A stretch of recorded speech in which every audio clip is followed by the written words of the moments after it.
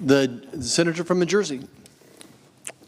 I am really grateful, Mr. President. I'm grateful you're in the chair, and I'm grateful to be able to rise right now and speak. I want to say at the top that I have a tremendous love for this institution, and a lot of that's born from the people that are here, from the pages I get to know in every class to the folks that work the doors, the clerks, the parliamentarians. This is a special place, and a lot of the people who are known here are not the ones that really keep this place functioning. I come in here days and I have good moods or bad moods, but always find myself lifted when I walk onto this floor. It's a sacred civic space. It is extraordinary, and I'm always aware of the weight of history when I walk in here, no matter good day, bad day, whether I'm in a rush or not. When I touch the Senate floor, I feel something really magnificent. I don't think that our founders would have ever imagined a body like this, with black people on both sides of the aisle, with women serving here, with folks from many different backgrounds. We are, in many ways, doing what this Senate, what the founders had envisioned, which was this idea of every generation making this a more perfect union. But there have been times in this journey where our union was in crisis and was in peril. There have been times in this great American journey over our 250 years where so many heroes had to emerge, people that I've come to revere, like Joshua Chamberlain from Maine, who played such a pivotal role in the Battle of Gettysburg. What a noble soul he was. He would later go on to be the governor of his state and go on to great things, but his heroism lay that in a time of crisis, he stood up. I know there are veterans in this body, and I admire them so much, who have answered that call to serve our country and put their lives at sacrifice. There are people that I admire, that are heroes of mine, that were suffragists who were people who fought as abolitionists. There are people more recently that I've come to lionize and admire because they did so much for this country, not with titles, not with high rank or positions, but folks who, when this country was facing crossroads, was facing crises, they stood up, they spoke up. One of my greatest heroes of life was a man I got to serve with named John Lewis. And I served with him in this body, and every top opportunity I had, I would ask him about the times when he was just a 20-something. He was the youngest person who was a featured speaker on the March on Washington. He was called the bravest man in the civil rights movement because he kept putting himself in harm's way to dramatize, to let folks know, to bring attention to the injustices in this world, and to say very strongly that this, what is going on in our country, is not normal, that this going on in our country is wrong.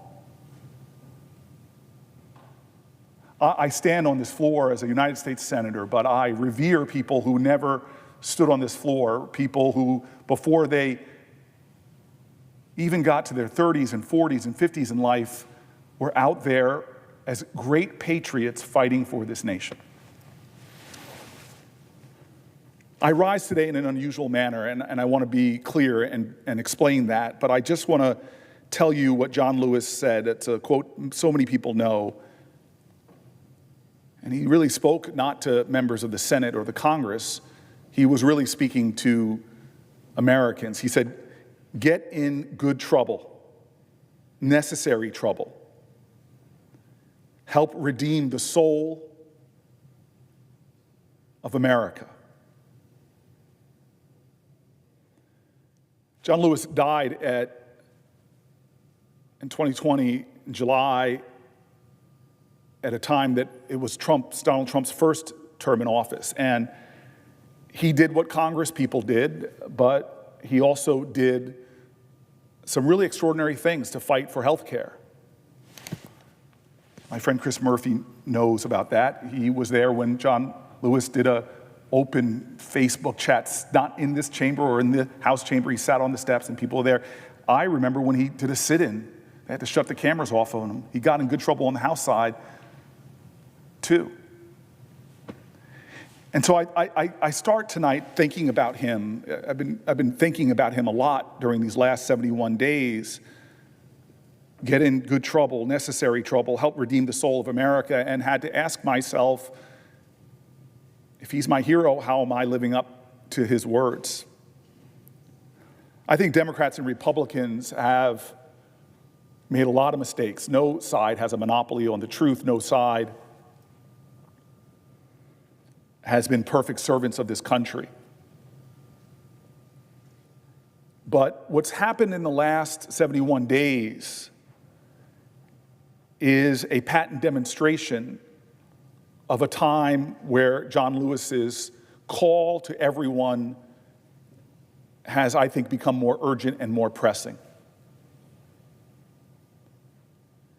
And if I think it's a call for our country, I have to ask myself how I'm living these words. So tonight, I rise with the intention of getting in some good trouble. I rise with the intention of disrupting the normal business of the United States Senate for as long as I am physically able. I rise tonight because I believe sincerely that our country is in crisis. And I believe that not in a partisan sense, because so many of the people that have been reaching out to my office in pain, in fear, having their lives upended, so many of them identify themselves as Republicans. Indeed, conversations from in this body to in this building to across my state and recently in a travel across the country, Republicans as well as Democrats are talking to me about what they feel is a sense of dread about a growing crisis, or what they point to about what is going wrong, that bedrock commitments in our country that both sides rely on, that people from all backgrounds rely on, those bedrock commitments are being broken. Unnecessary hardships are being borne by Americans of all backgrounds.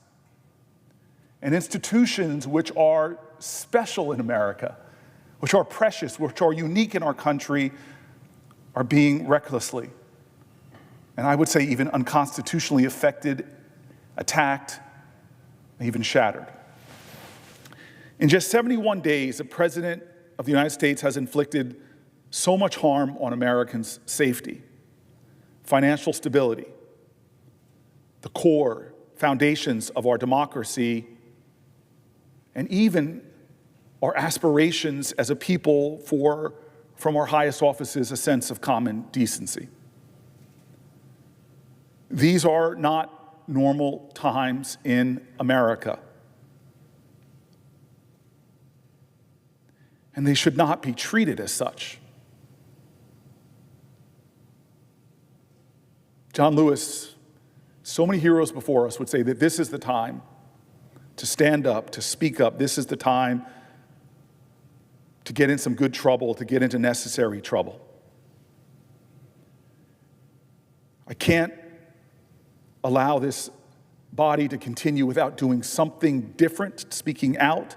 The threats to American people and American democracy are grave and urgent, and we all must do more. We all must do more against them. But those 10 words, if it is to be, it is up to me. All of us have to think of those 10 words, 10 two-letter words. If it is to be, if it is up to me, because I believe generations from now will look back at this moment and have a single question. Where were you? Where were you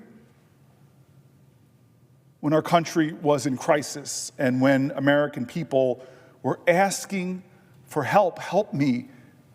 Help me. Did we speak up? When 73 million American seniors who rely on Social Security were to have that promise mocked, attacked, and then to have the services undermined, to be told that there will be no one there to answer if you call for help. When our seniors became afraid and worried and panicked because of the menacing words of their president, of the most wealthy person in the world of cabinet secretaries, did we speak up?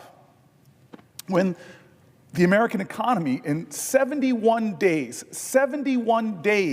has been upended, when prices at the grocery store were skyrocketing and the stock market was plunging, when pension funds, 401ks were going down, when Americans were hurting and looking up, where the resounding answer to this question was no. Are you better off economically than you were 71 days ago?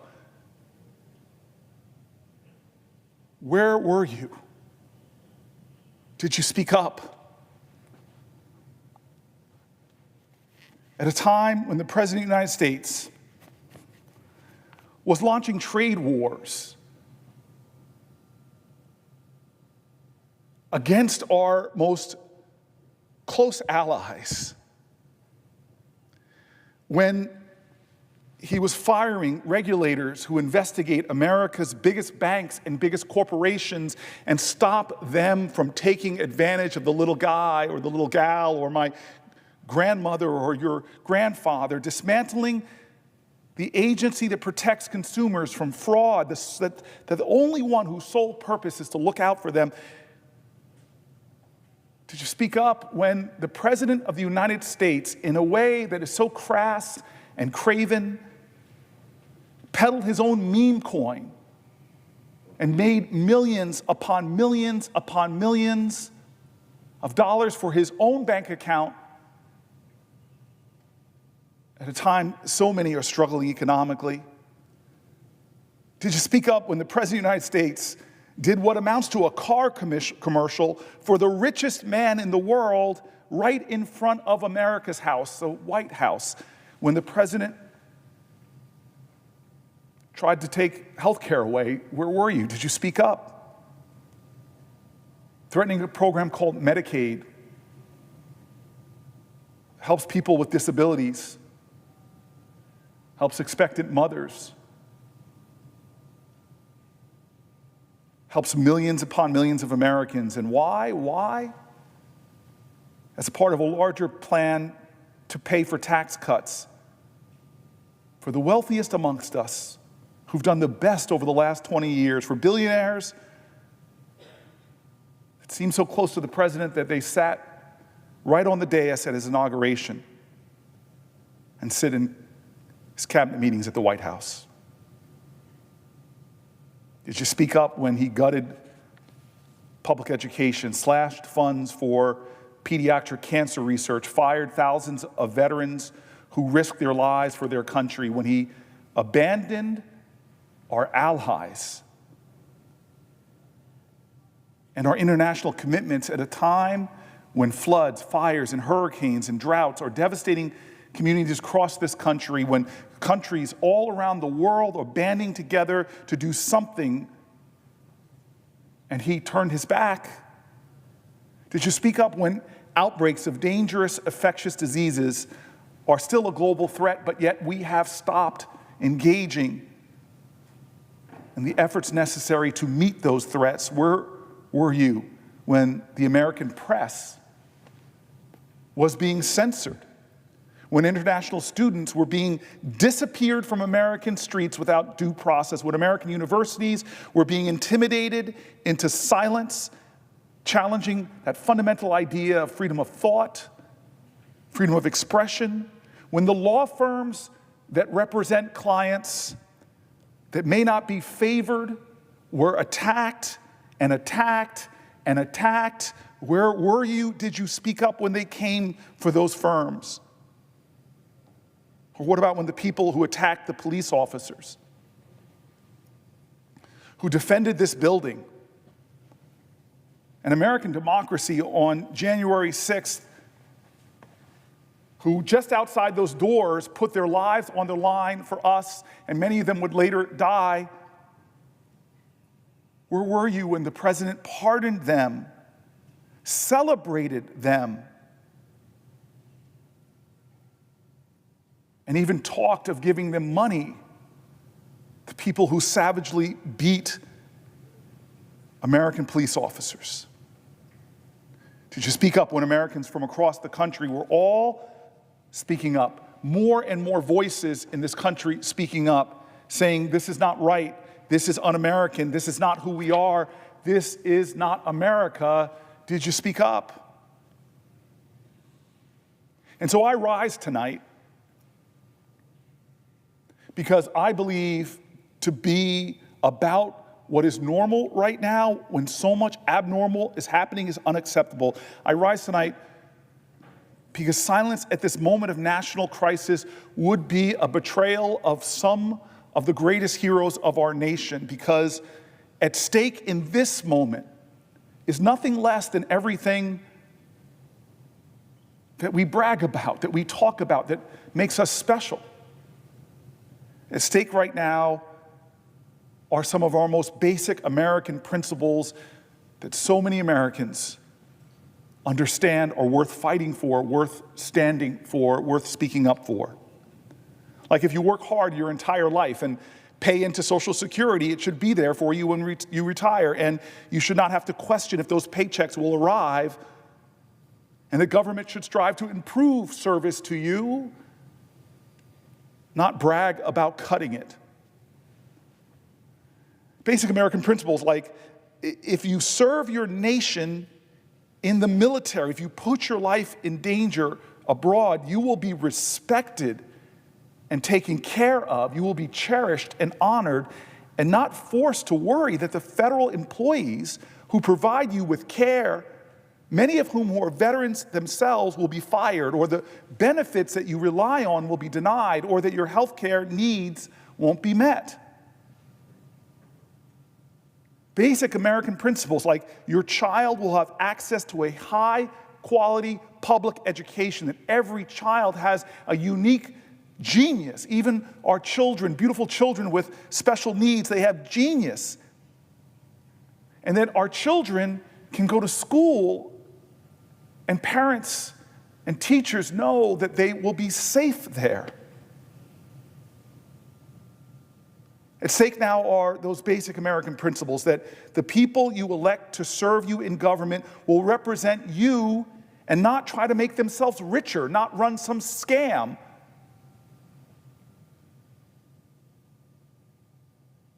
And call you a sucker. These basic ideals of our nation, that everyone's rights will be equally protected and everyone will be held accountable under the law. Right now, all of this, things that make our country different, are under attack. Our constituents are asking us to acknowledge this. Everywhere I travel now, I hear from Republicans and independents and Democrats who are afraid, who are worried, who are angry.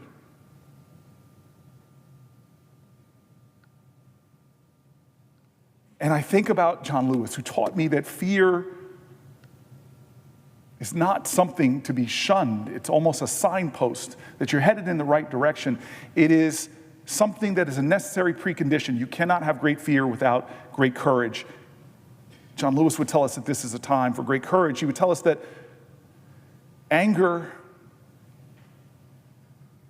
is a fuel. It can consume you, debilitate you, or it could fuel you to put yourself in service of others. I feel if my friend was here, if my hero was here, he would tell us and try to teach us that this is a moment to know that despair is only possible if you don't meet it as an agent of hope. If John Lewis was here, he would look at me and say, "What are you doing? What are we doing?"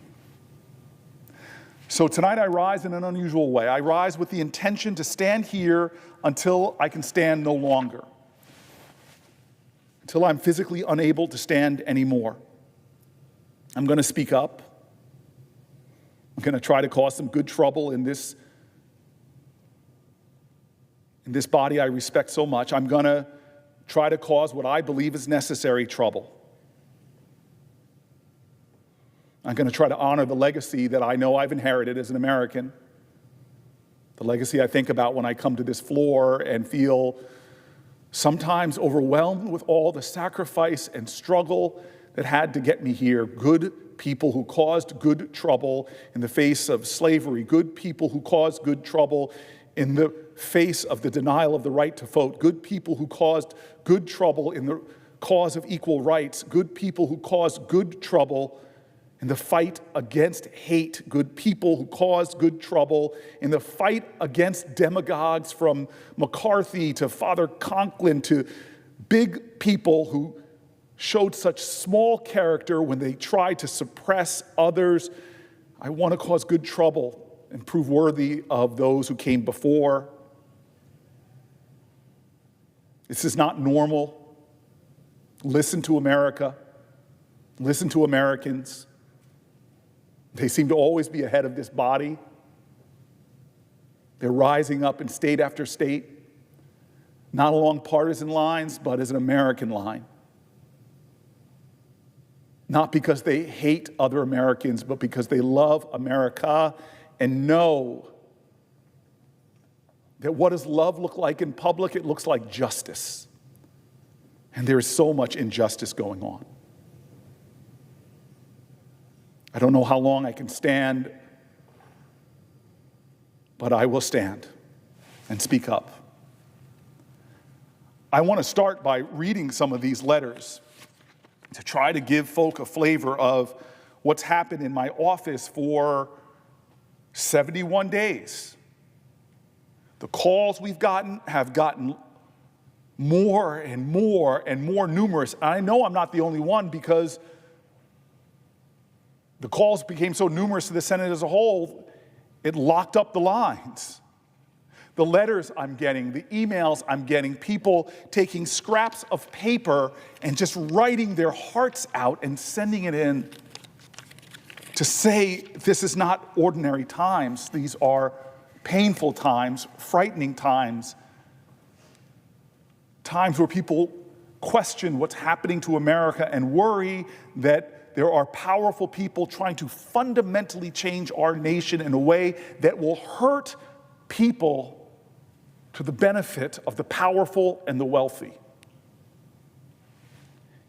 I look at these letters like this one. I won't read the name, but they say, "Hi, Senator Booker. Medicaid has saved my life many, many times.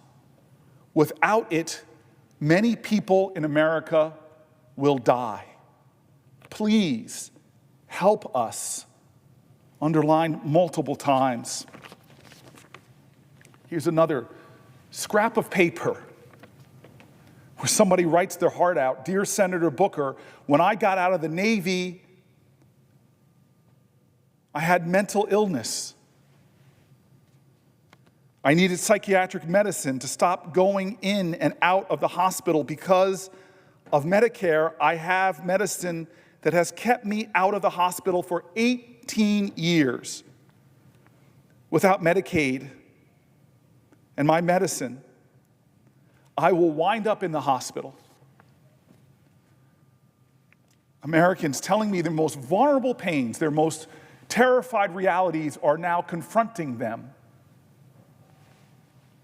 rendering their pride and telling their truth. Here's another one. "Dear Senator Booker, I'm writing you today as a constituent.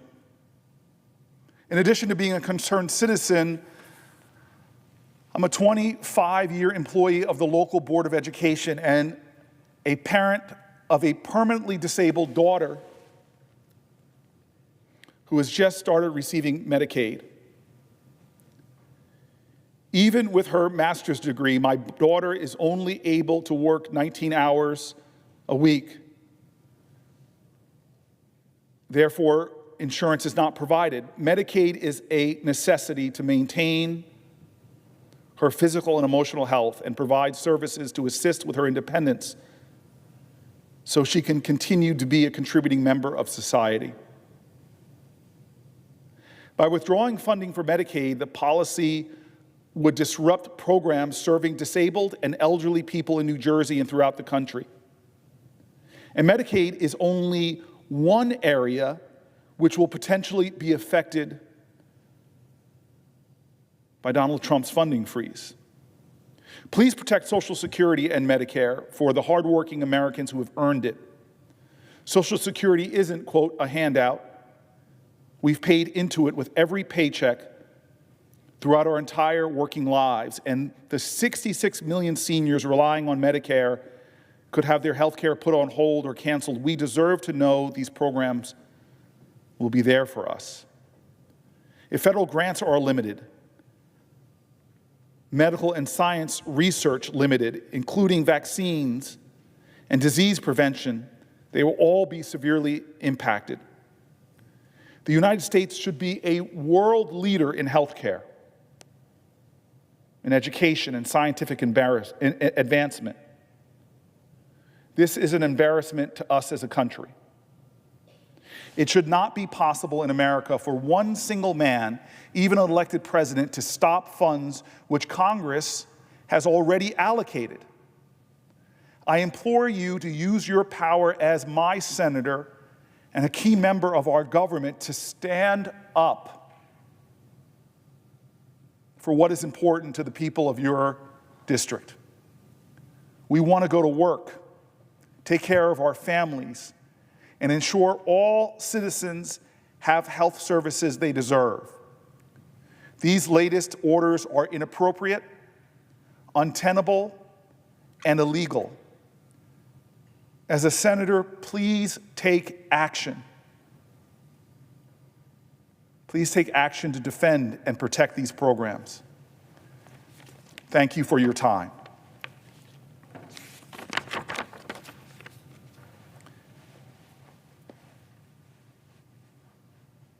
Cory Booker. Recently, it's come to my attention that my students' rights in New Jersey are under threat from new legislation.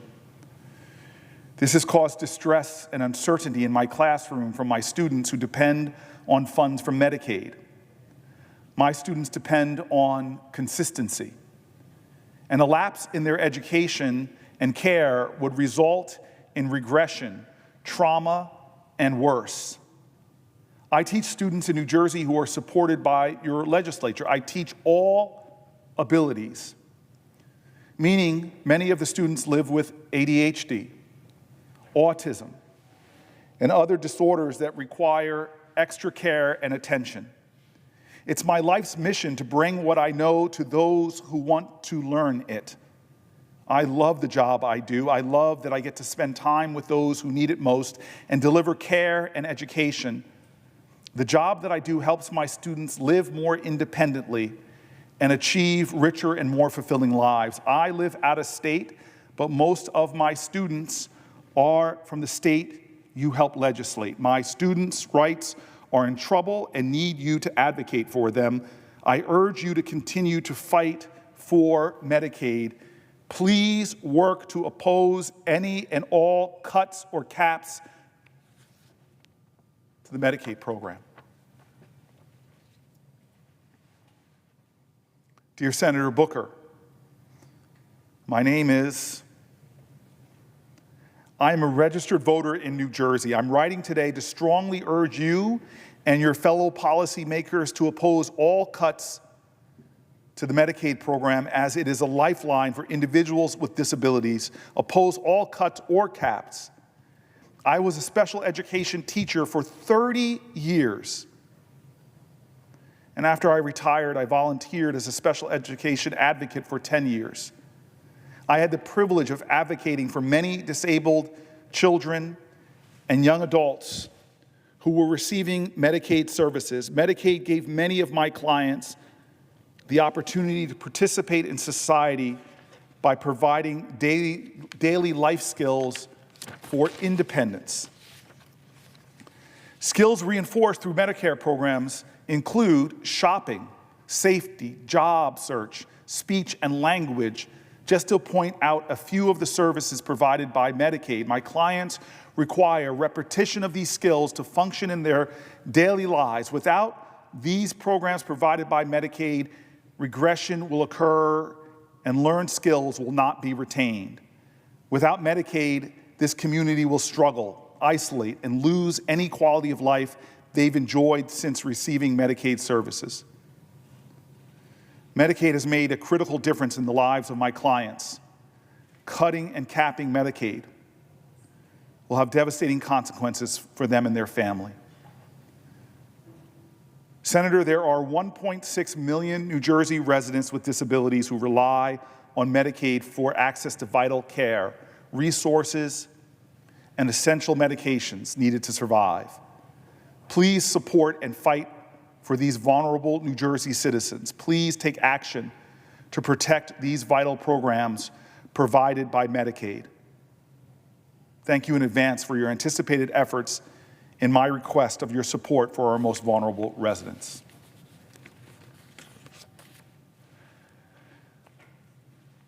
I'm going to rise tonight, as I said, and stay for as long as I physically can, and I'm going to go through issue area after issue area after issue area and talk specifically to the concerns, the fears, the actions taken, to the hurts that are already being felt throughout America, elevating others' voices who don't have the privilege of standing in this body, honoring those Americans who, even though they don't have such a position, they are raising their voice. I will rise for as long as I can to honor them and raise mine. The first area I want to talk about is Medicaid, Medicare, and healthcare, as my constituents spoke to. I don't need to tell anyone the importance of healthcare to humanity. Without our health, we would not be able to do anything else. We would not be able to provide for our families, spend time with our loved ones, do all of the things that make life worth living. That's why I'm going to stand here and explain to people what's going on and how our healthcare programs are at risk and being undermined. The Trump administration and Republicans in Congress are right now discussing how to cut these programs in a way of putting those savings either into tax cuts for the rich. I say either because they're going to be putting them in the tax cuts for the rich, but those tax cuts, as we know, are still going to blow massive trillion-dollar holes in our deficits. They are trying to gut Medicaid and Medicare programs on which nearly a third of our country rely, all to pay for those tax cuts to billionaires and corporations. They're also dismantling the very institutions meant to safeguard our nation's health and well-being. And this is not the first time. They tried this before during Trump's first administration when he unsuccessfully tried to repeal the Affordable Care Act and cut Medicaid despite its popularity across the nation, across the political aisle. He was going after something that wasn't left or right, that Americans were saying in a chorus of conviction that this is about right or wrong. It is wrong to take away health care from millions of people.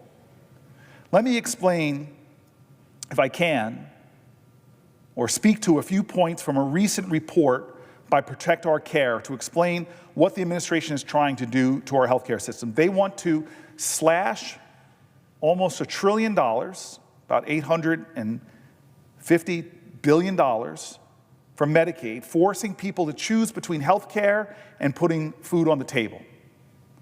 In every state, hundreds of thousands of seniors, children, and working families could lose their health insurance thanks to Republican plans to cut those hundreds and hundreds of billions of dollars from Medicaid. It would impose, they seek, burdensome work requirements for people on Medicaid. The last proposal coming from Republicans of that work requirement has one goal: to make it harder for people to qualify for Medicaid, to slash benefits and deny up to 36 million people access to health care so they could fund again those tax breaks for the wealthiest and for corporations. Work requirements only increase the red tape that hardworking families, already burdened by working multiple jobs, caring for children, and more, they're simply increasing the red tape working families have to go through to obtain affordable care. Their intention is also to hike premium costs. millions of families who use private health insurance saved an average of $2,400 per year on their premiums thanks to the Inflation Reduction Act advanced premium tax cuts. But now the proposals Republicans are putting forth want to end these savings and raise costs for over 24 million Americans.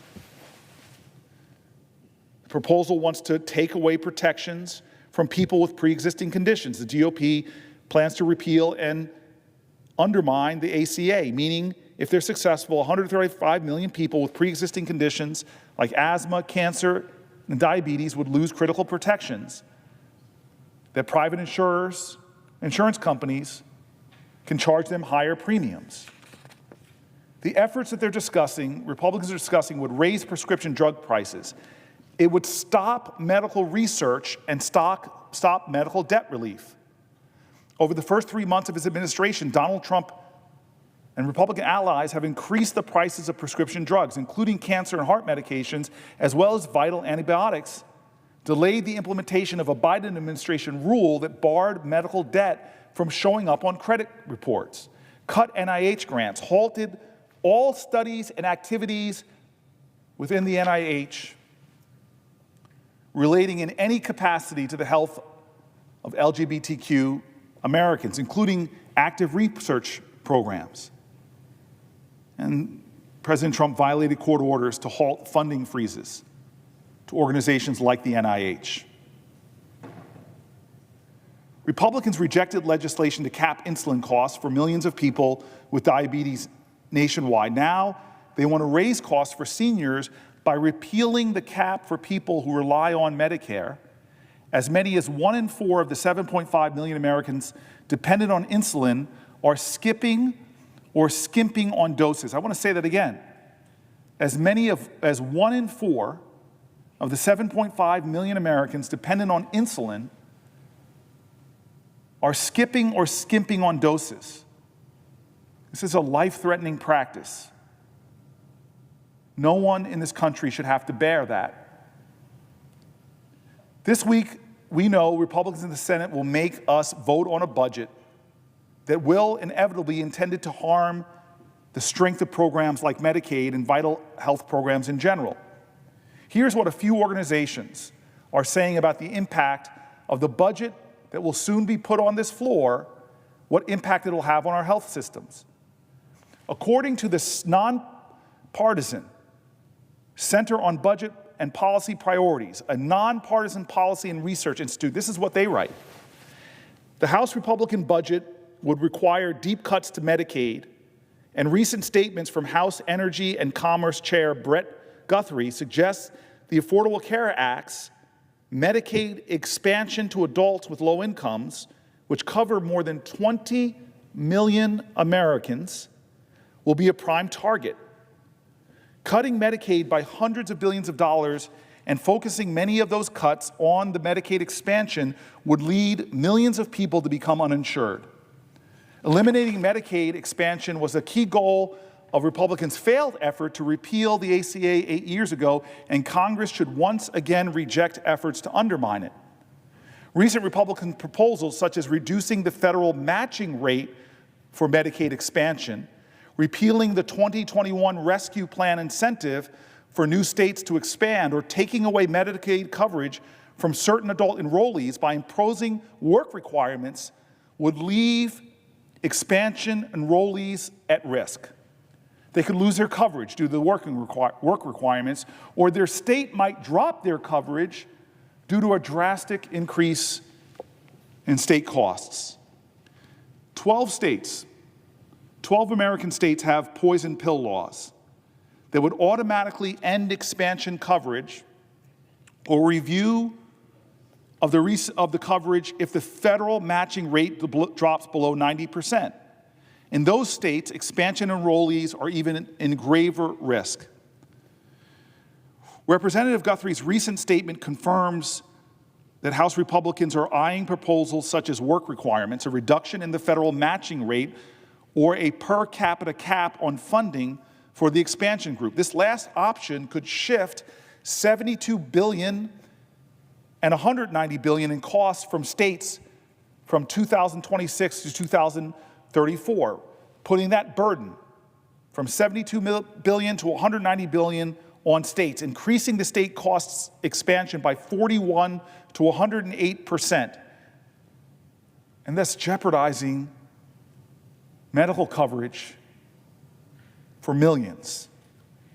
40 states plus Washington, D.C. have adopted the Medicaid expansion. 40 states plus the District of Columbia have adopted the Medicaid expansion, helping adults with low incomes become healthier and more financially secure. Health coverage through expansion improves people's access to something that makes so much economic sense. It improves people's access to preventative care, to primary care. It also provides care for people with chronic illnesses, prevents premature deaths, and protects people from catastrophic out-of-pocket medical costs. Let me pull away from the nonpartisan group's remarks for a second, because I saw this as a mayor. When you scrimp on regular treatment for people with chronic care, when you scrimp on preventative disease, it costs more to taxpayers. I saw that because folks would end up in my emergency rooms in Newark. And the care there is so much more expensive. For a taxpayer, you get a much better deal in helping someone treat their chronic disease. You get a much better deal in giving them regular access to doctors. But to cut that makes no sense. Not only are you cutting it to give, again, those larger tax cuts to billionaires and corporations, but you're cutting it and you're just going to add even more and more to the overall healthcare costs of our country, to the size of the debt. Let me go back to the text. Having health coverage also makes it easier for adults to work or look for a job. Consider that Medicaid supports work and that 9 out of 10 Medicaid adults are already working, caring for family, attending school, or are ill or disabled. Work requirements are unnecessary, they're burdensome, they're more red tape and hassles. Proposals to use work requirements as a way to take away Medicaid coverage from certain adults are just another way to undermine Medicaid expansion. Attacks on the Medicaid expansion are often based on false claims that covering adults with low incomes takes away care from groups traditionally eligible for Medicaid. In reality, Medicaid expansion supports better outcomes for all groups, including children, older adults, and people with disabilities. Medicaid expansion has driven coverage gains for parents, which improve their access to care as well as their overall well-being, the overall well-being for their children. Stepping away from the text, there's not a parent in America that knows when you're sick, when you are being hurt by your chronic disease, it's harder to take care of children, and their well-being suffers. Back to the text. Expansion has also driven coverage gains among people with disabilities. People with disabilities who receive supplemental security insurance income generally also qualify for Medicaid. About 2 out of 3 people with disabilities who participate in Medicaid qualify on another basis, meaning Medicaid expansion is an important path to coverage for those with low incomes. Medicaid expansion also supports hospitals and other healthcare providers by reducing their uncompensated care costs and improving their operating margins, especially for rural and safety net hospitals. If all states in America were to drop the Medicaid expansion in response to a decline in federal support, a recent analysis found that the provider revenues would fall by $80 billion and uncompensated care costs would increase by $19 billion in 2026 alone. That's the end of the article. This is not a hyperbole or scare tactic. These are real possibilities. Even the nonpartisan Congressional Budget Office has said there is no way to meet the Republican budget resolution dedicated cuts without cutting Medicaid or Medicare. Tonight and into tomorrow morning, I'm going to do everything I can to elevate the voices of Republicans, because this is not intended to be a partisan speech. From the Cato Institute to the Wall Street Journal, to nonpartisan groups, to the own Congressional Budget Office, everyone is pointing to what is happening as not normal, not what the president says it is, as something that's going to hurt Americans, something that's going to cost us more money in the long run. Someone's going to take people with disabilities and put them even more in the shadows and margins when they should be centralized and empowered. That what they're proposing is not just morally wrong, it actually adds to the fiscal crisis of our country. It will drive up healthcare costs in America. It'll drive up chronic disease in America. An issue so important to me, I've been fighting for it since I got here, because America, this great nation, this great land, is one of the leading countries on the planet Earth in the Western world, and leading democracies, I should say, that has maternal mortality rates that are extraordinarily high. Well, 40+% of our babies are born on Medicaid. Here's an article from NBC. Republicans can't meet their own budget targets without cutting Medicare or Medicaid. House Republicans can't meet their own budget target that is necessary to pass President Donald Trump's legislative agenda without making significant cuts to Medicare or Medicaid, the official budget scorekeeper confirmed on Wednesday. House Republicans adopted a budget blueprint last week that opens the door to pass Donald Trump's policy priorities on immigration, energy, and taxes. It instructs the House Energy and Commerce Committee to cut spending under its jurisdiction by $880 billion. The Congressional Budget Office, a nonpartisan in-house think tank that referees the process, said that when Medicare is set aside, the total funding under the committee's jurisdiction is $8.8 trillion over the next 10 years. Medicaid accounts for $8.2 trillion of that, or 93%.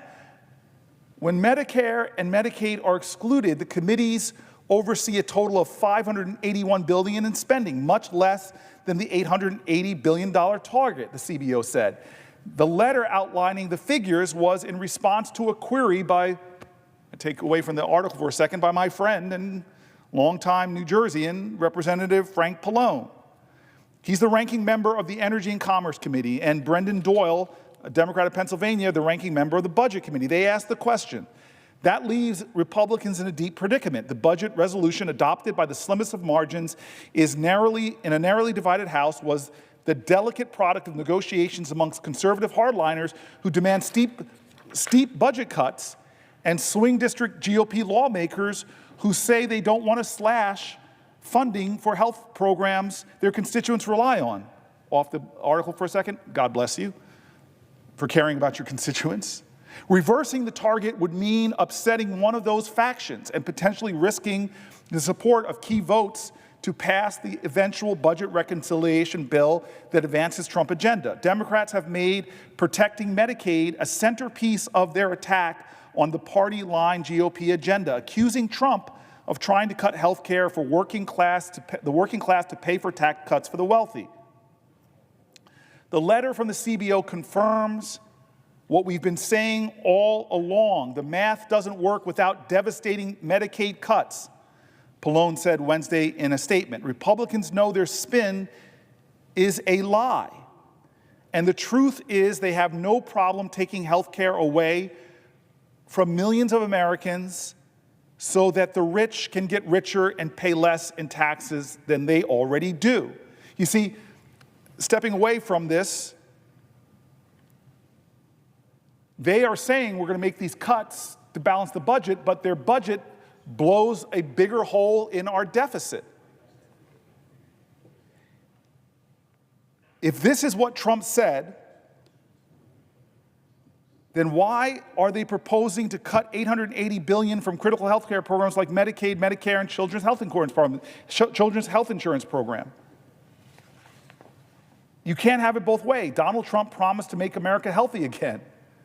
but gutting health care for millions of Americans, gutting health care for millions of Americans, rolling back health care for millions of Americans, rolling back support for new mothers, slashing innovative cancer treatments, this doesn't help families. I love what Dr. King said. Martin Luther King famously stated, of all the forms of inequality, injustice in health is the most shocking and inhumane. Of all the forms of inequality, injustice in health is the most shocking and inhumane. Paul Farmer,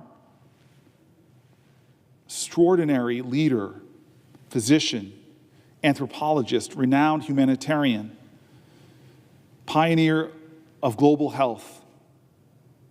I read his book, Mountains Beyond Mountains. In another one of his books, Pathologies of Power, Health, Human Rights, and the New War on the Poor, he wrote, and I quote, "If access to health care is considered a human right,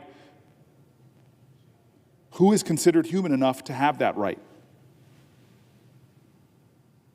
I think in a country this wealthy, where we are seeing stratospheric wealth created here in individuals, we're seeing some of the richest people in the world, and yet we still are targeting, for tax breaks for them, we're targeting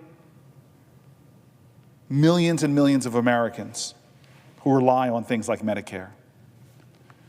I started my speech with John Lewis. Let me quote him now. In 2012, he said, "Healthcare is a right and it is not a privilege, not just for some people, but for all people." John Lewis was a visionary. So let me tell you a bit more about Medicaid. If you're watching, let me break it down and show just how critical it is for millions of Americans. Medicaid right now is in the crosshairs of many, many Republicans in Congress. It's on this precipice. It's not abstract policy. It's not just numbers in a line item in a budget. At stake when you talk about Medicare is millions and millions of Americans' health. It goes to this question is, how deeply do we care for one another? I love what our founders said in the Declaration of Independence. At the very end of that, they say we must mutually pledging to each other our lives, our fortunes, and our sacred honor. Are we living up to that when we are saying we're going to take away health care from millions of Americans in order to have greater tax cuts? You see, people want to just say, oh, it's a government program, as if that's a slur, when really it's something that we, the people, in order to create a more perfect union, created as a lifeline to tens of millions of Americans that, but for programs like this, would be succumbing to diseases, succumbing to ill health, and we as an entire country would suffer. Think about this not as that slur where they try to call this in ways that try to shift public opinion away from human beings, fellow Americans, our patriots. Think of it instead as a lifeline. It is the reason a child with asthma can breathe easier. It is the care they need in a nursing home, our elders. It is the reason a low-income mother can take her child in for vaccinations, or a person with a disability can live with dignity and independence. Congress is entertaining proposals now. Conversations are being had in this building and in Senate and House office buildings about how we can gut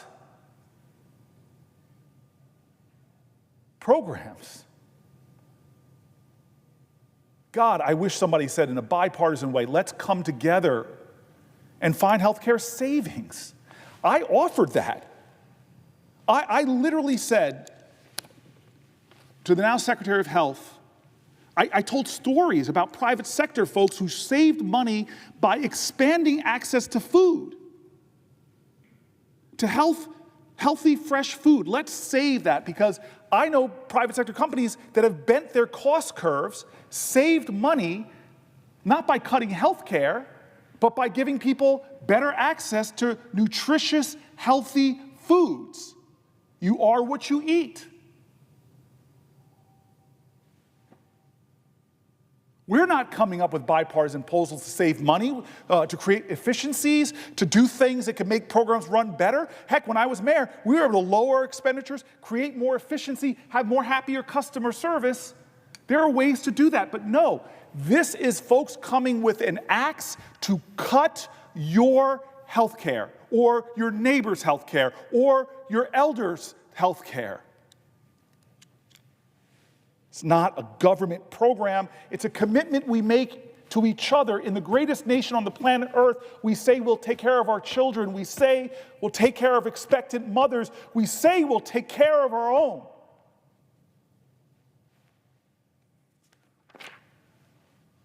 But they passed that House budget resolution. Republicans who called themselves moderates or budget hawks, they all voted for it except for one who had the crazy thing to do in Washington, to tell the truth. Massey said that by their own numbers, this don't add up. What they're pushing on the American people is going to steal from the future generations by racking up trillions of debt. He stood on principle. They're not even doing what they're telling us they're going to do. $880 billion in Medicaid funding cuts.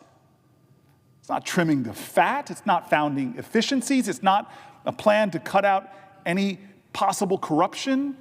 It is to make children and expectant mothers and seniors and people with disabilities have a harder time accessing health care, which we already said that Martin Luther King, of all the forms of inequality, injustice in health care, is the most shocking and inhumane. Not bigotry, not poverty, two things he fought so nobly against. He said the most inhumane, the most unjust are what we're talking about here. Take away access to health care from children, take away access to health care from our elders, take away access to health care to people with chronic diseases.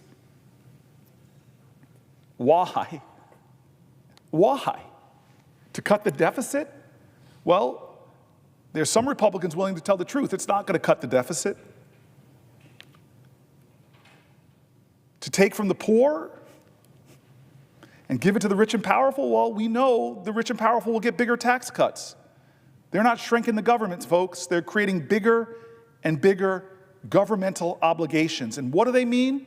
When you look at 10 years out and have trillions and trillions and trillions of more, it means that future generations, or maybe 10 years from now, that their debt payments are going to grow more and more and more, taking away more money that we have as a collective body as Americans to invest in scientific research, to invest in cutting-edge medical technology. So let's be clear. Let's be clear.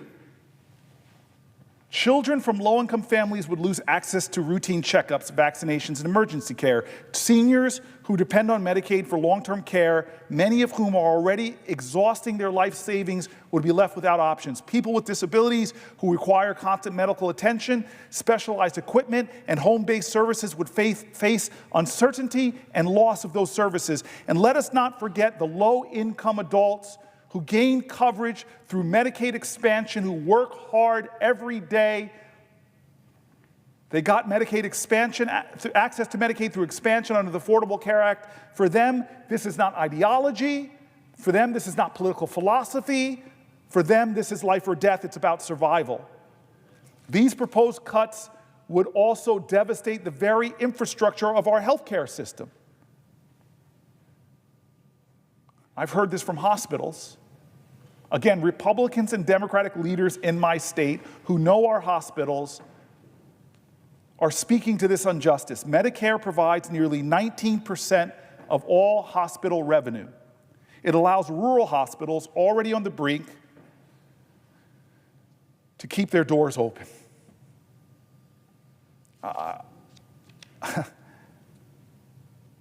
Rural hospitals. It would take safety net hospitals that serve uninsured and underinsured populations. Without Medicaid, with these cuts, these institutions would crumble. That's not rhetoric. I've talked to my safety net hospital. I did an event, and I remember the fear in this hospital administrator's eyes, who lives every day to help the poor, to help the uninsured. In many ways, we share a faith. And I know he believes he's answering the highest calling of his country and his faith, to help those who come with nothing. Because when hospitals close, when Medicaid staff lose their jobs, entire communities lose access to care. Ambulances end up having to drive farther and farther. Wait times increase. Lives are at risk. The ripple effects are vast. Schools will suffer when children with disabilities lose access to Medicaid-supported services like physical therapy, transportation, and mental health support. Children's ability to learn and thrive is compromised. Schools in rural areas where Medicaid often funds on-site nurses and telehealth programs, they would be stripped of essential support. What we are witnessing is again, don't get caught in this Washington parlance. This is not a normal time. This is a threat to millions of Americans. It's not a budgetary proposal. It is like the metaphorical sword of Damocles. It is people all over this country who are beginning to see what this really means. It's an economic crisis that would be rolled upon states and rural areas and communities and cities. It is a moral crisis that speaks to the soul of our nation. It is a deliberate, calculated and being calculated right now, it is a deliberate and calculated attack on health care for Americans in order, again, to give tax cuts to the wealthy. If the enhanced federal match for Medicaid is limited, one of the things on the chopping block, states would be forced to absorb the difference, an estimated $88 billion every year. That is a 29% increase in state-funded Medicare spending per resident. To fill those holes, states would be left with impossible choices, either raise taxes or slash services. Education, infrastructure, public safety. For them, they would have to figure out where to get the money from, or else they'd be slashing services. It's an unholy choice. Cutting Medicare doesn't make us stronger. It will weaken our economy. It will raise healthcare costs for everyone and push millions of Americans into crises that will ripple and radiate through their lives, their families' lives, their work lives. Hospitals will pass unpaid bills onto insured patients. Healthcare premiums will rise.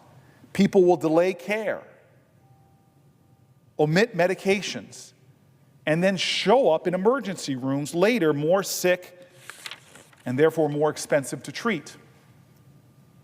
And in the end, who pays for it? Who pays for this moral failure, this financial failure? Who pays for it? We do. The American people. And who gets rich on this? Well, I know the last tax cut that they want to extend, the people who make the most money off of this system and this cuts because of the tax cuts they will get will be billionaires and working families in America. People who paying insurance rates hurts, is hard, is difficult. people who have high premiums and co-pays.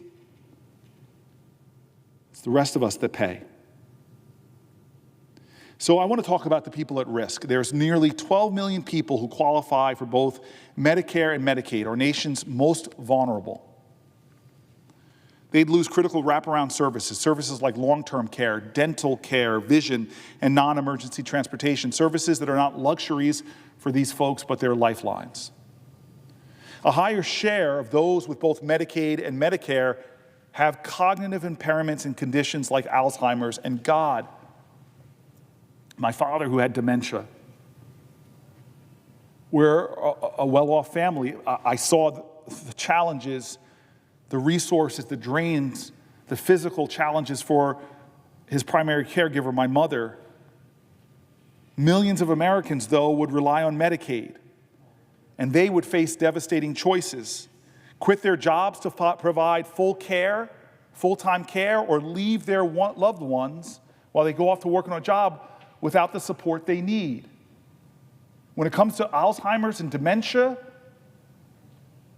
I know personally you cannot leave someone without the care. Nursing homes may be forced to shut their doors or cut staffing levels to dangerous lows. In fact, people who can't take care of their elders, they might be going to nursing homes, which again increases costs for taxpayers. Home health care services, often the only thing keeping people in their communities out of institutions, that would disappear. This would be a crisis for elder care. This would be a crisis for disability services. What it is, when a nation isn't taking care of its elders, it's a crisis of our national character. Medicaid also plays a profound role in the success of children and their well-being. Nearly half of all children in the U.S. are covered by Medicaid and CHIP. Research shows that when children have access to care, they are more likely to stay in school, graduate, and earn more as adults. That's not surprising to people, just to think it through. It's true. If kids have access to health care, they succeed more in life. Medicaid helps diagnose learning disorders, treat chronic conditions, and ensure children don't fall behind simply because they are born into poverty. It's essential to the American dream, that just because you're poor, it shouldn't affect your destiny. And for us to be the America of which we speak, a child born in poverty shouldn't have their future cut off because they can't get the health care to empower them to thrive. Talk to any school district in any state, in any county. Those resources are necessary to help children.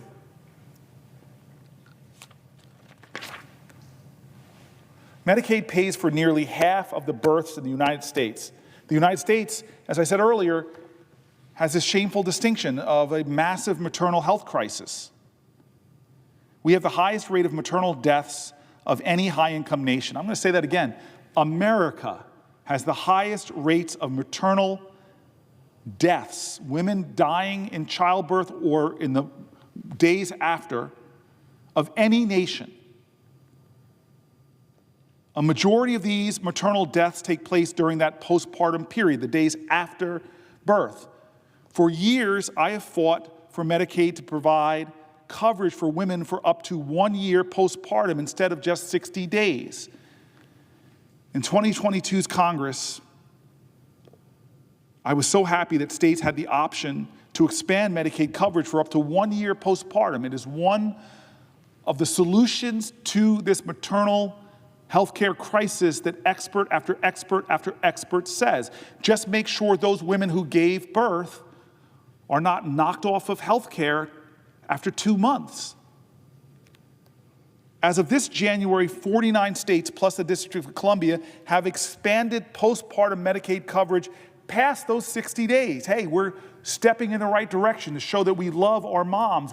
We value those life givers that are mothers. We value them.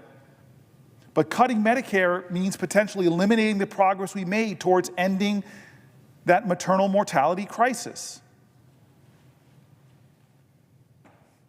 There's just no justifying that. In a nation this great and this wealthy, we talk so much about children and motherhood. All of us should be coming together about this maternal health crisis, but what's happening now, again, is the very program that's helped us to begin to address this is under attack. When we invest in Medicaid, we are investing in the future, in children who grow up to be healthier, in seniors who age with dignity, in rural communities with limited access to health care and services, in families who don't have to choose between a prescription and rent.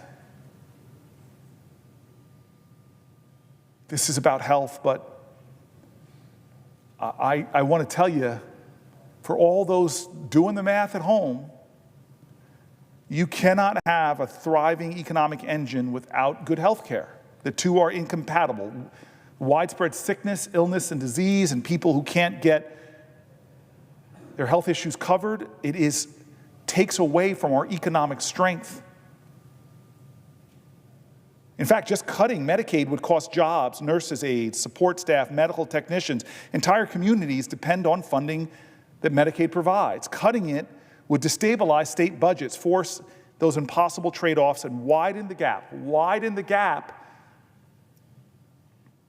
between the richest in our country and the rest. A gap that's already widening at stunning rates. These cuts are not about efficiency. Don't let anybody tell you these cuts are about efficiency. I know a lot about making government more efficient. This is not about innovation.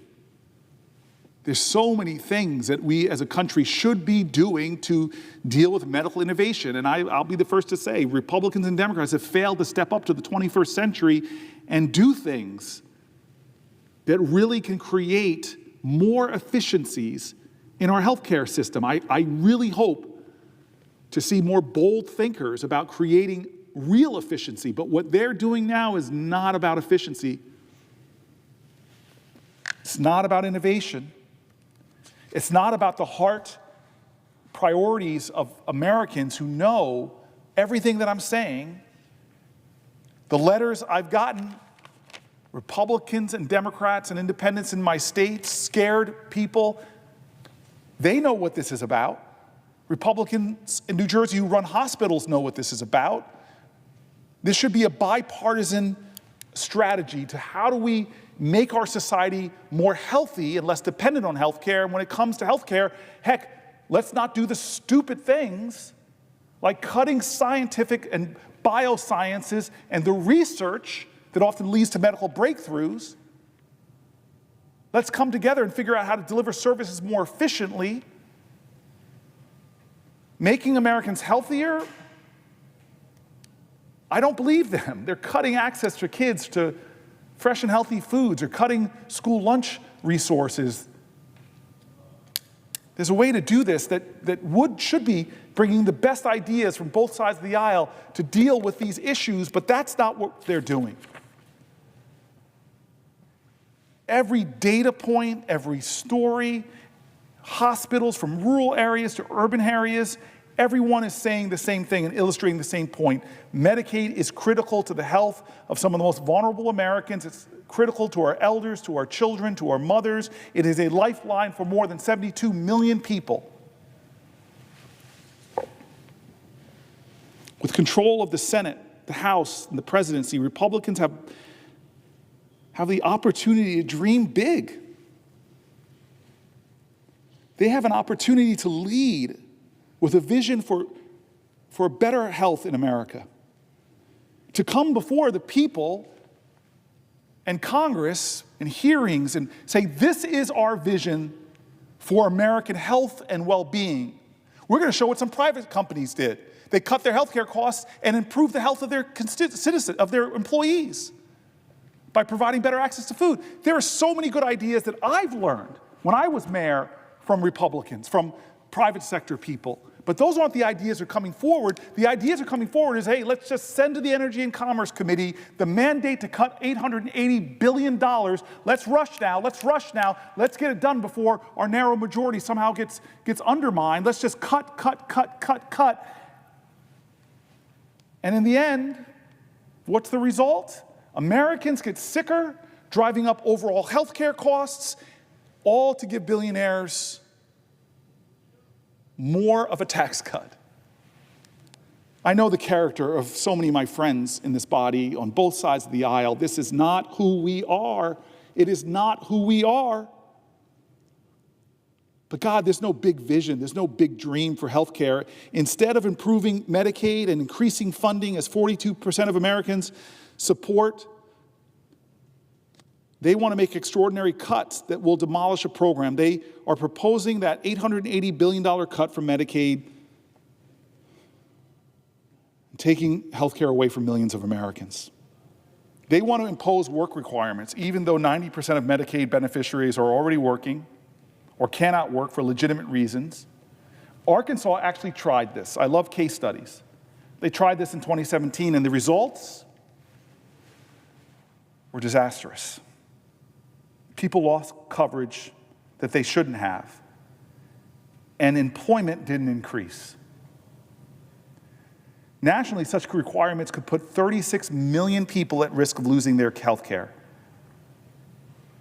They're proposing failed policies, not breakthrough ideas, not a bold vision that I know is in America's heart.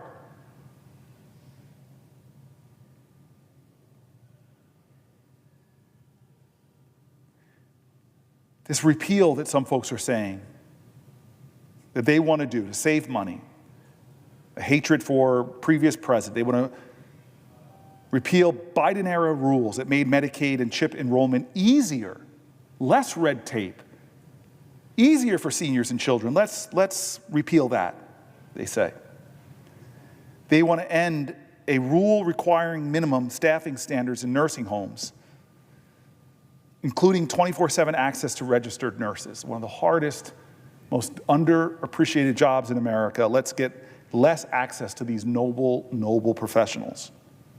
They propose per capita caps that would upend Medicaid's financing model in every state, leaving states with less money to meet their residents' needs. And in states that expanded Medicaid under the ACA, these cuts could jeopardize coverage for 20 million people who gained access. The budget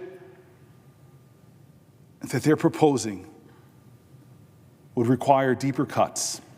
Speaker Johnson claims these changes are about rooting out fraud, waste, and abuse.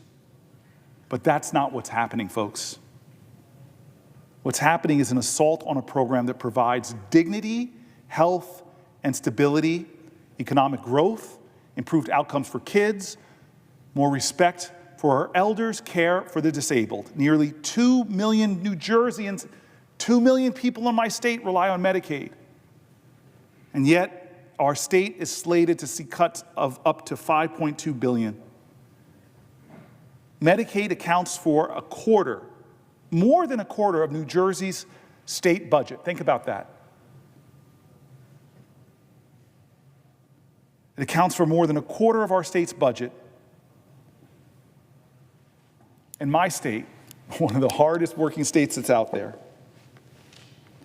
just their work requirement would put about 700,000 of my neighbors, my fellow statespeople, at risk of losing their health care. Medicaid covers about 1/5 of hospital spending. At University Hospital in Newark, New Jersey's only level 1 trauma center, more than $149 million in potential cuts loom. I know this hospital. I have been there when my officers have been injured. I've been there when my firefighters in Newark were injured. I've been there when heroic citizens are injured and brought there. It is our level 1 trauma center. People from all around our region are sent there. These emergency room workers are incredible. Heck, they've treated me coming out of an emergency. And they're facing $149 million in cuts, and their leadership, knowing how vital that hospital is, how that hospital stands in the breach between life and death, health and illness, they know what it would mean.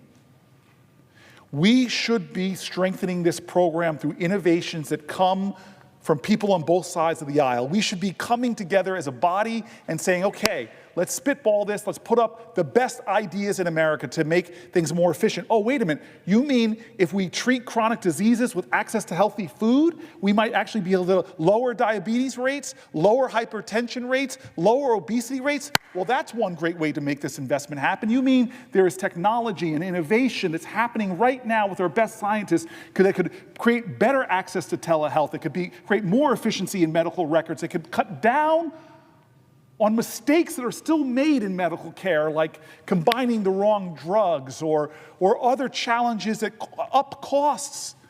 There's systems that we could create that could create more transparency and eliminate more real fraud and go after the fraudsters themselves in a more efficient manner. There are so many things that we could do if we came together as a body, but what are we doing instead? Following our president that wants his tax cuts renewed. What did those tax cuts do the first time around? Most of the benefits went to the wealthiest people and corporations.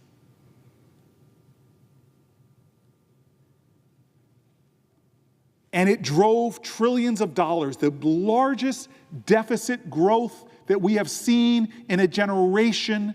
Rapacious, misguided budgeting,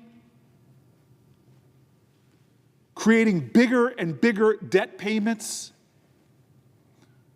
I remind you, Clinton, balanced budget. Bush, the first president in American history that didn't call for the common sacrifice to go to war. We spent trillions of dollars in those foreign wars, and guess what, he said? No common sacrifice, only about 1% of our people will fight in those wars. I'm going to give you a tax cut. Well, that makes no sense. You're going to drive up deficits that my children will have to pay for. Obama comes along, and at least he lowers his deficit spending, but then Trump comes in and increases it by trillions of dollars on the backs of working Americans to give those benefits to the wealthiest. And now, Biden, who shrunk the deficit a bit, didn't eliminate it, still spent what any fiscally prudent person might say is really problematic. Let's not make this blindly partisan. But for anybody who would criticize Biden and follow Trump into what he's doing with this budget proposal that's going to slash health care for millions of Americans, increase the deficit by trillions and trillions of dollars, and make Elon Musk richer and richer? Is that your solution? It violates our values. It violates our national character. It violates the highest principles put forth by the most noble people in American history.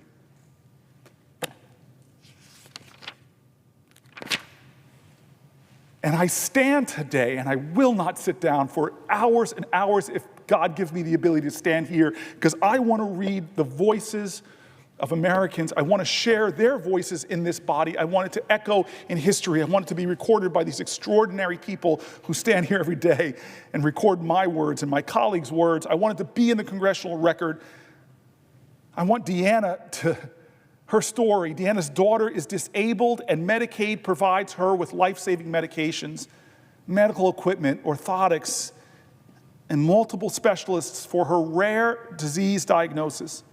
She has life-threatening seizures and requires rescue seizure medications, oxygen and CPR, and has nurses that accompany her to school and meet her medical needs during the day so that she can go to work. Deanna is terrified. She uses this word. She is terrified of her daughter losing her Medicaid. She's so afraid, she's literally talking openly about going to Canada and asking for asylum there so that her daughter has the health care needs met. That is outrageous to me that an American who's fearful for their child would think about fleeing to Canada for better health care. Wendy and Cassie. Wendy is the mother, and she wrote about the threats that Medicaid cuts would pose to her daughter, Cassie. Cassie is 32 years old. She has Rett syndrome, RTT, a rare neurological disorder that significantly impairs even basic motor functions, requiring the individual to have lifelong care and supervision. Without Medicaid funding, Cassie and Wendy would not be able to afford housing, the day program, the prescriptions that she needs on a daily basis. Tanya and Cameron, Tanya uses Medicare and Medicaid to care for her son, her beloved child Cameron. Cameron is battling stage 4 cancer and is confined to a wheelchair.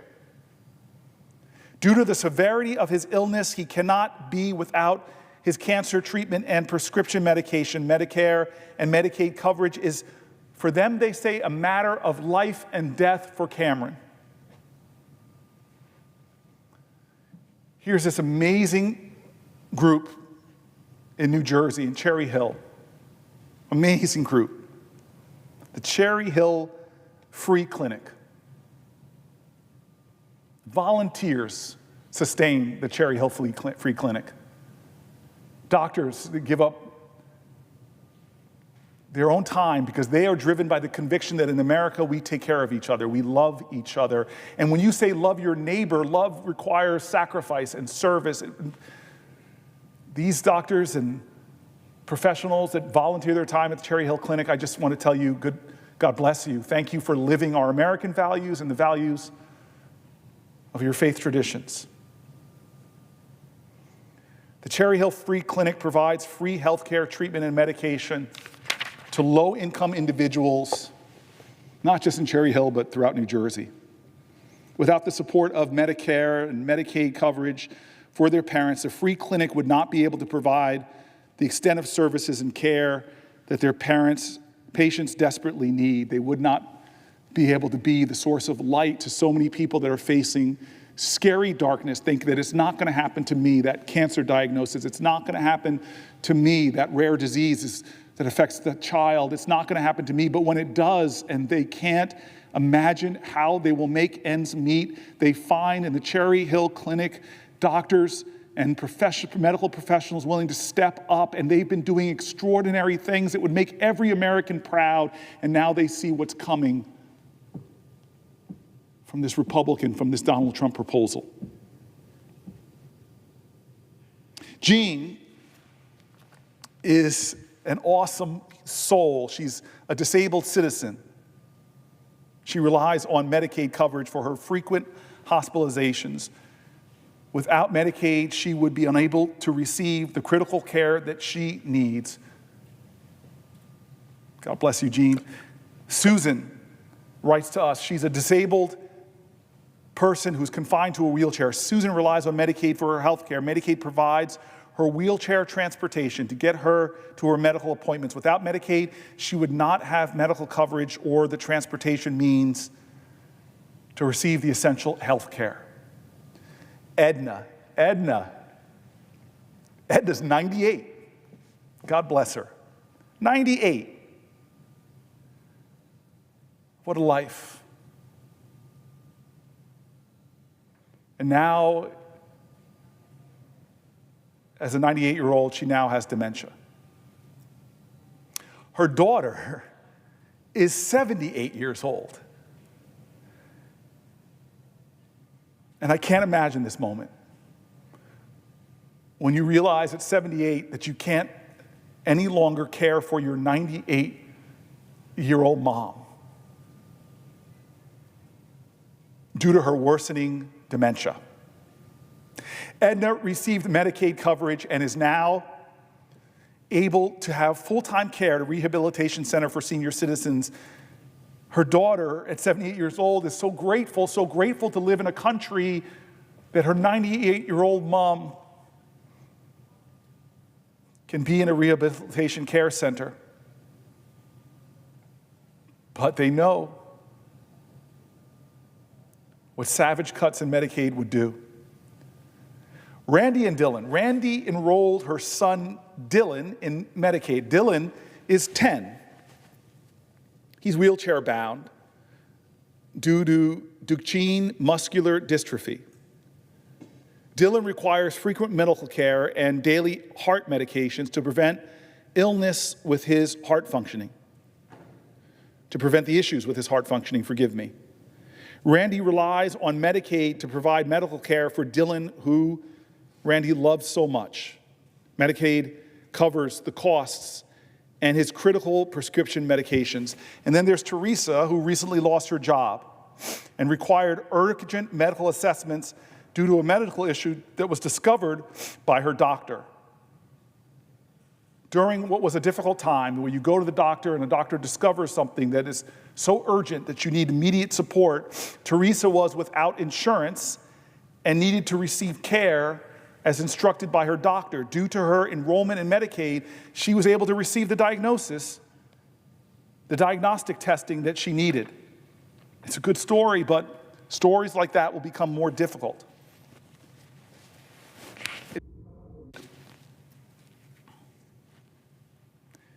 Pamela writes that Medicaid is essential to her 22-year-old son's life. He has epilepsy, cerebral palsy, vision impairment, and too many other complex medical issues for Pam to list to us.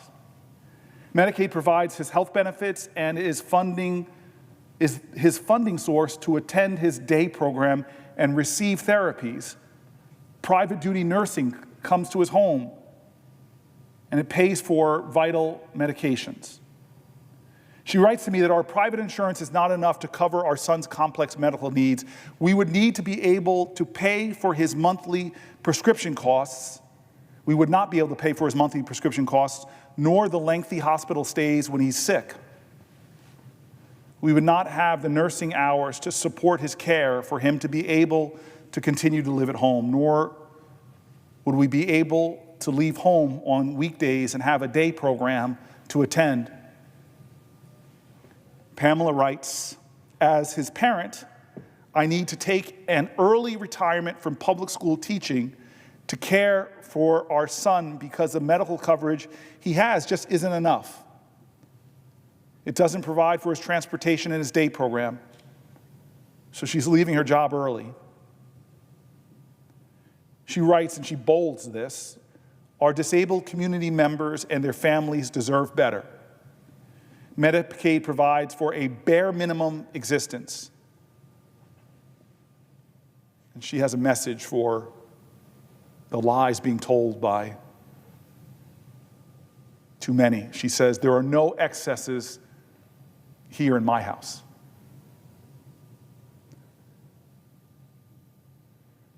Sally and Mike. We rely on Medicaid for our 2 adult children with disabilities for long-term care, especially for my daughter who just finished her 2.5-year chemo treatment regime. We will need it for monthly checkups and prevention of a relapse. We use the funding to provide the much-needed care she needs at home. We also have 90-plus-year-old parents who need Medicaid in order to survive. We are the real sandwich generation, caring for 2 adult children with special needs and 2 very elderly parents who couldn't survive on their own. Please do everything in your power to help fund and not cut Medicaid in any way. Thank you for your time and your commitment in helping the more vulnerable population. I mean, Sally and Mike, you're not alone. That sandwich generation, taking care of children and parents, you're taking care of adult children and 90-plus-year-old parents. I hear you. I hear you. Carol, my son Jason is 41 and autistic. He has severe behavioral issues. Medicaid has enabled my son to attend a day program 3 days a week. The program bills Medicaid for his participation. We would not have the financial resources to pay for my son's day program. Medicaid helps us to use our son's living at home with his loved ones, not in a group home. We save the state money by taking care of him. Do not cut this vital program.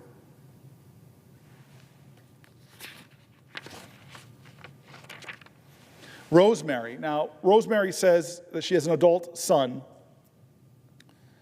and that son has CP, a seizure disorder, cystic. This is where maybe I should have gone to medical school and not law school. Cystic encephalomalacia. My cousin, the doctor, is here. She would be able to help me if she was down here. But it is her adult son is on the autism spectrum. Yet he earned a BA. Yet he earned a BA on the autism spectrum and lives independently, but with our support, and works a part-time job. She put independently in quotes.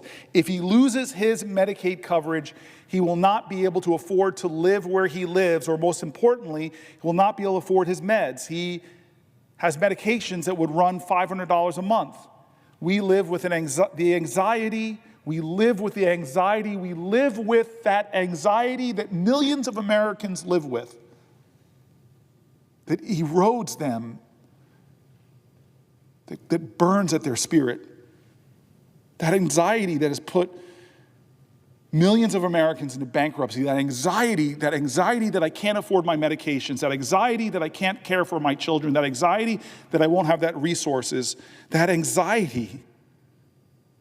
We live with the anxiety of Medicaid cuts. With every report about what House Republicans are doing, we support anything that can be done to maintain Medicaid. Please, Senator. Danielle. She writes that I'm the oldest sibling to my two younger brothers, Matt and Christian, who have been living with a rare neuromuscular disease since they were diagnosed as babies. Throughout their lives, Matt and Chris, along with my parents and family, have fought to ensure that they have the best care possible, despite how unknown and under-researched their condition is. Taking Medicaid away from them would strip Matt and Christian of basic access to specialized care that they rely on, and therefore strip them of their dignity and their independence. As someone who has had a front row seat watching two people I love suffer from a neuromuscular condition, and as a human being who believes in the right to access medical care, I implore our representatives and the Trump administration to consider the devastating impact that these cuts would have on people like my brothers. Slashing funds for an already underfunded program is not only the wrong target in the name of, quote, efficiency, but also a decision that would cement our nation's treacherous path toward becoming a nation that does not seek justice for all. Instead, a nation that only serves those in power, only serves the powerful, only serves the wealthy. As your constituent affected by neuromuscular disease, I am concerned about the potential unintended consequences of the efforts to so-called reform Medicaid. 72 million Americans rely on Medicaid for affordable, accessible, and state health coverage, including children, pregnant women, parents, seniors, and individuals with disabilities. Any effort to reform Medicaid should not inadvertently prevent patients from having access to the health care that they deserve. Danielle, I hear you. Judith, she goes right to the point. Please stop Trump. Please stop Trump now. He is going after Medicaid. I have an adult, severely autistic granddaughter who relies on Medicaid for her special needs program. A country is judged by how it meets the needs of the weakest people, she writes. Please stop him. I want to read your words again, Judith. A country is judged by how it meets the needs of the weakest people. A country is judged by how it meets the needs of the weakest people.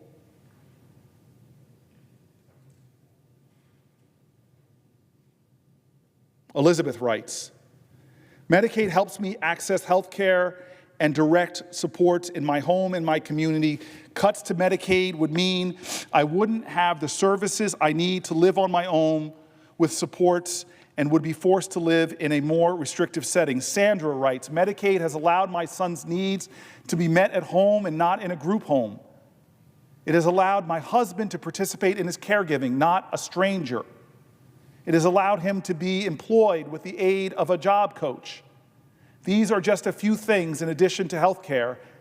If the cuts to Medicaid happen, it goes away.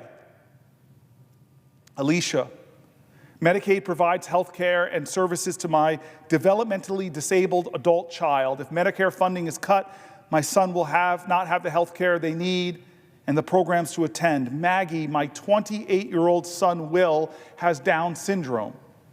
He currently lives in a full and active, inclusive life. His life is full. His life is active. He's in the community where he's cherished. He lives in the community he's cherished. He has wonderful support staff and lots of activities that keep him healthy and happy. His days include volunteering at a senior citizen center, working at the local gym, shopping, leisure activities, speech therapy. He does music therapy.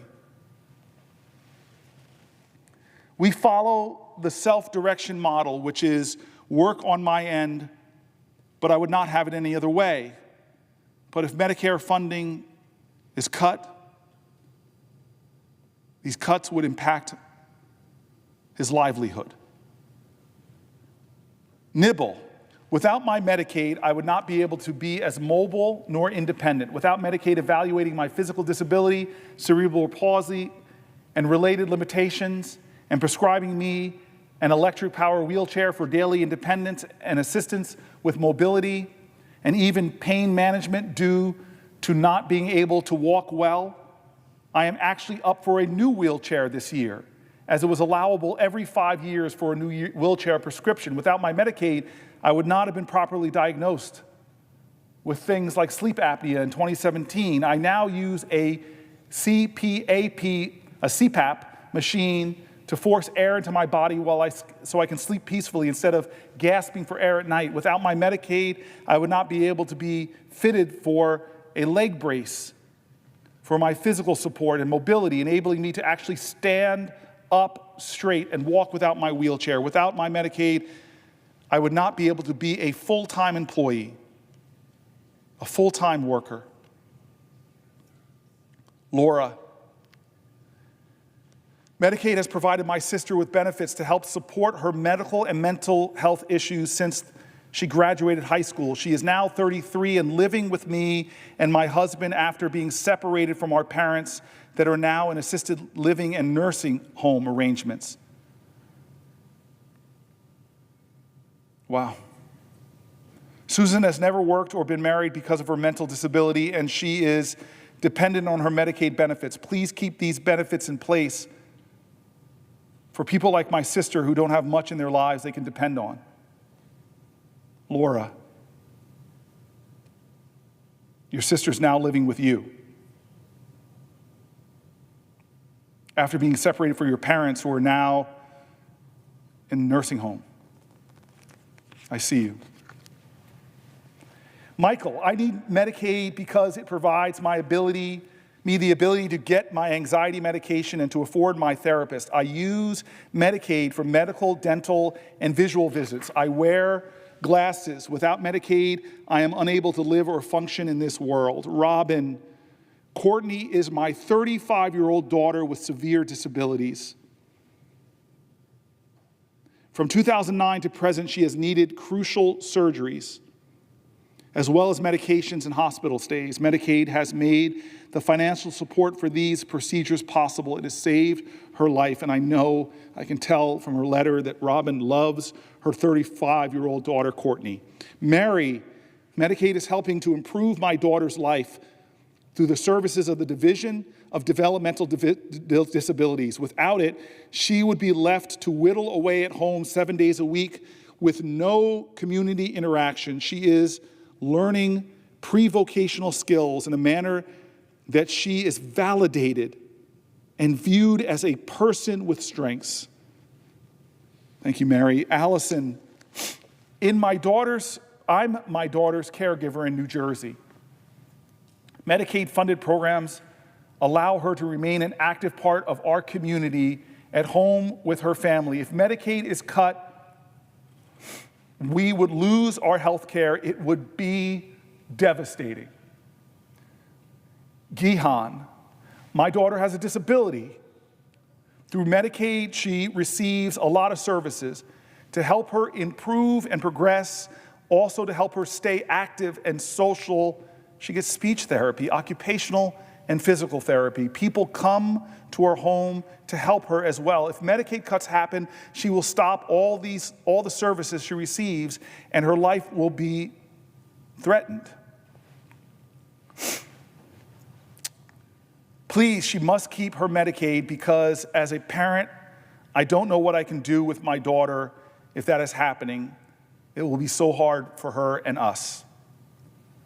Roseanne, Medicaid has supplied the nurses that take care of my daughter, of my disabled granddaughter I'm raising at home instead of being sent to an institution.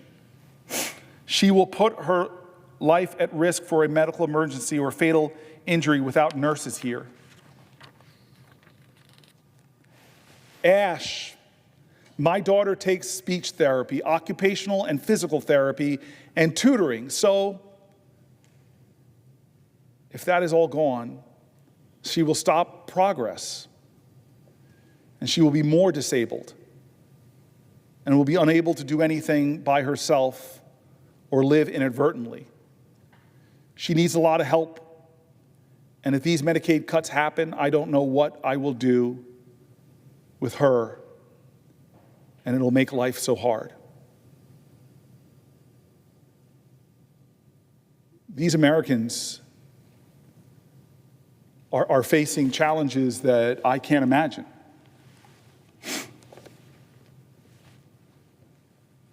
And what's amazing about so many of them is they find the goodness and the decency of their neighbors, of people who are helping and supporting them, of people who do the jobs, the occupations that many Americans would find incredibly challenging. The occupational therapist, the physical therapist, the person who does the transportation, the nurses that take care of folks. It is a community of people out there that are trying to make our nation stand for what we say we do. They are trying to show that we are a loving and caring and compassionate community. And what I love is that this is not partisan. I keep saying this over and over again. For this whole time I could stand, I hope it's as many hours as possible, I'm going to be bringing in the voices of Republicans and Democrats, because this is not a partisan issue. Maybe it is in Congress, but the Republicans and Democrats of America don't want Medicaid cuts. They especially don't want them to benefit the richest amongst us who don't need more help. God bless them. They're doing all right. And it's not going to solve our budget problems. Their budget proposal, as was said by the one lone Republican who voted against it, because he's such a fiscal hawk, he said, if you just read their own numbers, this is a lie. A sham. It increases the deficit by trillions. But let me go to some Republicans. Joe Lombardo, the governor of Nevada. An abrupt reduction in federal funding would not only disrupt care for those who rely on Medicaid, but it would also destabilize public and private health care providers, leading to workforce reductions, service limitations, and financial strain on an already overburdened health care facilities. Governor of Nevada knows it. My mom, my aunt, my uncle, my other aunt, they live in Nevada. My mom lives in a retirement community there. This governor knows that that state would be hit so hard by a reduction of these services, it would be like an impact that ripples out throughout the state, raising costs, lowering care, hurting Americans, hurting Nevadans. My colleague, Mike Rounds of South Dakota, said, that's not a cost-cutting measure, that's a cost transfer, he said. And when you've got partnerships with states, you shouldn't be doing that without having them involved in the discussion. I tell you, I have conversations with lots of my Republican colleagues, and I appreciate this quote from one of them. Coalition of State Medical Associations writes, on behalf of 50 state medical associations and the District of Columbia, the hundreds of thousands of physicians we represent, I'm adding this, I am sure of both political parties and independents, back to what they write, and the 80 million Medicaid patients we serve, we are united in urging the United States Senate to protect Medicaid from the devastating $880 billion cuts in spending out targets in the House budget resolution. If these cuts are enacted, millions of Medicaid patients will lose their coverage, and we expect all Medicaid patients to lose some of their existing benefits. All Medicaid patients to lose some of their existing benefits and access to essential health care services.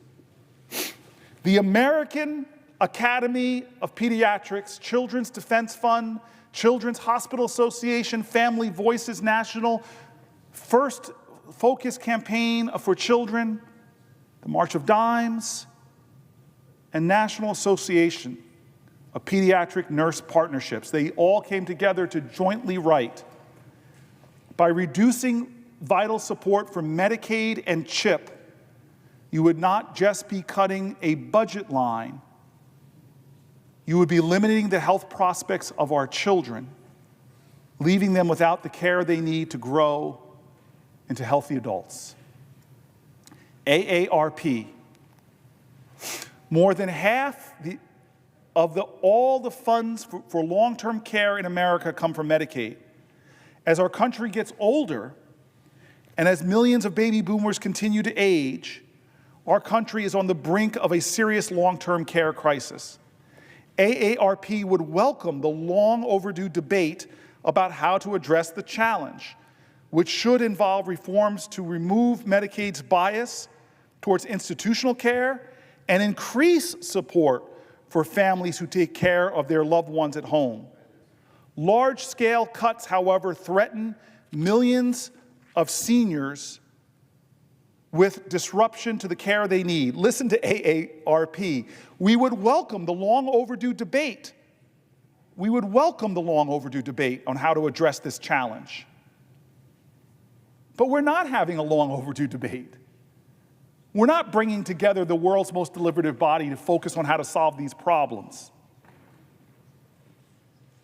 Michael Tuffin, the president and CEO of AHIP, America's Health Insurance Plans, Medicaid is indispensable to low-income people and working families. If their Medicaid coverage is disrupted, these Americans will lose access to primary care and be unable to fill prescriptions for drugs to treat chronic illnesses.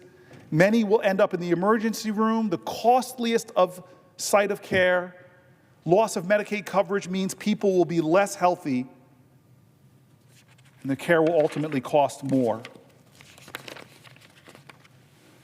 Rick Potvin, CEO of American Hospital Association, on behalf of the hospital's nurses, doctors, and those who care for and serve the needs of 72 million patients that rely on Medicaid, we urge you to consider the implications hinging on the budget reconciliation bill's fate on removing health care for millions of our nation's patients. These are hardworking families, children, seniors, veterans, disabled individuals who rely on essential care services. We ask the House to construct a path forward that protects Medicaid from these harmful cuts that would impact the care for millions of Americans. We did Republican governors. Here's a Democrat. Colorado Governor Jared Polis, who joined with Oklahoma Governor Kevin Stitt. They're the chair and vice chair of the National Governors Association, Democrat and Republican. And they write, without consultation and proper planning, congressionally proposed reductions to Medicaid would impact state budgets, rural hospitals, and healthcare service providers. It is necessary for governors to have a seat at the table when discussing any reforms and cuts to Medicaid funding. States and territories should be afforded more flexibility when it comes to administrating these programs in a manner that best suits the needs of their states. What a radical thing, that a Republican and Democratic governor are simply asking for a seat at the table in the conversation. What's the table? Is there a hearing? Are there discussions? Do we form a national commission? None of that. None of that. And they warn about what it will mean to their states.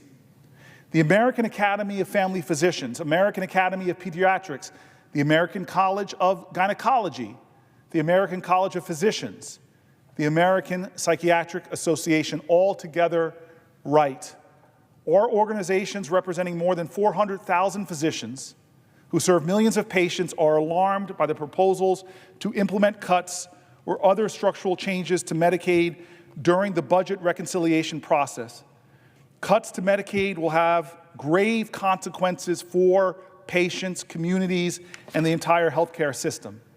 Lisa Lacassie, president of the American Cancer Society Cancer Action Network, ASC, CAN, opposes cuts that will increase the number of uninsured nationwide by severing the lifeline that Medicaid provides for cancer patients and those at risk for cancer. It is imperative for cancer patients and millions more at risk that this valuable health insurance program be protected. For decades, ACS, CAN, has advocated in support of Medicaid, and we will continue to advocate at the federal and state levels in support of expansion of access to the program and against policies that jeopardize individuals' access to life-saving health insurance coverage. Bruce Siegel, president and CEO of America's Essential Hospitals. The budget resolution will open the door to devastating Medicaid cuts that will impact millions of Americans, especially those middle to low income working Americans in both rural and urban communities who rely on Medicaid access to critical healthcare services. The budget resolution is budget resolution. And its directive to the House Energy and Commerce Committee to cut $880 billion of federal spending will slash the Medicaid program and threaten to discontinue life-saving safety net services in many communities. 38 national parent organizations. I didn't know there were 38 national parent organizations, but they wrote in a chorus of conviction. Cuts on this magnitude will require enormous changes, such as instituting per capita caps, reducing the federal match rate for Medicaid expansion, adding barriers to coverage, including work requirements, and repealing rules that strengthen enrollment processes and access to care in Medicaid that would severely harm many individuals fighting serious and chronic health conditions. Our organizations, all 38 national parent organizations, oppose any cuts to either traditional or Medicaid expansion that take away coverage, jeopardize access to services and providers, shift costs to states, and reduce parents' access to care. Now, here is a huge group that includes the National Alliance on Mental Illness, the March of Dimes, Muscular Dystrophy Association, the National Cancer Coalition, the National Health Council, National Kidney Foundation, National Multiple Sclerosis Society, National Organization for Rare Disorders. It is about, I will estimate and give it to for the congressional record, about 25, 30 organizations.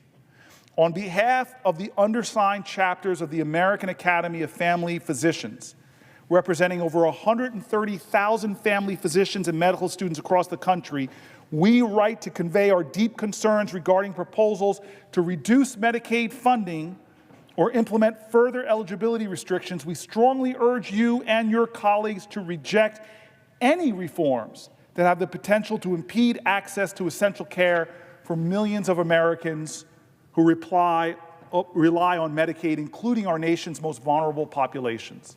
Would my colleague yield for a question? I will yield specifically for the question, yes. Thank you. I first want to thank my colleague for taking the floor, to showing the American people how horribly this administration is treating average families, working families in so many ways. And I know he intends to hold the floor for a long time to make sure that's the case, letting America know how bad this is. On health care has been the focus right now. And it's amazing, I would say to my colleague, isn't it incredible? All these cuts they're proposing in health care are done with a purpose in mind, and that is to reduce the taxes on billionaires.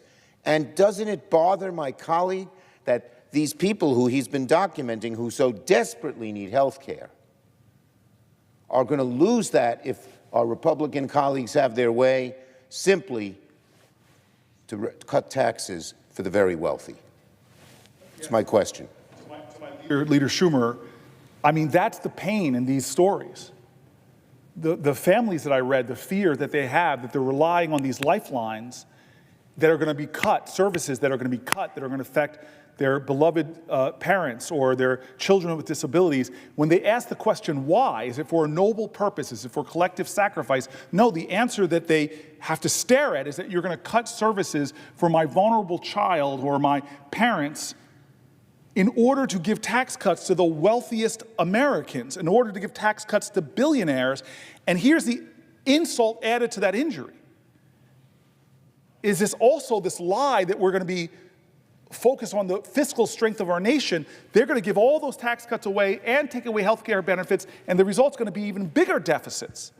So people like Elon Musk and Donald Trump, billionaires, where most of these tax cuts will accrue to their benefit, will get more money than if you were spending $100,000 a week for the rest of your life. You wouldn't get near the net worth of Elon Musk.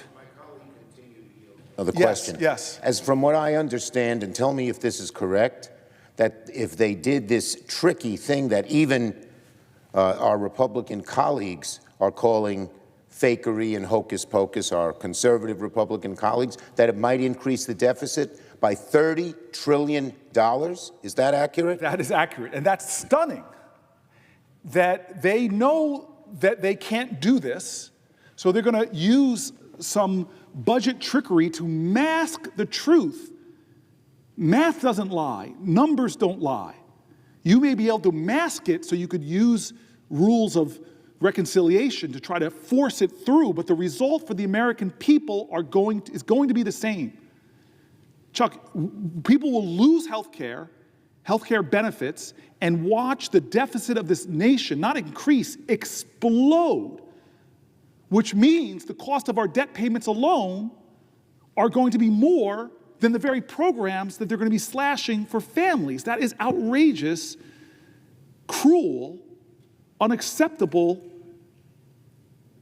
and we have to do everything we can as a people to stop it. For another question. Yes, sir. Despite this fiscal hocus pocus, this fakery, this trickery, which my colleague has alluded to, when they cut Medicaid, when they cut Social Security, when they cut Medicare, those cuts remain just as devastating no matter what kind, is that accurate, no matter what kind of bunk they put on their balance sheets to say it doesn't matter. I was reading stories, and many of them will live with me. There's a family that's taking care of their two parents in their 90s and their disabled adult children. desperately relying on these programs. No matter what you do or say or call it or label you slap on it, those are the kind of Americans who are stepping up to take care of their loved ones who will get hurt. Yes. So just today, I visited a nursing home on Staten Island and a nursing home in Long Island, both in Republican congressional districts. And I spoke to people there. The nursing home I visited, if Medicaid were cut significantly, the nursing home would close, according to the head of this nursing home. He was there. 300 people would lose their jobs. And these people, hundreds of people in this nursing home, would have nowhere to go. Isn't it accurate that they say, oh, they can move in with their kids? First, isn't it accurate that many of them are in a condition where their kids can't take care of them? And second, given the housing shortages we face, and the tariffs will make that worse with the wood, isn't it true that many families just don't have room to take an elderly person, particularly one who needs care, into their homes, and that this would cause chaos to all sorts of people who are not on Medicaid themselves, but have loved ones who need it in assisted living, in nursing homes, in care facilities? Yes, Senator Schumer, to tell a family to just double up or triple up drives up their costs. It would often, that elder that's living with them that might have dementia demands care. So that family member that's caring for them has to decide, oh my God, am I going to give up my job, which I need to pay the rent, or going to stay home and take care of them, or go to the job and let really difficult things happen? And this is the thing that the leader is pointing out that I think is really important. One final question. Yes, please. Would you share something personal with us? You're taking the floor tonight to bring up all these inequities that will hurt people, that will so hurt the middle class, that will so hurt poor people, that will hurt America, hurt our fiscal conditions, as you've documented. Just give us a little inkling. The strength, give us a little feeling for the strength and conviction that drive you to do this unusual taking of the floor for a long time, to let the people know how bad these things are going to be. I appreciate the Democratic leader's question. I think that all 100 of us in this body are getting what I've gotten. I can't go to the grocery store. I can't walk my neighborhood. I just did a travel around the country to do what a lot of us elected officials do, and getting stopped in the airport by people who want to tell me stories about a parent with dementia, or a disabled child, or a child with a rare disease that has them have seizures. Story after story after story. The people who've been writing into me, some of them on scraps of paper, just to try to tell us, please. And they're not saying, don't do 880 billion of cuts. They say any diminution of resources. They live on such a precipice that any diminution of resources would drive their families into crisis and despair. Many of the professionals that I'm quoting are saying, we don't need to be cutting. We need to be finding ways to extend services, to do more. How can we do more? I talked earlier about the fact that you helped with this, Senator Schumer, when we were battling, many of us, and I know my friend Lisa Blunt Rochester, she was a leader on the House, when we said, why are so many women dying in childbirth and in the postpartum period in America?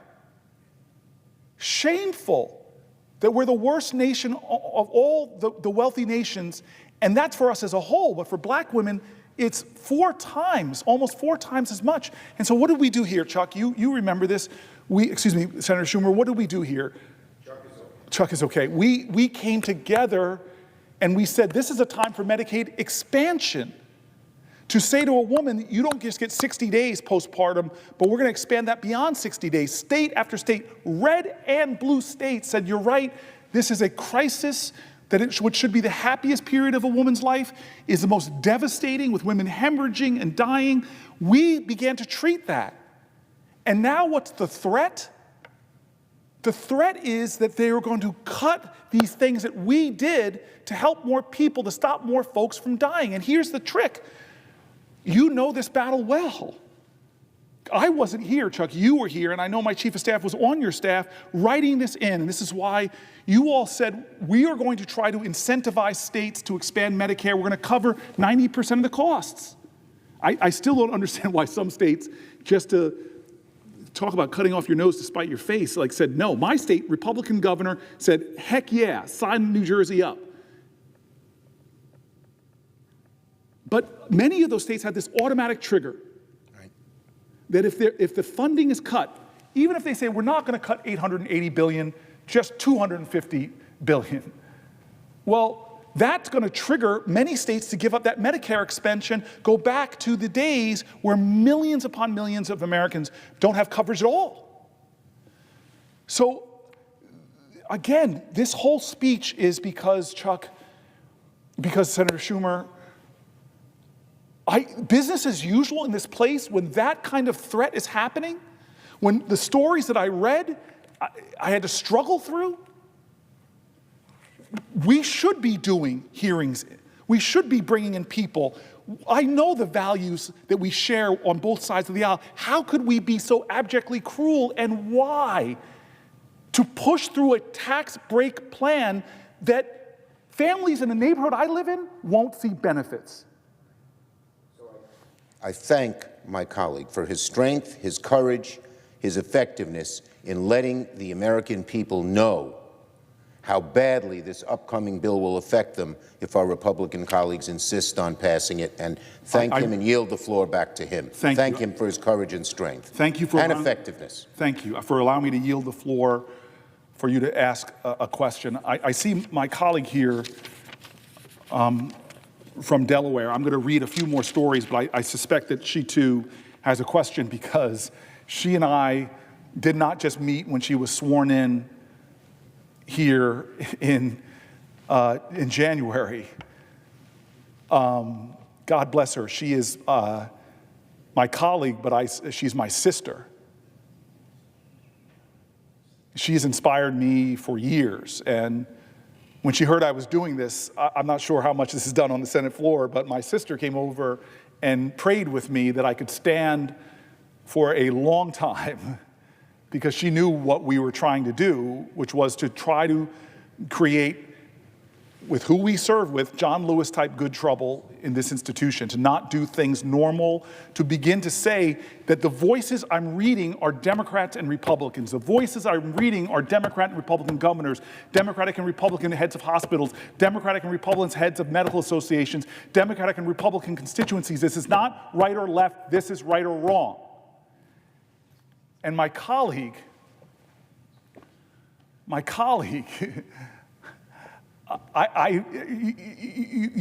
going to put her on blast, but God bless your friends that remind you of who you are when you forget. She didn't know that I really wanted to give a speech that was speaking to all of America. But she came up here, and when we were praying, she said, I pray that you speak words of love, because she and I know love is ferocious. It's the strongest force on the earth. It's not soft. It's not saccharine. She asked God to give me words of love today. And so I know that this friend of mine, my sister here, my colleague, who I've worked with for years and years and years, asked me if she could come to the floor and ask a question. So, as I've been instructed to do, if you were asking me to yield for a question, then I'm going to say, go ahead if you want to ask me. I would ask my colleague, the great gentleman from the state of New Jersey, if he would yield the floor. I will yield for a question. I yield for a question while retaining the floor. I want to begin by thanking you so much, Senator Booker, for your leadership. And thank you for the opportunity to ask you a question. As I stood and listened to you, I was reminded of why we are in this place in the first place. I see my colleague, Mr. President, a member of my class.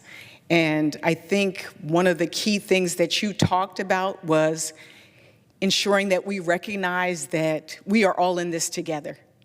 I think it might have been Martin Luther King who said, we may have come over on different ships now, but we're all in the same boat now. Like, we may have come over on different ships. I feel like in this very present moment, we have to recognize we're all in this together. And to your point, when we think about the importance of Medicaid to this country. A lot of people don't even realize that they're on Medicaid. They might think of a health program that they're on, but they don't even make the connection to the fact that they're on Medicaid. That almost half of the babies in this country are born because of Medicaid.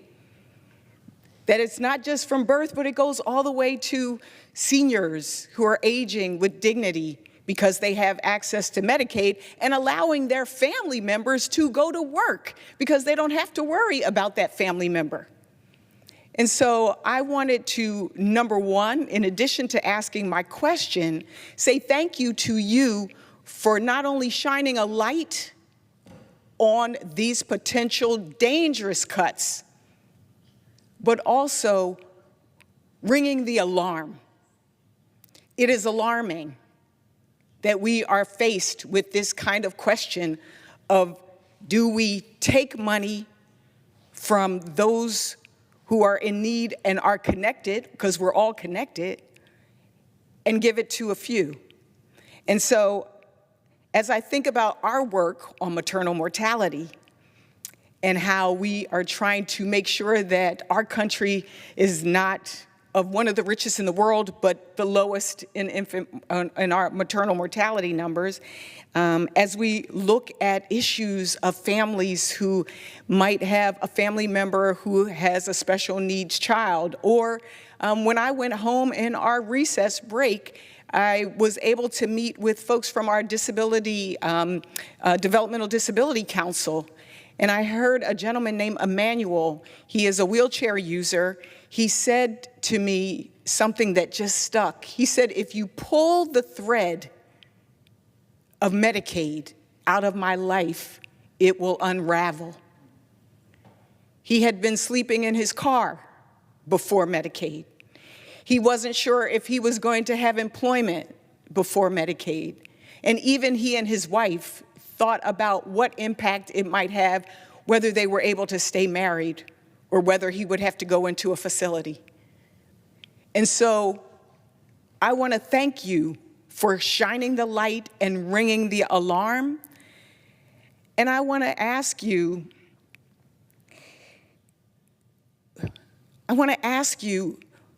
what do you think will be the impact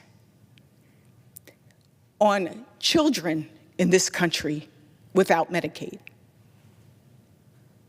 I am so grateful for that question, and it sobers me when you ask it, because just a reduction in Medicaid, I love that metaphor you used, is pulling a string out for families who are barely holding it together right now. Families with children with disabilities or developmentally disabled who have been struggling so much to get their children into programs that can help move them, some of them to independence, some of them into adulthood where they can get a job. So many of these things that help to propel these children would be undermined. Just transportation services going away would create hardship and devastation on families. So here we are in America where costs are going up, housing is going up. We're about to have these awful tariffs where the price of vehicles will go up, the price of transportation will go up. And so the ripple effect of an impact on children, just by a fraction of the cuts that they're proposing, not to mention the grandeur of the $880 billion, would have a devastating impact on millions and millions of children.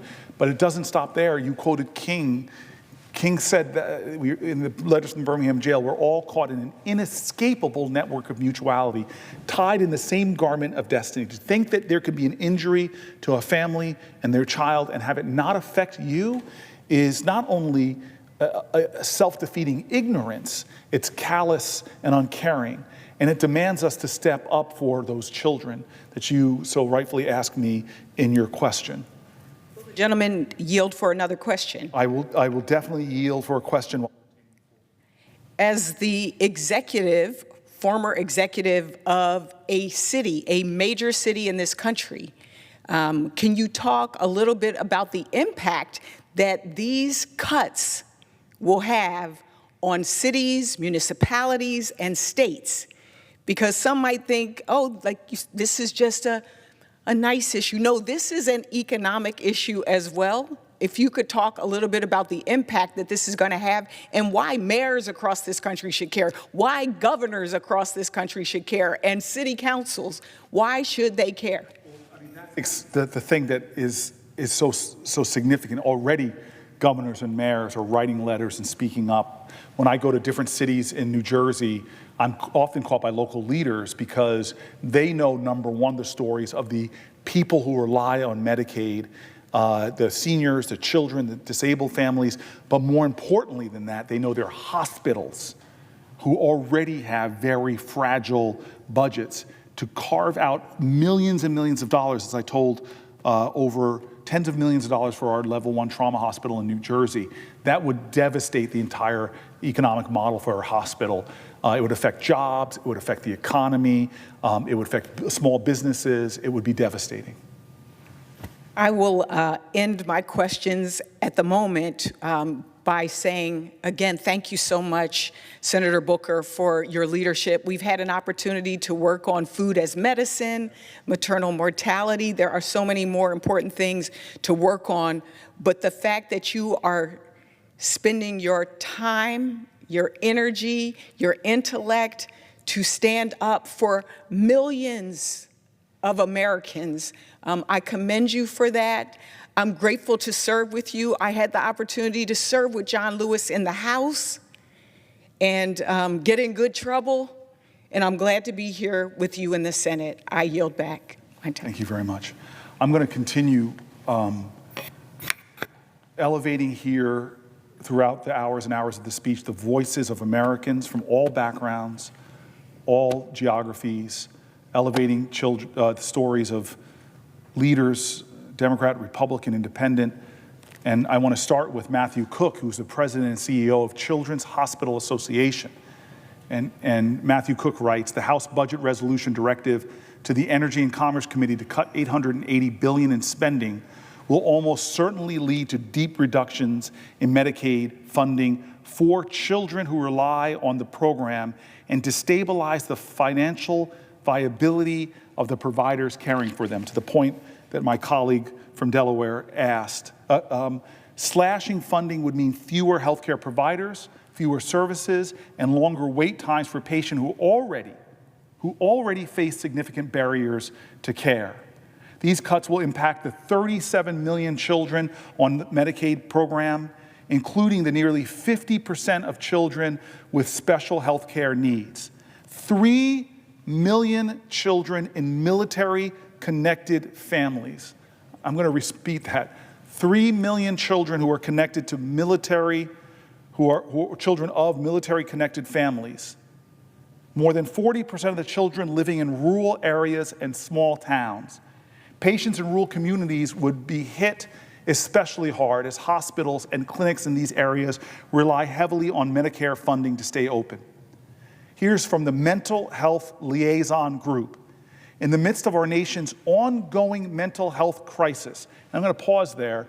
When I ran for president and moved around the country, in town hall meeting after town hall meeting after town hall meeting, I was even surprised on how many Americans, I don't think we had a town hall where someone didn't want to stand up and tell me about the mental health crisis in America and how poorly we were doing.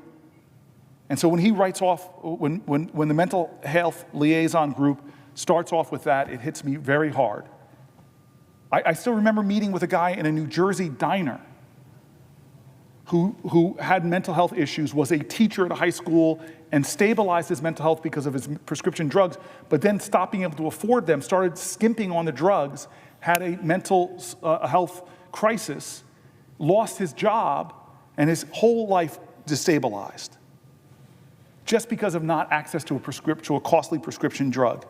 A valued teacher had his life upended.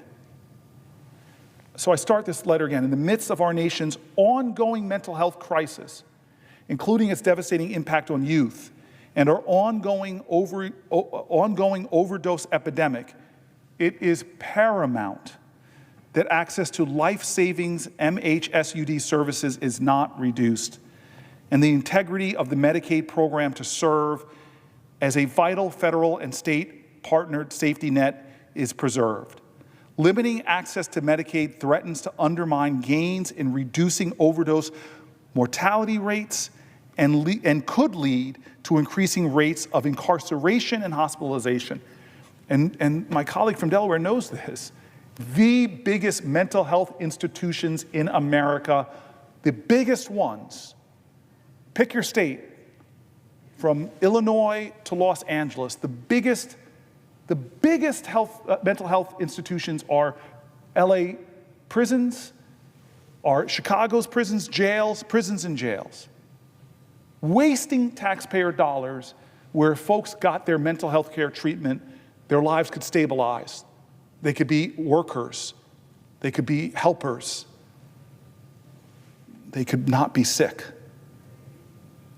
Here's Chip Kahn, the CEO of Federation of American Hospitals. In quotes, key Republican lawmakers recognizing that so many constituents rely on Medicaid for official care, for critical care, made it clear that their vote today was based on an understanding that the final reconciliation bill would not include devastating cuts or changes. I believe that's gratifying, Chip Kahn writes. It is important that these members came to the same conclusion. Medicaid cuts should be off the table. Medicaid cuts should be off the table. It is up to these lawmakers to follow through and ensure spending cuts don't come at the expense of care for over 70 million Americans, including kids, seniors, and hardworking families. I love the appeal in that letter because it was an appeal that I'm reminded of that my colleagues Lisa Murkowski and the great John McCain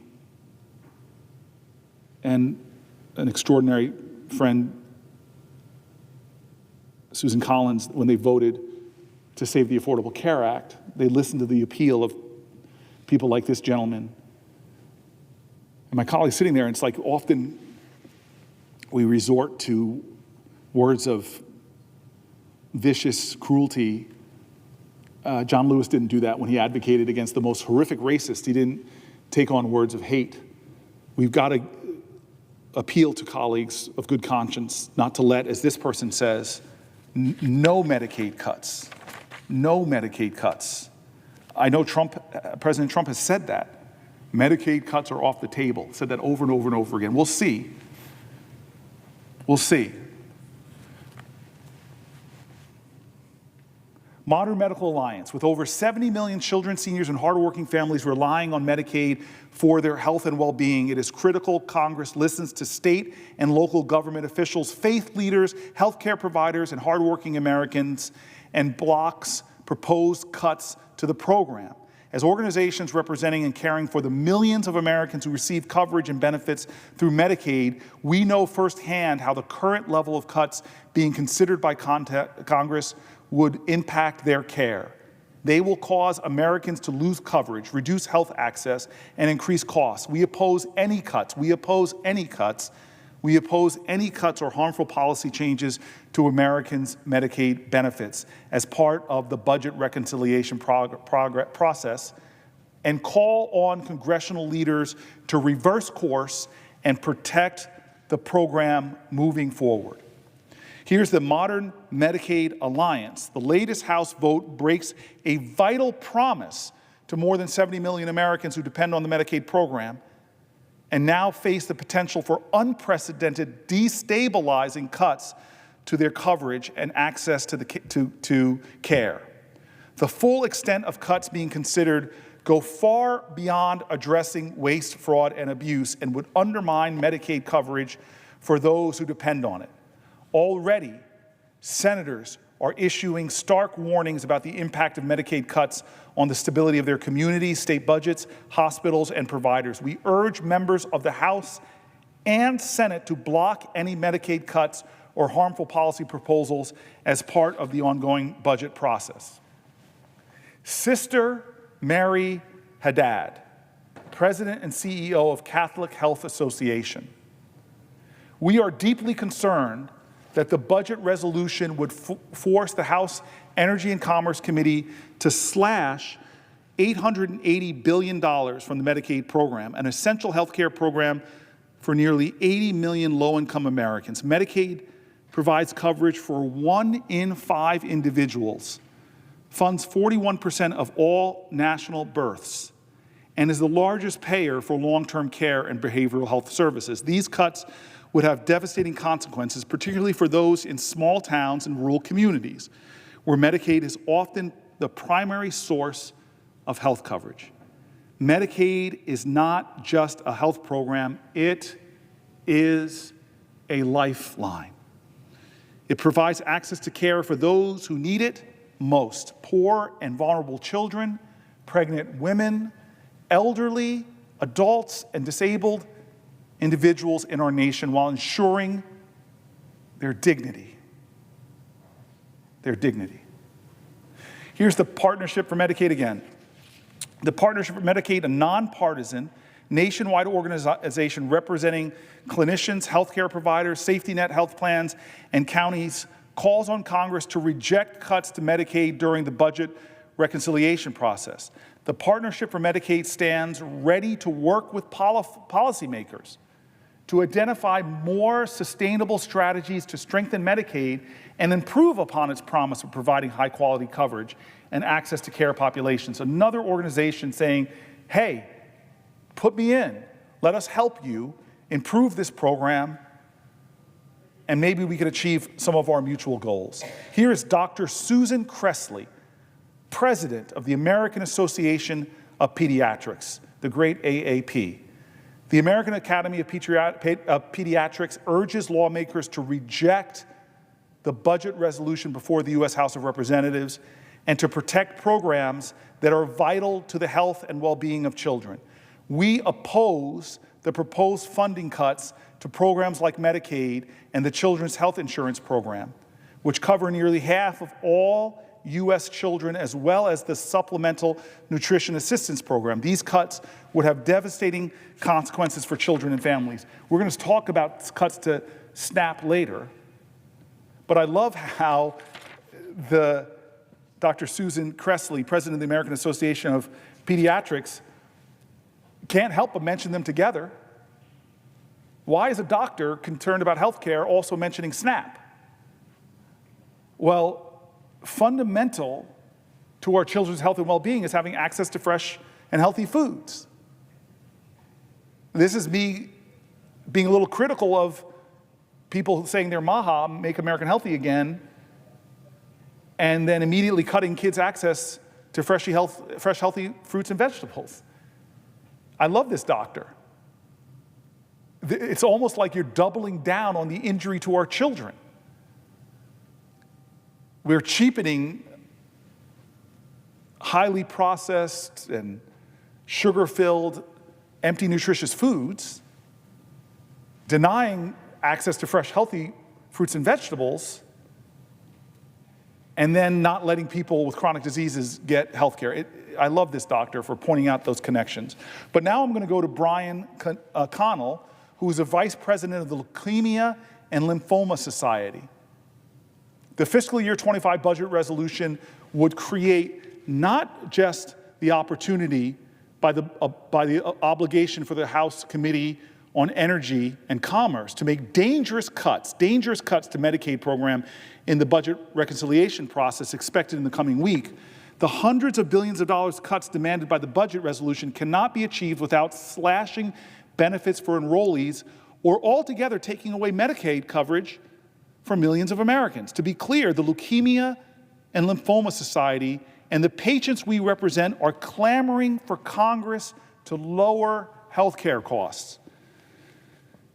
But the framework before the House today would pave the way for policies that do just the opposite, putting affordable access to health care out of reach of millions of Americans. Feeding America, I love this organization. Cuts to vital federal nutrition programs like SNAP, necessitated by this resolution and the Senate version passed last week, will make families grappling with high food costs, hurt rural economies, and strain food banks already overwhelmed by the rising demand. We urge the House to reject spending cuts to nutrition programs in the budget reconciliation process and support the work the House and Senate Agricultural Committees are doing to create a strong bipartisan farm bill. The Federal AIDS Policy Partnership, we are writing on behalf of 95 national, regional, and local organizations advocating for federal funding legislation and policy to end the HIV epidemic in the United States. We urge Congress to reject all proposals to enact cuts to Medicaid, whether through per capita caps or block grants, restrictions to the federal Medi-Cal assistance percentage, or FMAP, or mandatory work requirements during reconciliation for the 2025-2026 fiscal year budgets. Medicaid is the most important source of health coverage and life-saving care for people living with HIV. The most important source of health coverage and life-saving care for people living with HIV. Providing coverage for more than 40% of the people living with HIV and contributing 45% of all federal funding for domestic HIV care and treatment. The next letter starts, to be clear, the cuts outlined above are being proposed for one simple reason, to pay for $4.5 trillion in tax breaks that disproportionately benefit the wealthy. Congress can and must take a different path. Congress must take a different path, one that lifts more families out of poverty and provides more Americans with the opportunity to reach their full potential. A people-first agenda should include expanding the child tax credit for the 17 million children who don't receive the full credit due to low family incomes, expanding rental assistance, increasing SNAP benefits to reflect rising grocery prices, and closing the Medicaid coverage gap. If Congress focused on ensuring that wealthy Americans pay their fair share rather than providing additional tax breaks, we can fund these initiatives and so much more. This is a group of groups that you'll recognize, or many people will recognize: American Association of Nurse Practitioners, Gerontological Advanced Practice Nurses, the Association of National Nurse Practitioners in Women's Health, National Association of Pediatric Nurse Practitioners, the National Organization of Nurse Practitioners Faculties. They write, "We are deeply concerned with the impact of these cuts on the healthcare system and their potential to harm our most vulnerable patients. Further, these cuts will threaten the viability of practices that treat Medicaid patients, financially destabilizing and having a disproportionate impact on those who provide care to underserved and rural communities." Association of American Medical Colleges, AAMC. We remain extremely concerned that the budget resolution's reconciliation instructions would result in unsustainable cuts to federal health care programs, specifically Medicaid, by requiring at least $880 billion in savings from the House Energy and Commerce Committee. Cuts of this magnitude would jeopardize both access to care for millions of Medicaid enrollees and the financial stability of the providers who care for them. Here's one from Chimes International, or Chimes International, forgive me, Chimes. Cuts in Medicaid will have a dramatic negative impact on our healthcare system and the first responder community. Millions of Americans will be at risk of losing access to housing, thereby increasing homelessness for some of the most vulnerable members of society, especially in areas that already lack affordable housing. Provider organizations like ours will be forced to close the doors of residential facilities and reduce support staff, which is already in short supply. Katie Smith Sloan, who is the president and CEO of Leading Age, states would have to fill in massive budget holes if federal funding to Medicaid programs were cut. Even if a cut, such as the change to the expansion FMAP proposal, does not seem to directly impact aging services, it would. because the cost of the cut would have to somehow be absorbed by state budgets. That type of hole cannot be filled in via more efficiency. Balancing the 10-year program budget cycle on the back of Medicaid program is not a good trade-off for the American people. Alan Morgan, who is the CEO of the National Rural Health Association, this letter is powerful. He represents the National Rural Health Association. Any cuts to the Medicaid program will disproportionately affect rural communities.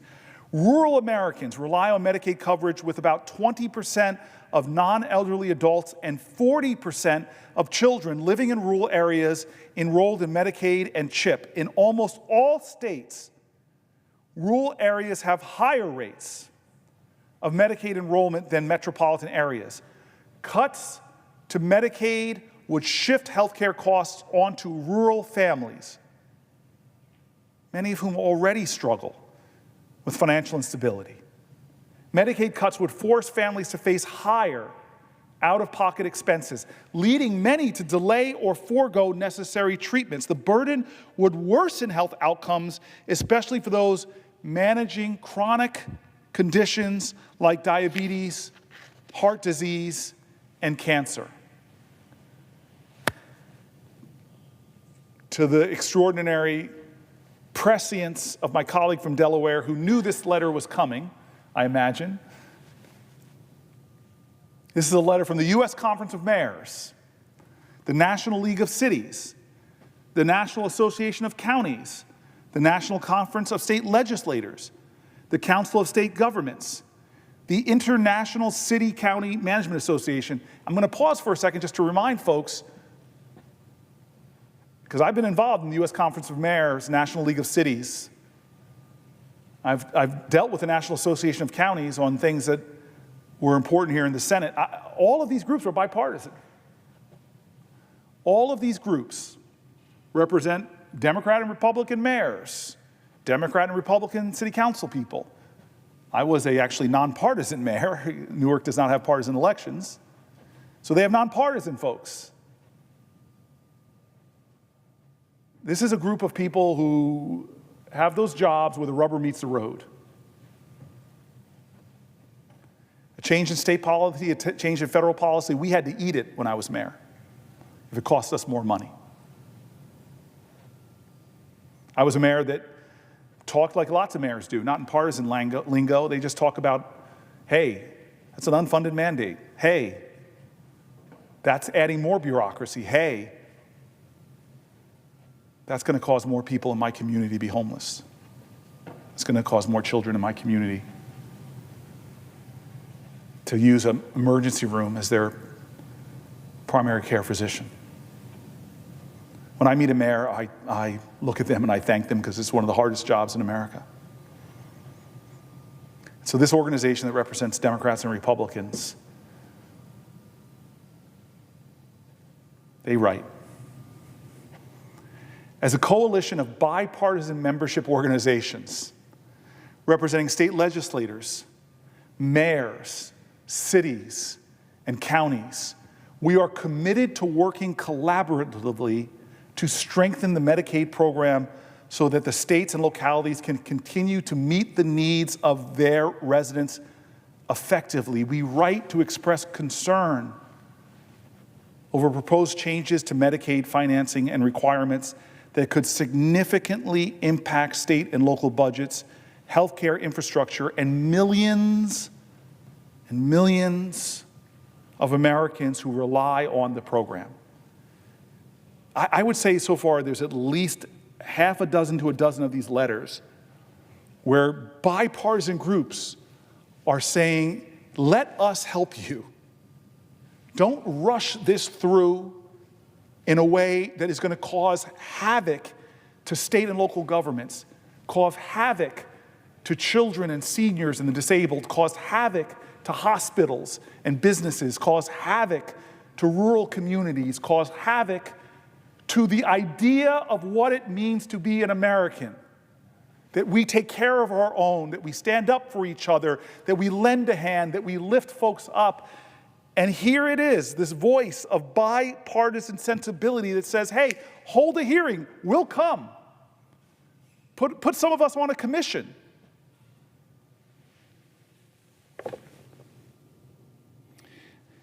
There's a group that is called Advocates for Community Health. Medicaid successes as a national program derives from its variations across different states doing things in different ways. Medicaid looks different in every state and territory because the program is able to reflect and accommodate the specific needs of the state's patients, providers, and communities.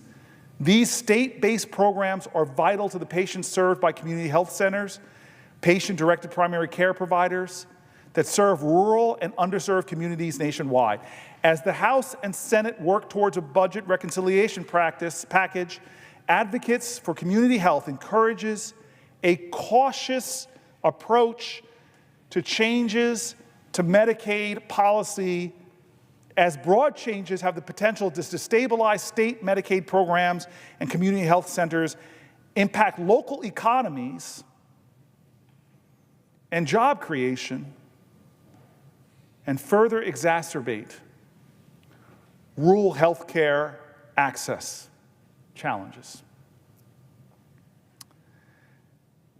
The Families USA, their executive director, whose name is Anthony Wright.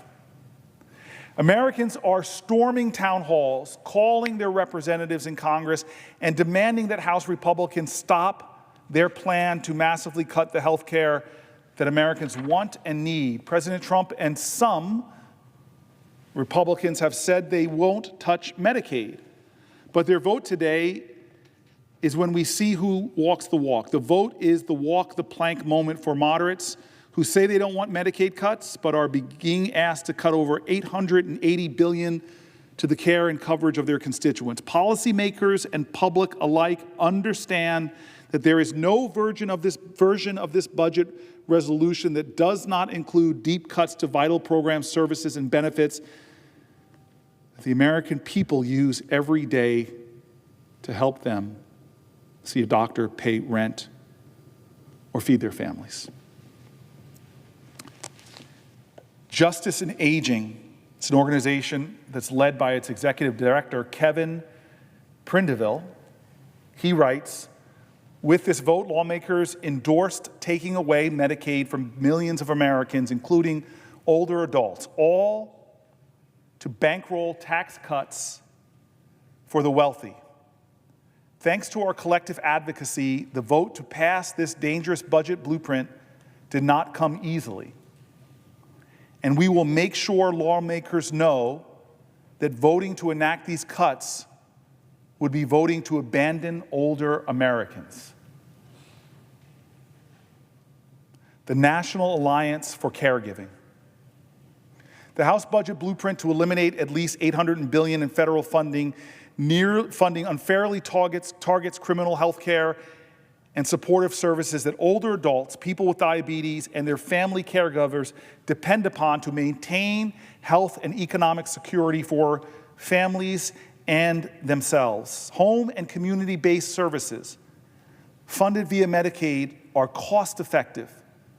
They save millions of taxpayer dollars on unnecessary and often unwanted institutional care. Most of all, Medicaid-funded HCBS, home and community-based services, offers consumers a choice in how they receive care, in the dignity of their own homes. In the dignity of their own homes. Dignity. The Coalition for Whole Health Legal Action Center. Among the options being discussed are work requirements for enrollees, despite the fact that most people receiving Medicaid do work, and other cuts to federal funding that would disproportionately harm people with substance abuse and mental health conditions, and those with arrest and conviction records by making it harder to access critical health coverage and service, medications, and supports. Such individuals already face pervasive stigma and discrimination, including significant barriers to employment that threaten their stability and well-being. At a time when overdose and suicide are claiming more than 400 lives a day, we cannot afford to reduce access to comprehensive healthcare services that people with substance abuse use, mental health conditions, and those rebuilding their lives after incarceration desperately need to recover and thrive. So let me tell you something about that really strikes me. I was blessed to go to colleges, and there people would use drugs. And now I live in a community where the consequences for drug use often means jail time. In fact, if you look at low-income people, their chances of being incarcerated are far greater than college kids who have drug usage rates at about the same. And so now you say to somebody who's got an arrest record, serve some time, that when they come out, they can't get help? Or people with mental illness are over-incarcerated, and you're going to say to them, you've got this mental illness, now you've got a record, and you also can't get health care services? That's again, self-defeatist when it comes to our nation trying to give people ways of elevating themselves above their past mistakes or the diseases that challenge them. Here's another group, community catalysts. These cuts will hit hardest where healthcare access is already fragile. Here's the Alliance for Aging Research. We, the undersigned organizations, urge you to oppose any cuts to Medicaid and the Supplemental Nutrition Assistance Program, SNAP, including those called for in the proposed budget resolution. We are concerned about the negative impact these deep cuts will have on the Americans living with chronic disease and other disabilities. But we are willing to draw your attention now to how devastating they will be on those with Alzheimer's and related diseases, including frontotemporal degeneration and Lewy body dementia and their family caregivers. April Verrett, president of SEIU. Let's be clear, Americans have flooded congressional phone lines, rallied at town halls, and lifted their voices to make it clear that they do not want massive cuts to the health care and public services they depend on. Despite that, today Speaker Johnson pressed a budget resolution forward that puts our nation on a disastrous path to ripping away health care from 80 million children, pregnant women, veterans, seniors, people with disabilities by gutting Medicaid. Lee Sounder, the president of AFSCME, this budget proves that extremists are more concerned with giving wealthy trillions in tax cuts than helping working people. Voters across the country are packing town halls to demand no cuts to Medicaid and SNAP. They're calling representatives asking them, please, save these services. They want their elected leaders who will lower rising costs, who will make it easier to afford rent and food. But instead of listening to workers, the House moved forward on a budget plan that will cause millions to lose their health care, increasing food insecurity for families, and jeopardize Medicare and Social Security in the long term. He calls this shameful. The Diabetes Leadership Council and Diabetes Patient Advocacy Coalition. We are deeply concerned about the budget resolution passed in the House of Representatives this week. This budget resolution will likely lead to cuts to the safety net Medicaid programs, which provides health insurance to almost 80 million Americans, including children, pregnant women, elderly adults, people with diabetes, and low-income adults and families. This action would disproportionately impact Americans who most need us, including those with diabetes or other chronic conditions who rely on Medicaid to access medications and technology that they need to manage their conditions. Members of Congress should instead work to ensure access to health insurance. Through the Medicare program, work to ensure access without barriers for the most vulnerable Americans.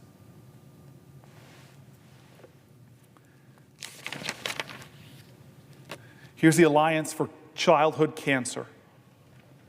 Work requirements may also impact caregivers of children with cancer who are unable to work due to the demands of cancer treatment for young adults with cancer who may not be eligible for insurance via their employer or may not be able to work due to their diagnosis. Many young adults rely on Medicaid, especially the Medicaid expansion for coverage, and research shows a clear increase in survival for young adults with cancer in Medicaid expansion states. Unidos US. The proposed resolution would slash at least $880 billion from programs that have long provided life-saving, affordable coverage to millions of Americans. Medicaid alone serves 80 million people, covering nearly 40 million children, half of those with special health care needs and more than 40% of all births. In Latino communities, Medicaid reaches 20 million individuals, protecting nearly 1/3 of community members, more than half of Latino children, and roughly 30% of Hispanic elders. Without these vital programs, there'll be higher hospitalization rates, delayed diagnoses, and increased mortality. This would become the norm, placing an unsustainable strain on public health and national financial security. As Unidos US recently pointed out, these proposed cuts would represent the largest cuts to Medicaid in US history.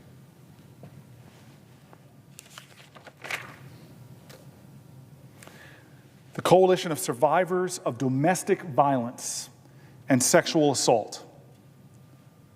On behalf of the adult and child survivors of domestic violence and sexual assault, we serve and advocate for them. We, on behalf of them, write to ask you to reject cuts to federal Medicaid funding. Survivors rely on Medicaid every day to escape abuse, to rebuild their lives after violence, to care for their children and families. Catholic Health Association of the United States and the United States Conference of Catholic Bishops and Catholic Charities USA. Weakening Medicaid through structural challenges such as per capita caps or block grants would undermine these values and risk leaving millions without access to essential health services. Furthermore,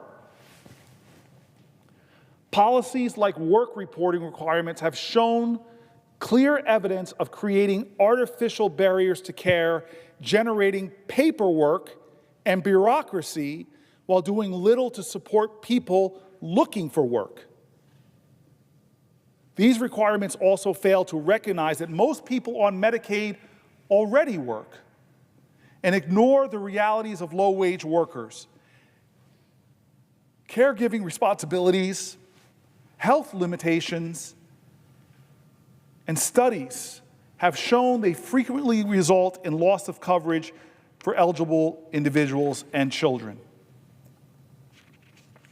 The Disability and Aging Collaborative and the Consortium for Constituents with Disabilities, on behalf of 107 national organizations and more than 230 state and local organizations.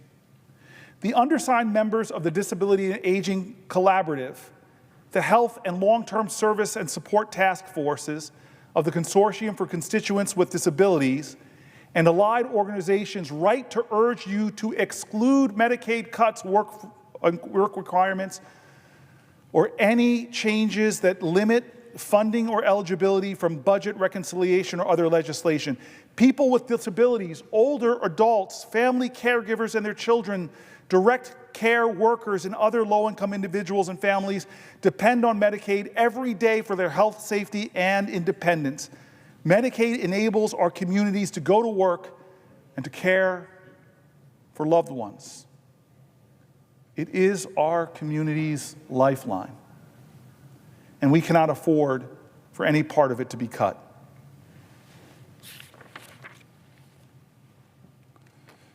the Jesuit Conference.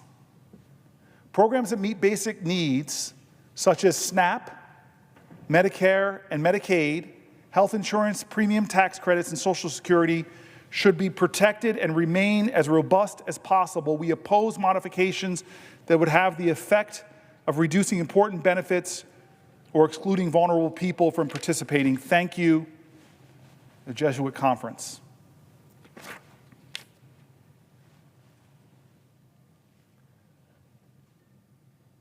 Why?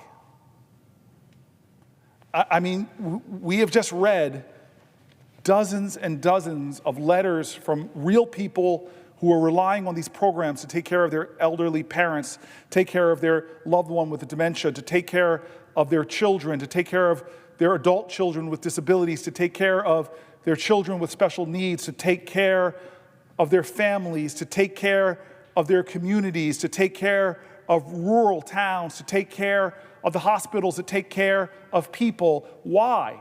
Why? Why are all of these people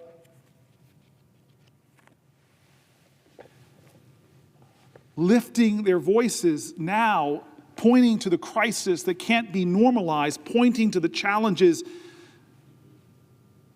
Because we've seen this reconciliation process call for $880 billion of cuts, when, as I read earlier, there's only one place that the majority of those cuts can come from, and that would be hundreds of millions of dollars of cuts to Medicaid, which organization after organization told you it is already a delicate balance, that cuts to these programs could ultimately tear down people's access to life-saving benefits.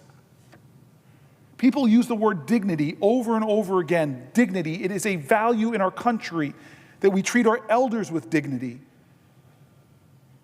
that we give people struggling with chronic disease dignity, that we give parents who are slammed with the unimaginable diagnoses for their children, we help them to access dignity. People that we talked about, that read their letters, they all said, we can help you find efficiencies. We can help you make the programs work better. We can help you, but why are you doing this if it is all part of a larger package to give tax cuts to the wealthiest Americans, to give tax cuts to billionaires? How does that work? That Elon Musk should get richer and richer and richer, and families who the love in these letters, who love their children, who love their aging parent, who love that person with dementia, even though they don't recognize them anymore, but that doesn't stop their heroic love. And they piece together their finances in a nation where housing costs are going up, food costs is going up, transportation is going up. They piece together the fragile finances of their lives. The Medicaid funding is one part of it that gets yanked away and everything unravels. Why, they ask? Why? They plead for help. They ask us to do something. I want to read some articles coming from a variety of backgrounds. But perhaps this one from PBS, a closer look at who relies on Medicaid. This is what PBS wrote. As congressional Republicans seek about $4.5 trillion, $4.5 trillion to extend expiring tax cuts, the federal government will need to find savings elsewhere. If you're going to give those $5.5 trillion that disproportionately go to the wealthy, you're going to have to find savings elsewhere. Experts say budget cuts could affect Medicaid coverage for as many as millions of Americans at a time when the program may need more funding, not less.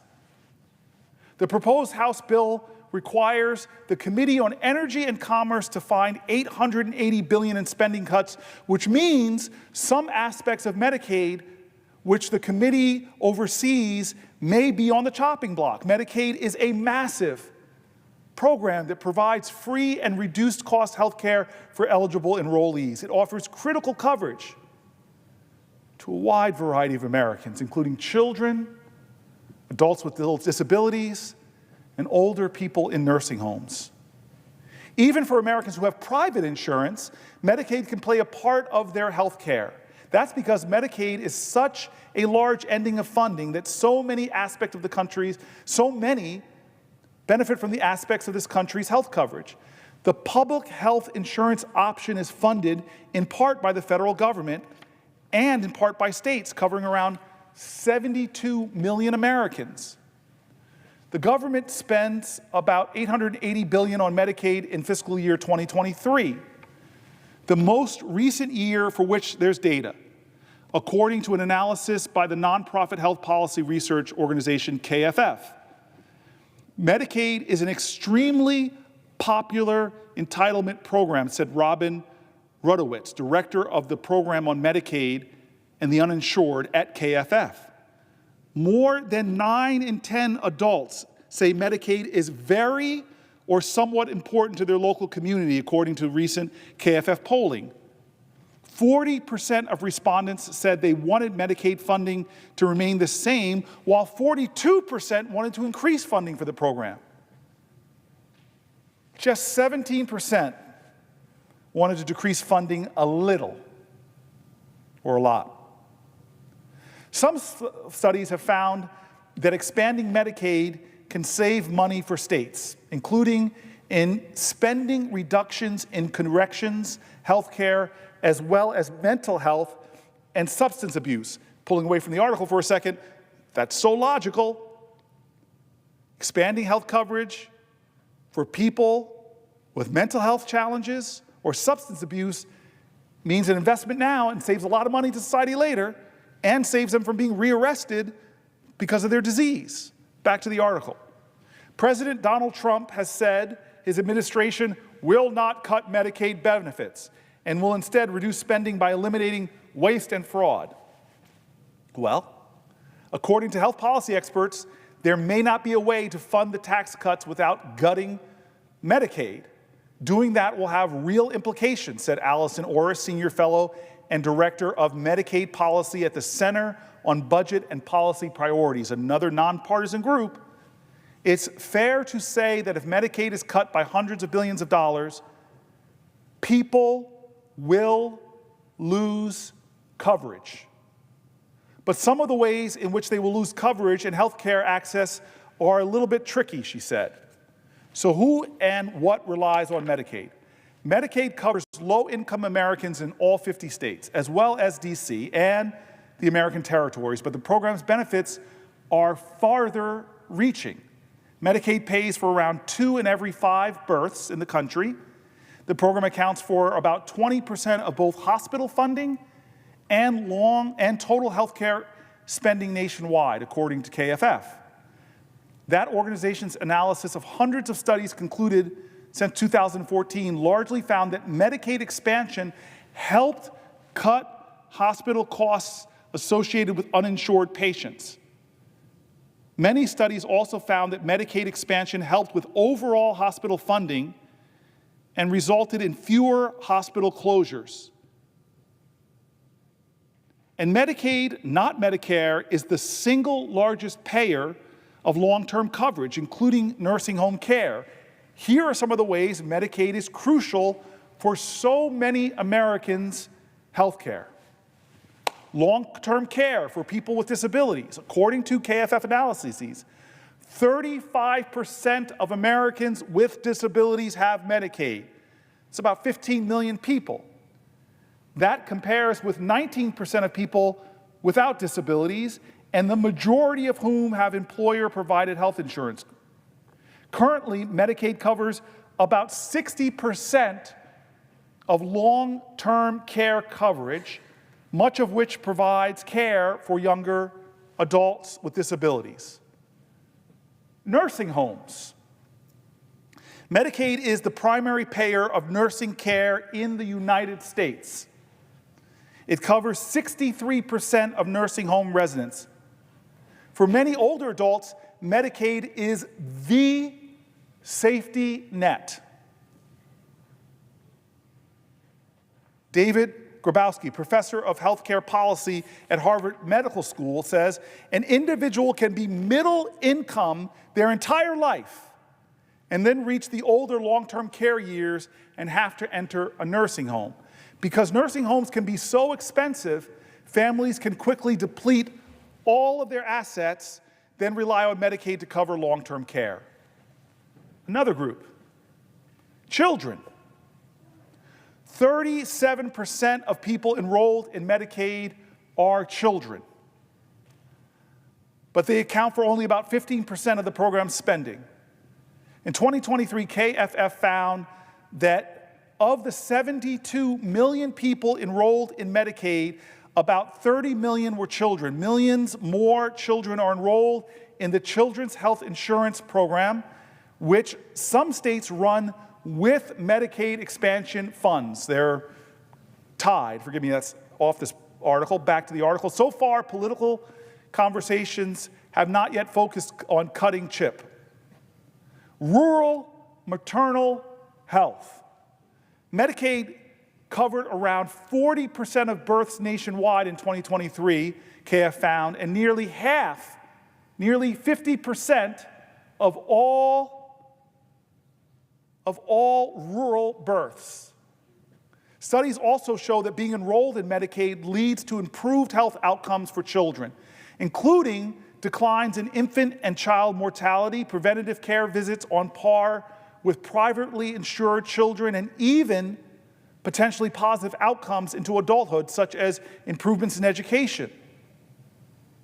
That's what studies show being enrolled in Medicaid leads to.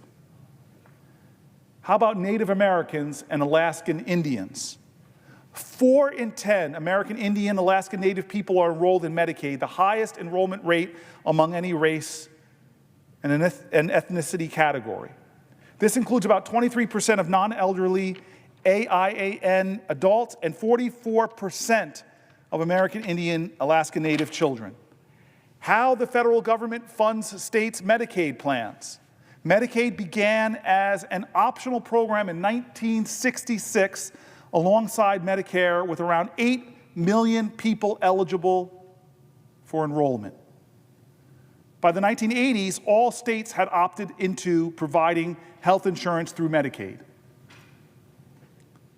Though eligibility requirements have changed over the last 60 years and vary by state, the most significant change to Medicaid was the enactment of the Patient Protection and Affordable Care Act in 2010. It requires states to cover adults with incomes up to 138% of the poverty line. After the Supreme Court ruled in 2012 that expansion for states should be optional, 40 states and Washington, D.C. have expanded Medicaid.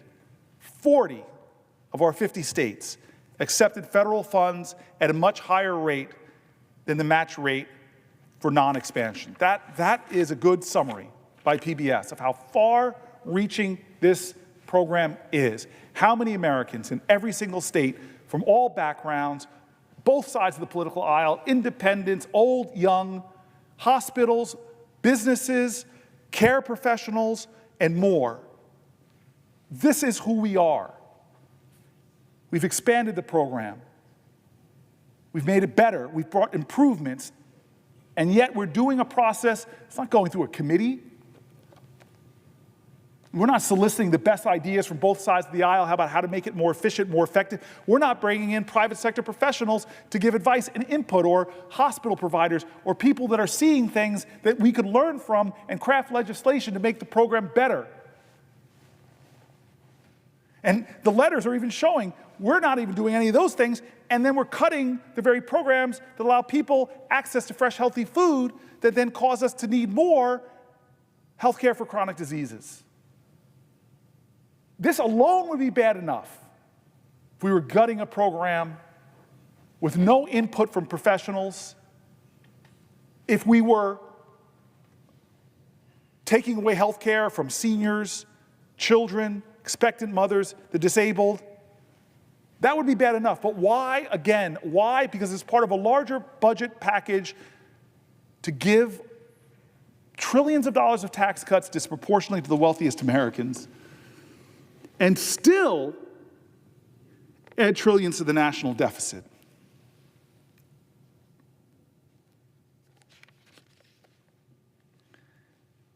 I talked about American Indian and Alaska Natives.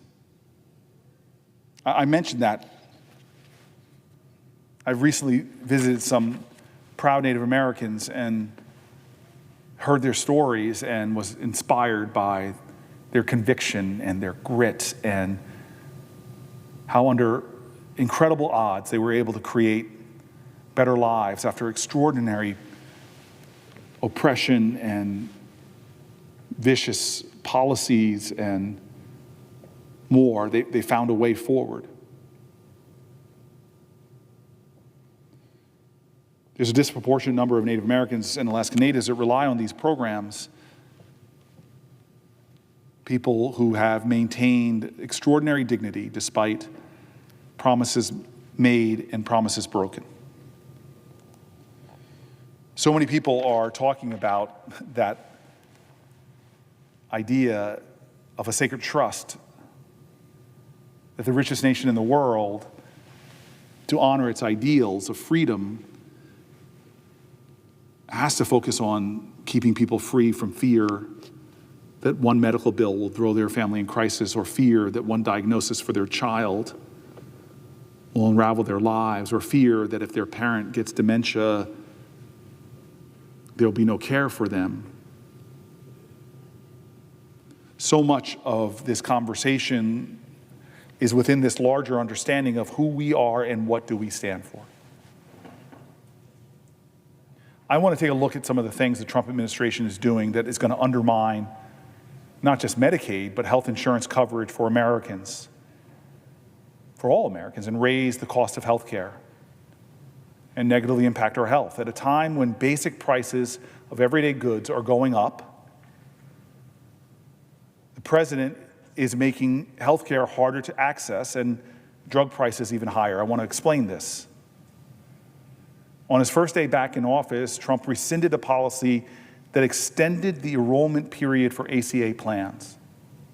This policy gave Americans sufficient time to enroll in health care for the year, and enrollment in the ACA continues to go up as people see how affordable this program is and how they can get quality health care. But one of the first things he does is rescind a policy that extended the enrollment period.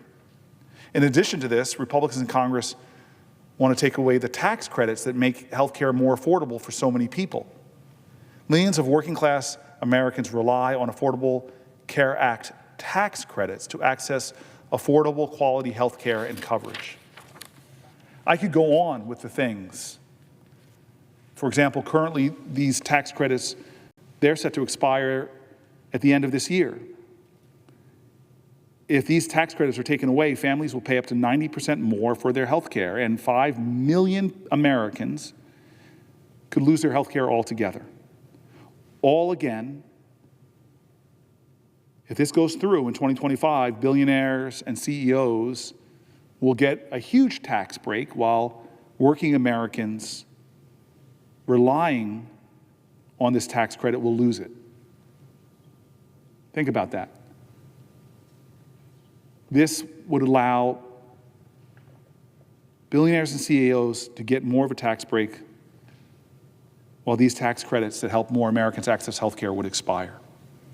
For New Jerseyans, ending the ACA tax credit would make health insurance less affordable for 352,000 hardworking people and their families, and would force 75,000 people to go uninsured, 75,000 people in my state alone. Last year, 24 million people chose Affordable Care Act plans during the most recent open enrollment period due to these expanded tax credits that made plans available for people for little or no monthly premiums, and extended the enrollment period, which I just said the president has rolled back. President Trump also overturned an effort for Medicare to lower drug costs, like implementing a $2 monthly out-of-pocket cap on certain generic drugs, as well as a measure that would reduce Medicare payments for rare disease drugs and drugs that treat life-threatening conditions. I just don't understand that one. I really see that as cruel. Americans struggling to afford their drugs had a cap of out-of-pocket expenses on certain generic drugs, and that was overturned. Costs are going up. Costs are going up. And now this president is expanding costs for out-of-pocket generic drugs, as well as Medicaid payments being eligible for rare diseases. I had the privilege of becoming close to John McCain. I came here in the Senate and got this admonition almost from Bill Bradley, somebody who held my seat beforehand, and he challenged me to go and have lunch with or meetings with all my Republican colleagues at the time. That was way back in 2013. And I was told by John McCain's staff that I had like 10, 15 minutes. But I was going to take it. This is John McCain. He's a legend. And I go in and I meet with him. And I didn't come out of that office for about 90 minutes. And we both got emotional as he showed me pictures and documentation from his time as a prisoner of war. In 2017, he was under extraordinary pressure in this healthcare crisis. And there were thousands of Americans descending on our Capitol. I'll never forget the little lobbyists, they called themselves, kids in wheelchairs, that would roll up to Congress people and raise their little voice respectfully and ask them not to take away their health coverage. I remember people coming in here with pre-existing conditions and say, don't repeal my health care, and not even have a plan to replace it. President Trump was asked about health care when he was candidate Trump for this office, and he said he had, I think it was conceptions of a plan. And since he's been in office, I haven't heard a vision for health care besides budget proposals that would cut people's health care. But John McCain, I will never, ever forget that moment. I was actually standing on the Republican side, if I remember correctly, having conversations, and he came to the floor after listening to Arizonans tell stories like the ones I've been reading and put his thumb down. He wrote a speech about his decision, and I want to read a part of that now. I have been a member of the United States Senate for 30 years. I had another long, if not as long, career before I arrived here. Another profession that was profoundly rewarding and in which I had experiences and friendships that I revere. But make no mistake, my service here is the most important job I've had in my life. And I'm so grateful to the people of Arizona for the privilege, for the honor of serving here and the opportunities it gives me to play a small role in the history of the country I love. I've known and admired men and women in the Senate who played much more than a small role in history. True statesmen, giants of American politics. They came from both parties and various backgrounds. Their ambitions were frequently in conflict. They had different views on the issues of the day. And they often had very serious disagreements about how to best serve the national interest. But they knew that however sharp and heartfelt their disputes, however keen their ambitions, they had an obligation to work collaboratively to ensure the Senate discharged its constitutional responsibilities effectively. Our responsibilities are important, vitally important to the continued success of our republic. And our arcane rules and customs are deliberately intended to require broad cooperation to function well at all. The most revered members of this institution accepted the necessity of compromise in order to make incremental progress on solving America's problems and to defend her from her adversaries. That principled mindset and the service of our predecessors who possessed it come to mind when I hear the Senate referred to as the world's most deliberative body. I'm not sure we can claim that distinction with a straight face today. I'm sure it wasn't always deserved in the previous eras either, but I'm sure there have been times when it was, and I was privileged to witness some of those occasions. Our deliberations today, not just our debates, but the exercise of all of our responsibilities, authorizing government policies, appropriating the funds to implement them, exercising our advice and consent role are often lively and interesting. They can be sincere and principled, but they are more partisan, more tribal, more of the time than any other time I remember. Our deliberations can still be important and useful, but I think we'd all agree they haven't been overburdened by greatness lately. And right now, they aren't producing much for the American people. Both sides have let it happen. Let's leave the history of who shot first to historians. I suspect they'll find we all conspired in our decline, either by deliberate actions or neglect. We've all played some role in it. Certainly I have. Sometimes I've let my passion rule my reason. Sometimes I made it harder to find common ground because of something harsh I said to a colleague. Sometimes I wanted to win more for the sake of winning than to achieve a contested policy.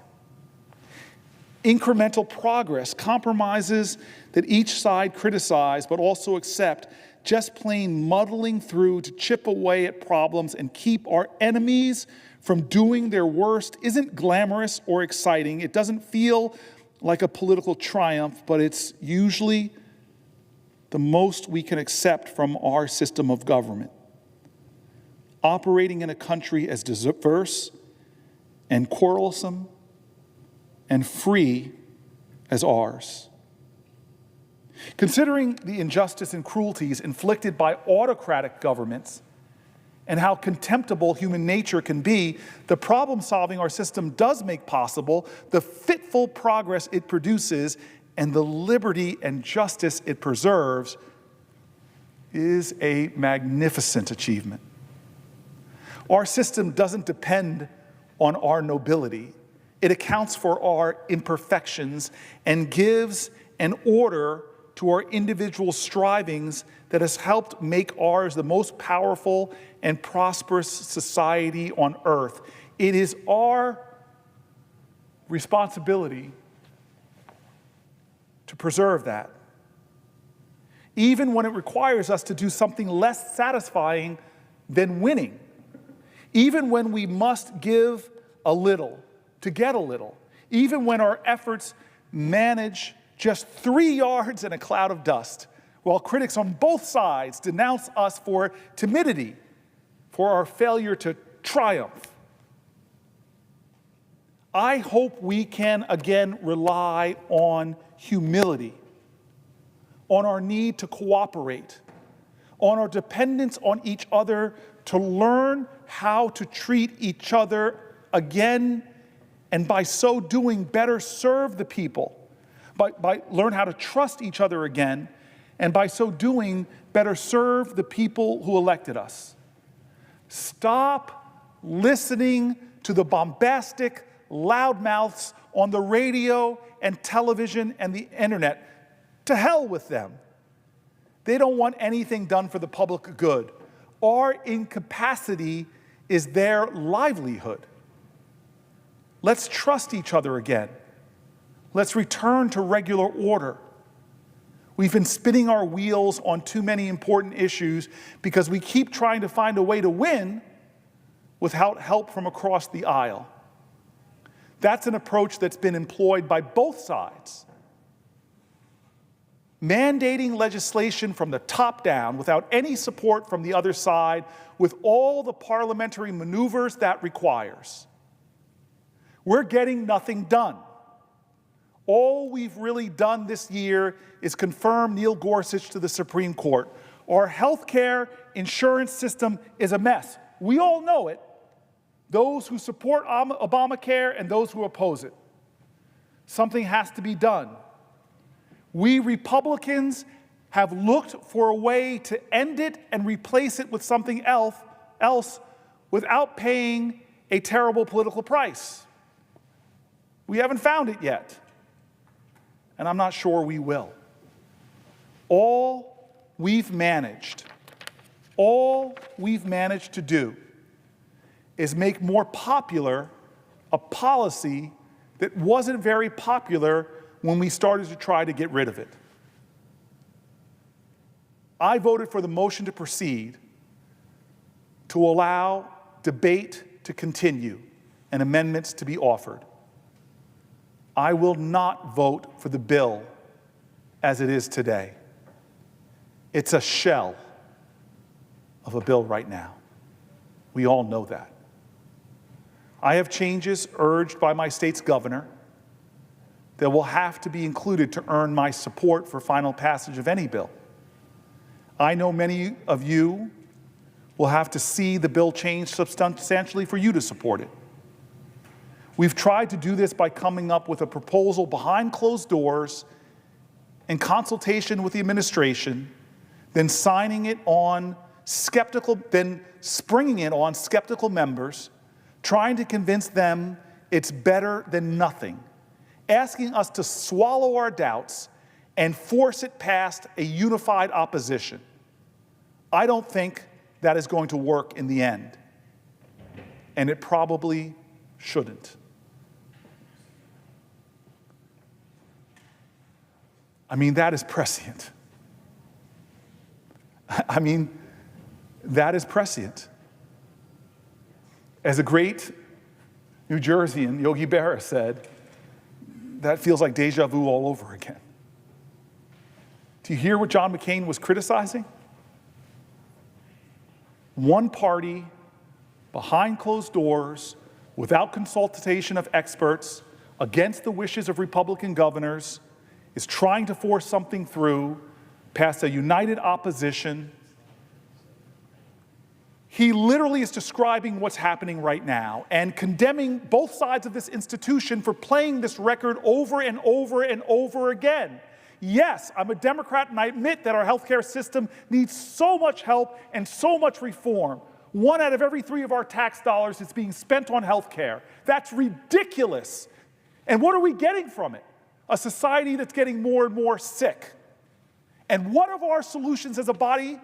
Did we come together as a team? Did we set up a special conference, set up a special committee to study the issues, to bring in the experts, to involve the best technology, to learn the lessons from private sector and public sector, from universities, from scientists? Are we doing that, or are we doing exactly what John McCain said we shouldn't do, exactly what he described, why he voted no? It is maddening in this country to create greater and greater healthcare crisis, and for us not to solve it, but to battle back and forth between trying to make incremental changes or to tear it all down with no plan to make it better, leaving more Americans suffering what is still one of the most significant ways people go bankrupt, which is not being able to afford their health care. And what are we doing it for this time, John? Senator McCain, I know you wouldn't sanction this. I know you would be screaming. I've seen how angry you can get, John McCain. I've seen you tear people apart on this floor, Democrat and Republican, for doing the same stupid thing over and over again. Listen to John McCain. Explain why he voted no the last time the Republican Party tried to unite and tear down health care with no idea how to fix it and threatening to put millions of Americans in financial crisis and health care crisis. I can't believe we are here again with thousands upon thousands upon thousands of Americans writing letters, storming into town halls, hospital leaders, private sector leaders, Republican governors, Republican mayors, Democratic governors, Democratic mayors, all saying, what are you doing in Congress? And why? I think what's even more outrageous this time is the why. To redo the tax cuts that independent budget analysis know that the overwhelming benefit went to the billionaires that sat on stage with Donald Trump during his inauguration. We're not saving any money in our budgets. Their plan is to expand our budget crisis. Their plan will add trillions of dollars to our budget and give tax cuts to the wealthiest and not help the people that John McCain is talking about. His echoes haunt me that he said, we are mistaken when we don't come together across the aisles, across our differences, to try to make things better. There is a healthcare crisis in this country. 1 out of 3 dollars in our government is going to health care, and we have more chronic disease in this nation than we have ever had before, and there's no solution being offered in this reconciliation to deal with that. In fact, we're making it worse because we're denying children access to healthy foods. This is ridiculous. If they're successful, what kind of country will we be? With more stratifications of wealth, with people who have done so good. I'm not one of these Democrats that hate successful or wealthy people. Heck, people in my neighborhood, the only senator that probably lives in a low-income neighborhood, strive to be wealthy. They are doing great. The top quartile of our country for the last 20 years has made extraordinary wealth. God bless them. But when you see that 70, 80% of Americans don't want Medicaid cuts, it's because most Americans know neighbors, family members, church members who rely on Medicaid. They know that their grandmother in a nursing home relies on Medicaid. They know that the disabled child next door relies on Medicaid. And now we want to gut it? $880 billion?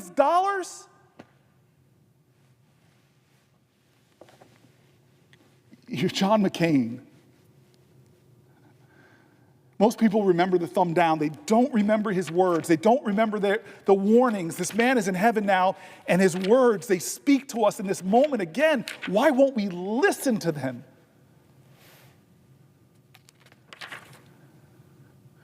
Our deliberations today, not just our debates, but the exercise of our responsibilities, authorizing government policies, appropriating the funds to implement them, they can be sincere in principle, but they are more partisan, more tribal, more of the time than any I remember. Our deliberations can still be important and useful, but I think we'd all agree that they've been overburdened. And right now, they aren't producing much for the American people. Both sides have let this happen. Let's leave the history of who shot first to the historians. I suspect they will find we all conspired in our decline, either by deliberate actions or by neglect. Listen to John McCain. Our system doesn't depend on our nobility. It accounts for our imperfections and gives an order to our individual strivings that has helped make ours the most powerful and prosperous society on earth. Listen to us. Let's trust each other. Let's return to regular order. We've been spinning our wheels on too many important issues because we keep trying to find a way to win without the help from the other side. That's an approach that's been employed by both sides. mandating legislation from the top down without support from the other side. We're getting nothing done. All we've done this year is to confirm Neil Gorsuch. I voted for the motion to proceed to allow debate to continue and amendments to office. I will not vote for the bill as it stands today. I will not vote for the bill. We've tried doing this by coming up with a proposal behind closed doors in consultation with the administration, Donald Trump, then signing it on, then springing it on skeptical members, trying to convince them it's better than nothing, asking us to swallow our doubts and force it past a unified opposition. I don't think that is going to work in the end, and it probably shouldn't. Well, this shouldn't work either. This shouldn't work either. This is wrong. This is wrong. I see the leader here. I'm sorry, sir. I should be conserving my energy. Would the gentleman yield for a question? Yes, I would yield for a question while retaining the floor. First, your impassioned remarks are so meaningful. I hope all of America is watching. And if some people are not up at this hour, watch it tomorrow. It's inspiring. And I would just ask my colleague a question. I was there. I spent 4 hours with John McCain before he voted, and we talked and talked and talked and went over the courage of his father and his grandfather in the Navy and the courage that he hoped to show as they did. And I'd ask my colleague this question, isn't it eerily reminiscent that after John McCain did his courageous act, that here we are, years later, almost a decade later, a few years less, and they're doing the same thing again, cutting people's health care to give tax breaks to the wealthiest people. And isn't it true that John McCain saw the suffering of people who wouldn't get health care and urged people to come together on a bipartisan solution? And wouldn't it be much better if our colleagues from across the aisle, they may not agree with us on everything, but instead of trying to jam another bill down our throats like they did back in 2017, came and worked with us for the betterment of the country, for the betterment of the 80% of the people who need health care, who will struggle without that health care? Some will be ill, some will die. So does it strike the gentleman that how could the people on the other side of the aisle try to do this again after John McCain made such a courageous stance? It's not echoing. It doesn't seem to be echoing in their ears, is it? I'd ask my colleague to just answer that general line of questioning. So Collins, Murkowski, and McCain, I think it took a lot of courage. They were getting a lot of pressure from the White House. John McCain was viciously attacked afterwards. But his private conversations with members, and you, Senator Schumer, know at the last lap around his track of life, he didn't want to be remembered as someone doing something, to use John McCain kind of language, boneheaded, to hurt a lot of innocent, fragile people and leave them without a plan. When his own governor, Republican governor, I read Republican governors earlier, were saying, don't do this. I want to say something else to the senator in response to his question. I watched you that night, and I just loved something you did, and I've never said this to you.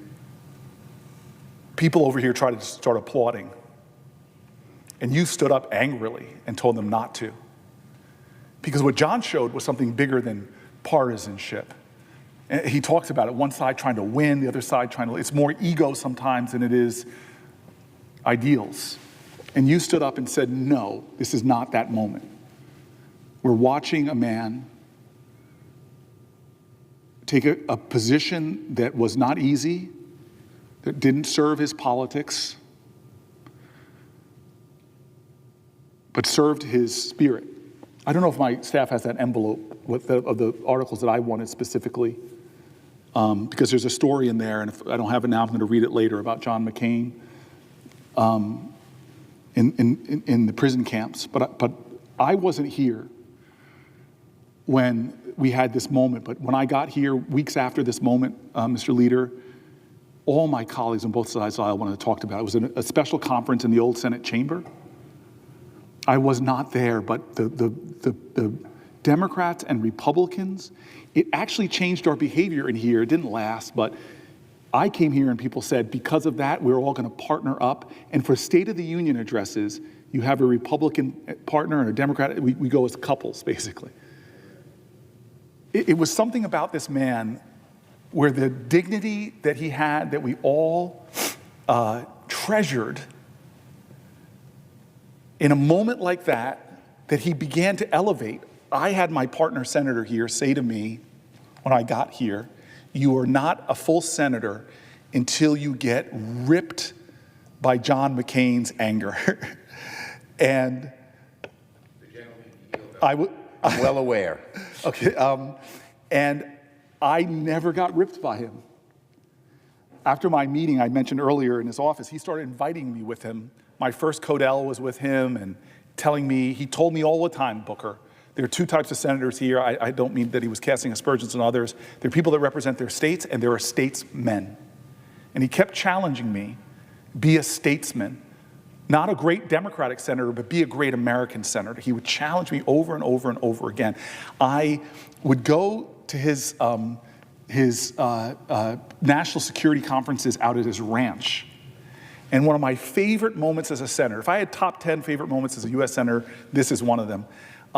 The leader knows that I am a vegan. And when you go to one of his open barbecues, there is nothing vegan. I mean, they even saturated every vegetable in butter, and mayonnaise was everywhere. But I'm not going to complain. I'm just going to sit and enjoy the conference, the conversations. And so now I'm in a golf cart going home at the end of the night, and the young man who was shuttling me home goes to me, how was the food? Did you enjoy the dinner? And I go, well, actually, if I'm going to be honest, I didn't eat. And they go, you haven't had dinner? And I go, no. I said, I'm a vegan. And they go, well, we're about to pass John McCain's home where he lives, and I'm sure it's late. I'm sure he's asleep, but maybe we can break in and see what's in his fridge. And I'm like, dude, I'm from Jersey. I love this. Breaking into John McCain's house, and I won't have to worry about getting arrested. I said, I'm all in. And so we went in, and as soon as we rounded the kitchen, I looked through the kitchen, and John McCain was sitting there with another elderly, tough-looking man on the couch, engaged in conversation. So I didn't get my joy of breaking into John McCain's house, but I walk in, and he is sitting there with a former secretary, if I remember correctly, of the Navy. And they're like, Booker, sit down. I haven't eaten. He goes, So I'm sitting there eating peanut butter and like celery or whatever. And these two men are talking about government inefficiency.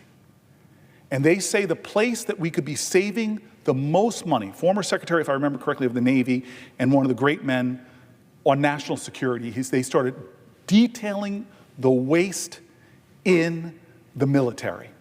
They both claimed that we could have much more capacity, greater military effectiveness for billions and billions and billions of dollars less. I'll never forget, again, this is me new to the Senate. I don't know foreign policy like I do 12 years later, or the military like I do 12 years later, but I was listening to these two experienced men complaining about the gross waste that was undermining our overall effectiveness and efficiency.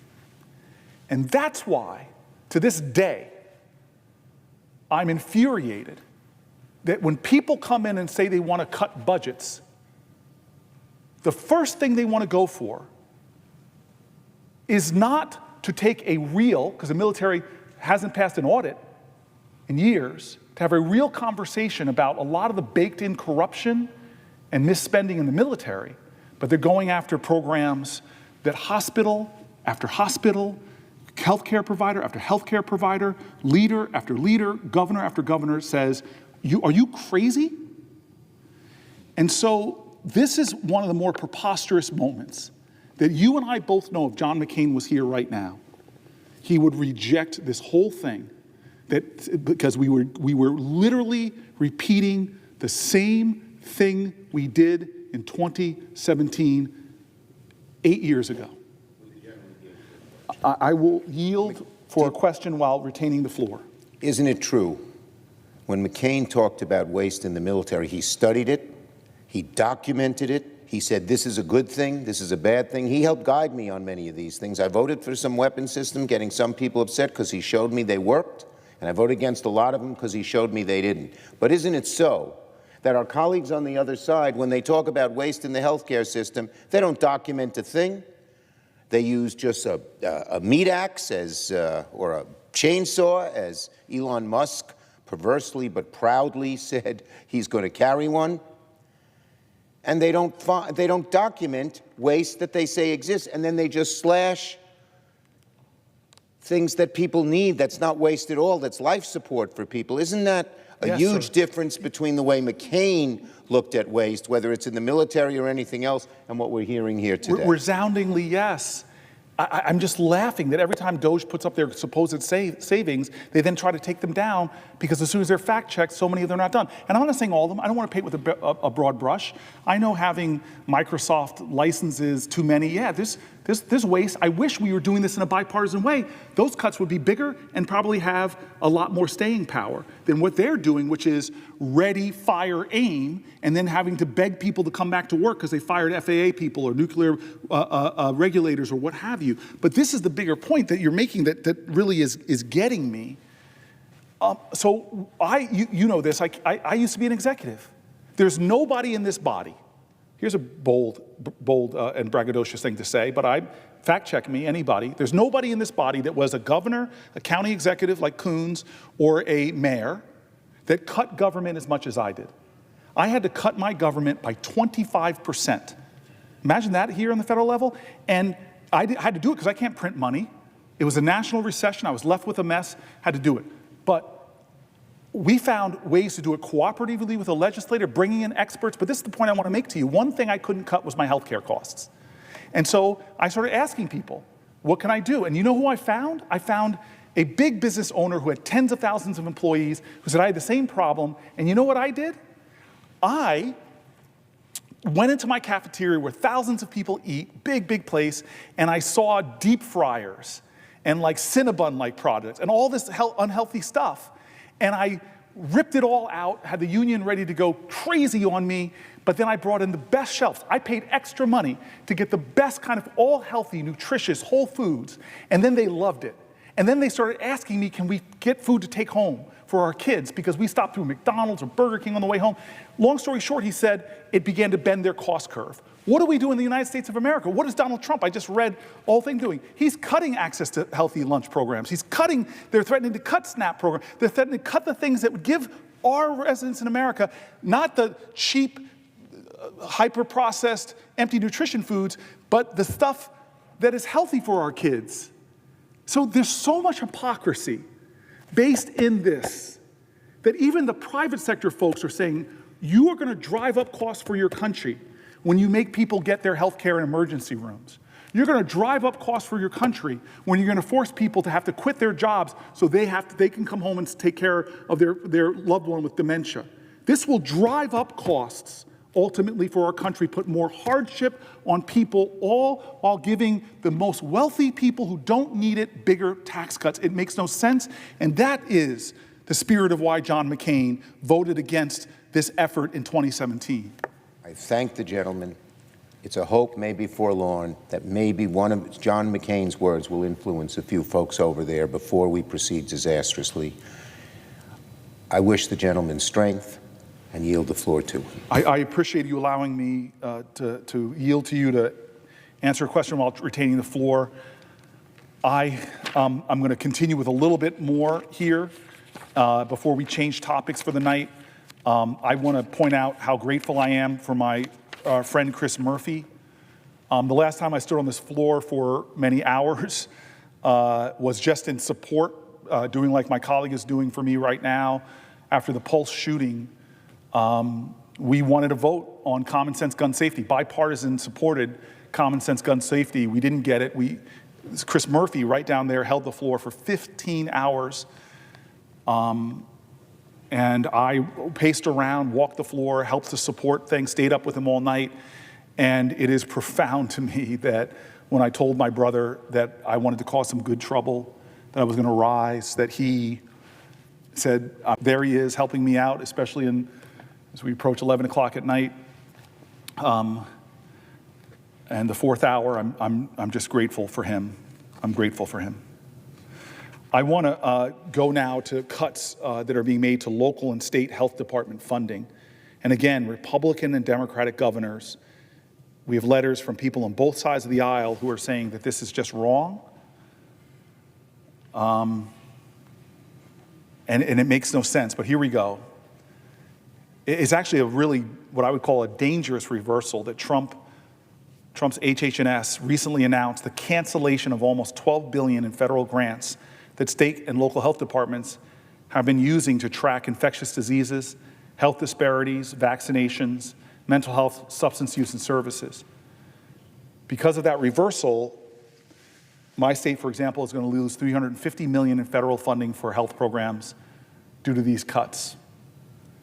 My governor, Phil Murphy, said that these cuts would create an unfillable void in funding that will have disastrous ramifications for our most vulnerable neighbors.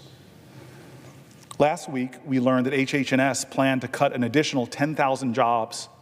In total, since January, HH&S has cut 20,000 of its employees. That's over a quarter of its workforce. These are people who inspect nursing homes to ensure that they're safe. They improve diagnostic and treatment services for children, regulate health insurance to make sure that they are not discriminating against you based on your health conditions and health status, to protect you from infectious diseases, conduct inspections to make sure that infant formula is safe. And I want to tell you that Secretary Kennedy has committed to bringing radical transparency to the HH&S. I would love radical transparency. But at the end of February, Secretary Kennedy announced that HH&S is no longer required to undergo the public comment period, a practice that's taken place at the agency since 1971. Another critical resource of health information for the American public is the CDC's Morbidity and Mortality Weekly Report. That has been published since 1952 and is often called the voice of the CDC. But unfortunately, on January 23rd, the first time since its inception, the report was not published in a direct response to the Trump administration's freeze on public communications. In addition to pausing the critical publication, it also reported that the Pregnancy Risk Assessment Monitoring System had halted operation. This PRAMS, which was developed in 1987, is designed to identify groups of women and infants at high risk for health problems, to monitor changes in health status, and to measure progress towards goals in improving the health of mothers and infants. Over the last 38 years, the program has collected essential data on maternal behaviors and experiences before, during, and shortly after pregnancy. Maternal care providers rely on that data collected by PRAMS, the sole source of this type of information, to enhance prenatal and postnatal care. The U.S. is in the midst of a mortality crisis, which we mentioned before.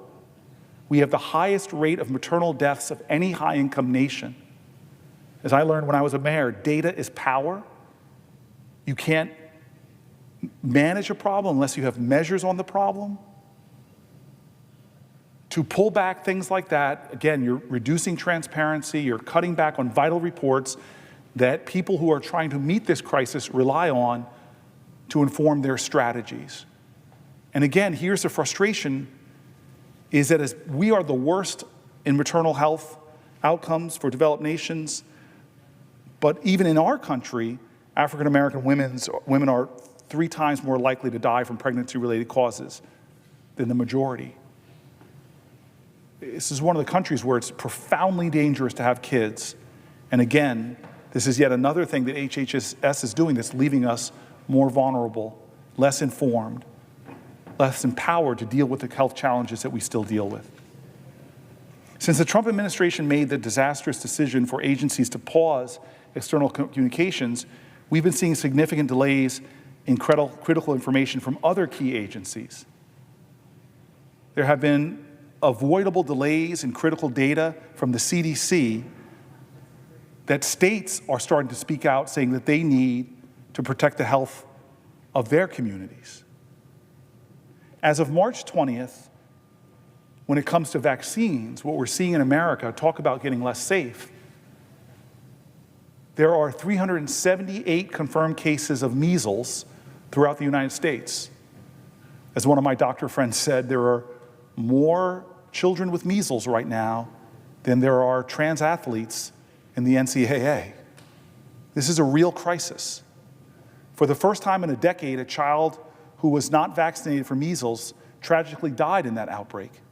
And while measles is spreading across our nation, and we're having one of the worst flu seasons in the last decades, HHS has delayed the convening of critical advisory councils at the CDC and FDA.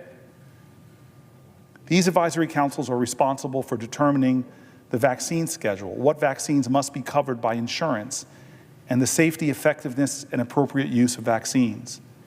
They do essential and timely work to keep people safe, and disruptions to their work can be harmful to the health of the American people. Let me go to the National Institute of Health. It's the largest public funder of biomedical research in the world. It's facing devastating cuts. The NIH is one of the greatest successes in publicly funded scientific research in all of human history. The US is one of the best places to do scientific research because it has had more capacity than any other country to fund and conduct research at the highest levels. Pauses, lapses, and elimination of NIH funding will drive researchers to do their research in other countries and undermine the efforts to cure diseases, to find solutions to conditions, from obesity to Alzheimer's to cancers. One of the best taxpayer dollars we can invest is in NIH because it returns more than 5 taxpayers' dollars back in the breakthroughs that they make. We have put the future of scientific research in the United States at grave threats with what the Trump administration is now doing. They've imposed cuts and a number of harmful orders on the NIH that have both stalled its research and confused its partners. 99.4% of the FDA-approved drugs come from the NIH-funded research. Let me just say that again. NIH-funded research has led to 99.4% of all the FDA drugs that are out there.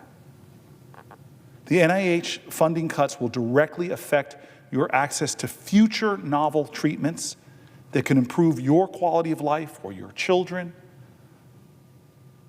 or if you love your neighbor like so many religions call us to do, with your neighbor's children as well. Here's an example of that. Hepatitis C is a liver disease caused by the virus HCV, and it is one of the most common types of viral hepatitis in the United States. It is estimated that 3 to 4 million Americans have hepatitis. In 2014, the first complete treatment for hepatitis C was approved by the FDA. The development of this revolutionary new treatment that has since been used to cure millions of people around the world was funded by, NIH research. This is a type of life-saving innovation we will lose out on if we defund the NIH as the Trump administration is currently doing. American enterprise and knowledge will be drained. We will fall behind. We already know there's fierce competition for the researchers by countries like China. They are aiming, in fact, they are upping their investments in scientific research, doing everything they can to keep scientific researchers in their country. I was just talking to an innovator out in the West Coast who was telling me that they're starting to take passports away from their researchers. There's a fierce competition going on to keep the best minds here in this country or be drawn away to other places from Europe to China, and we're stopping our funding? I've heard from academic institutions that are telling me that they're not even offering as many PhD programs in some of these key areas of science because of the attacks that are happening on our universities, all while China is upping their investments in the universities. I can't believe that they're trying to out-America us, and we're trying to turn our back on our most successful traditions.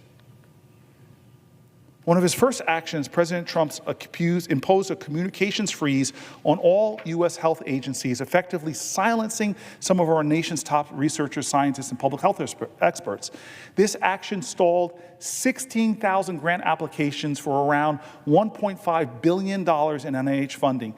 The NIH has since begun to incrementally send notices to the Office of the Federal Register to resume reviews. The combination of these actions irresponsibly have stalled our nation's primary source of life-saving biomedical research. It is our understanding that full communications have not been resumed and that it continues to impede critical research at the NIH. As I've been told time and time again by experts in this area, just to pause funding could set research back years.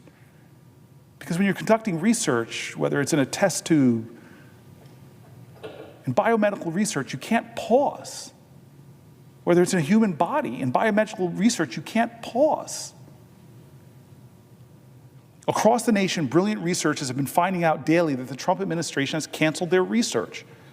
Research on critical issues like maternal health, long COVID, diabetes, new pharmaceutical drugs, cancer, and so much more. The NIH has decided to cancel its 2025 summer internship program. On average, 1,100 interns participate in this program each year, helping develop the next generation of scientists and researchers. A small number of summer interns had already been accepted their offer to join the NIH in 2025. The decision follows the Trump administration's federal hiring freeze. Again, in my faith, there's a saying, train a child in the way he shall go, and he will not depart from it. These are our young people. These are the future scientists now aren't getting the experience of the lifetime. I've met people in this institution who first came here as college summer interns.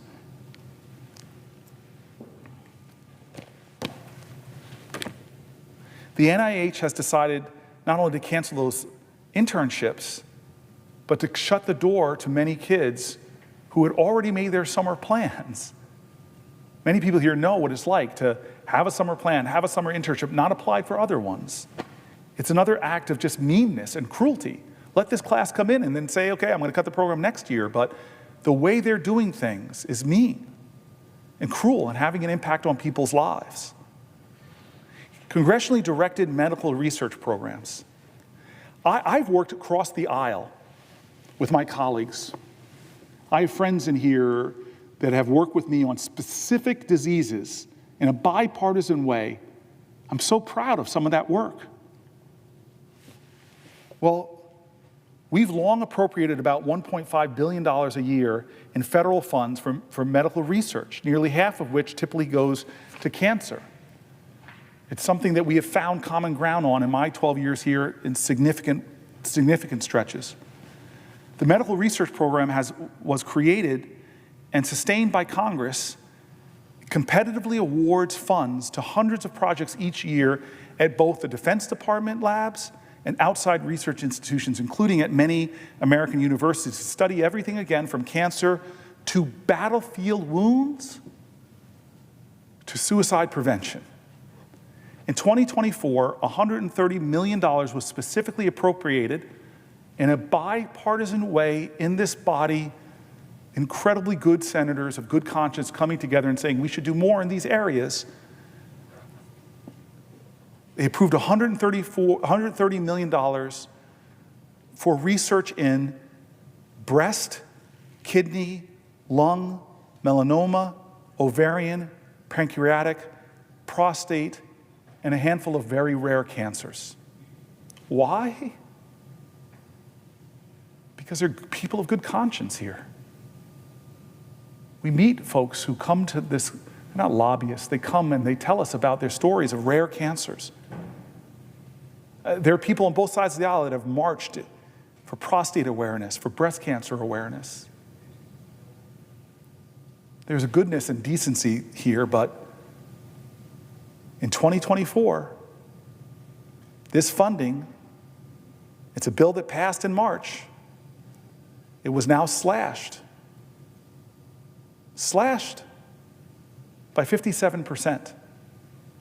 And I told you earlier, that data, one of the best taxpayer dollars we can spend is in medical research. We've all heard this in this body when the NIH has come through and shown a dollar invested could get more than $5 back. Any Wall Street executive that would get 5 times their money back from an investment, who is this helping?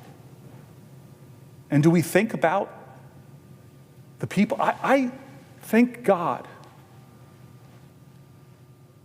I don't have many family members that are going about your day, go to the doctor, come back with a cancer. I know lots of people, though.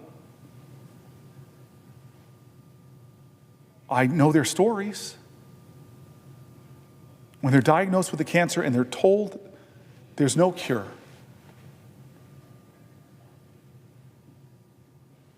I've seen people go through what you go through in that. And so, how could the country that has led humanity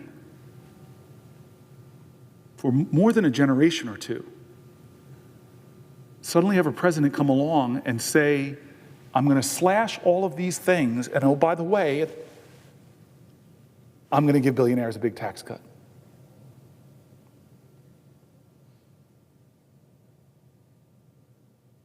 So what do we say when these folks come to our office?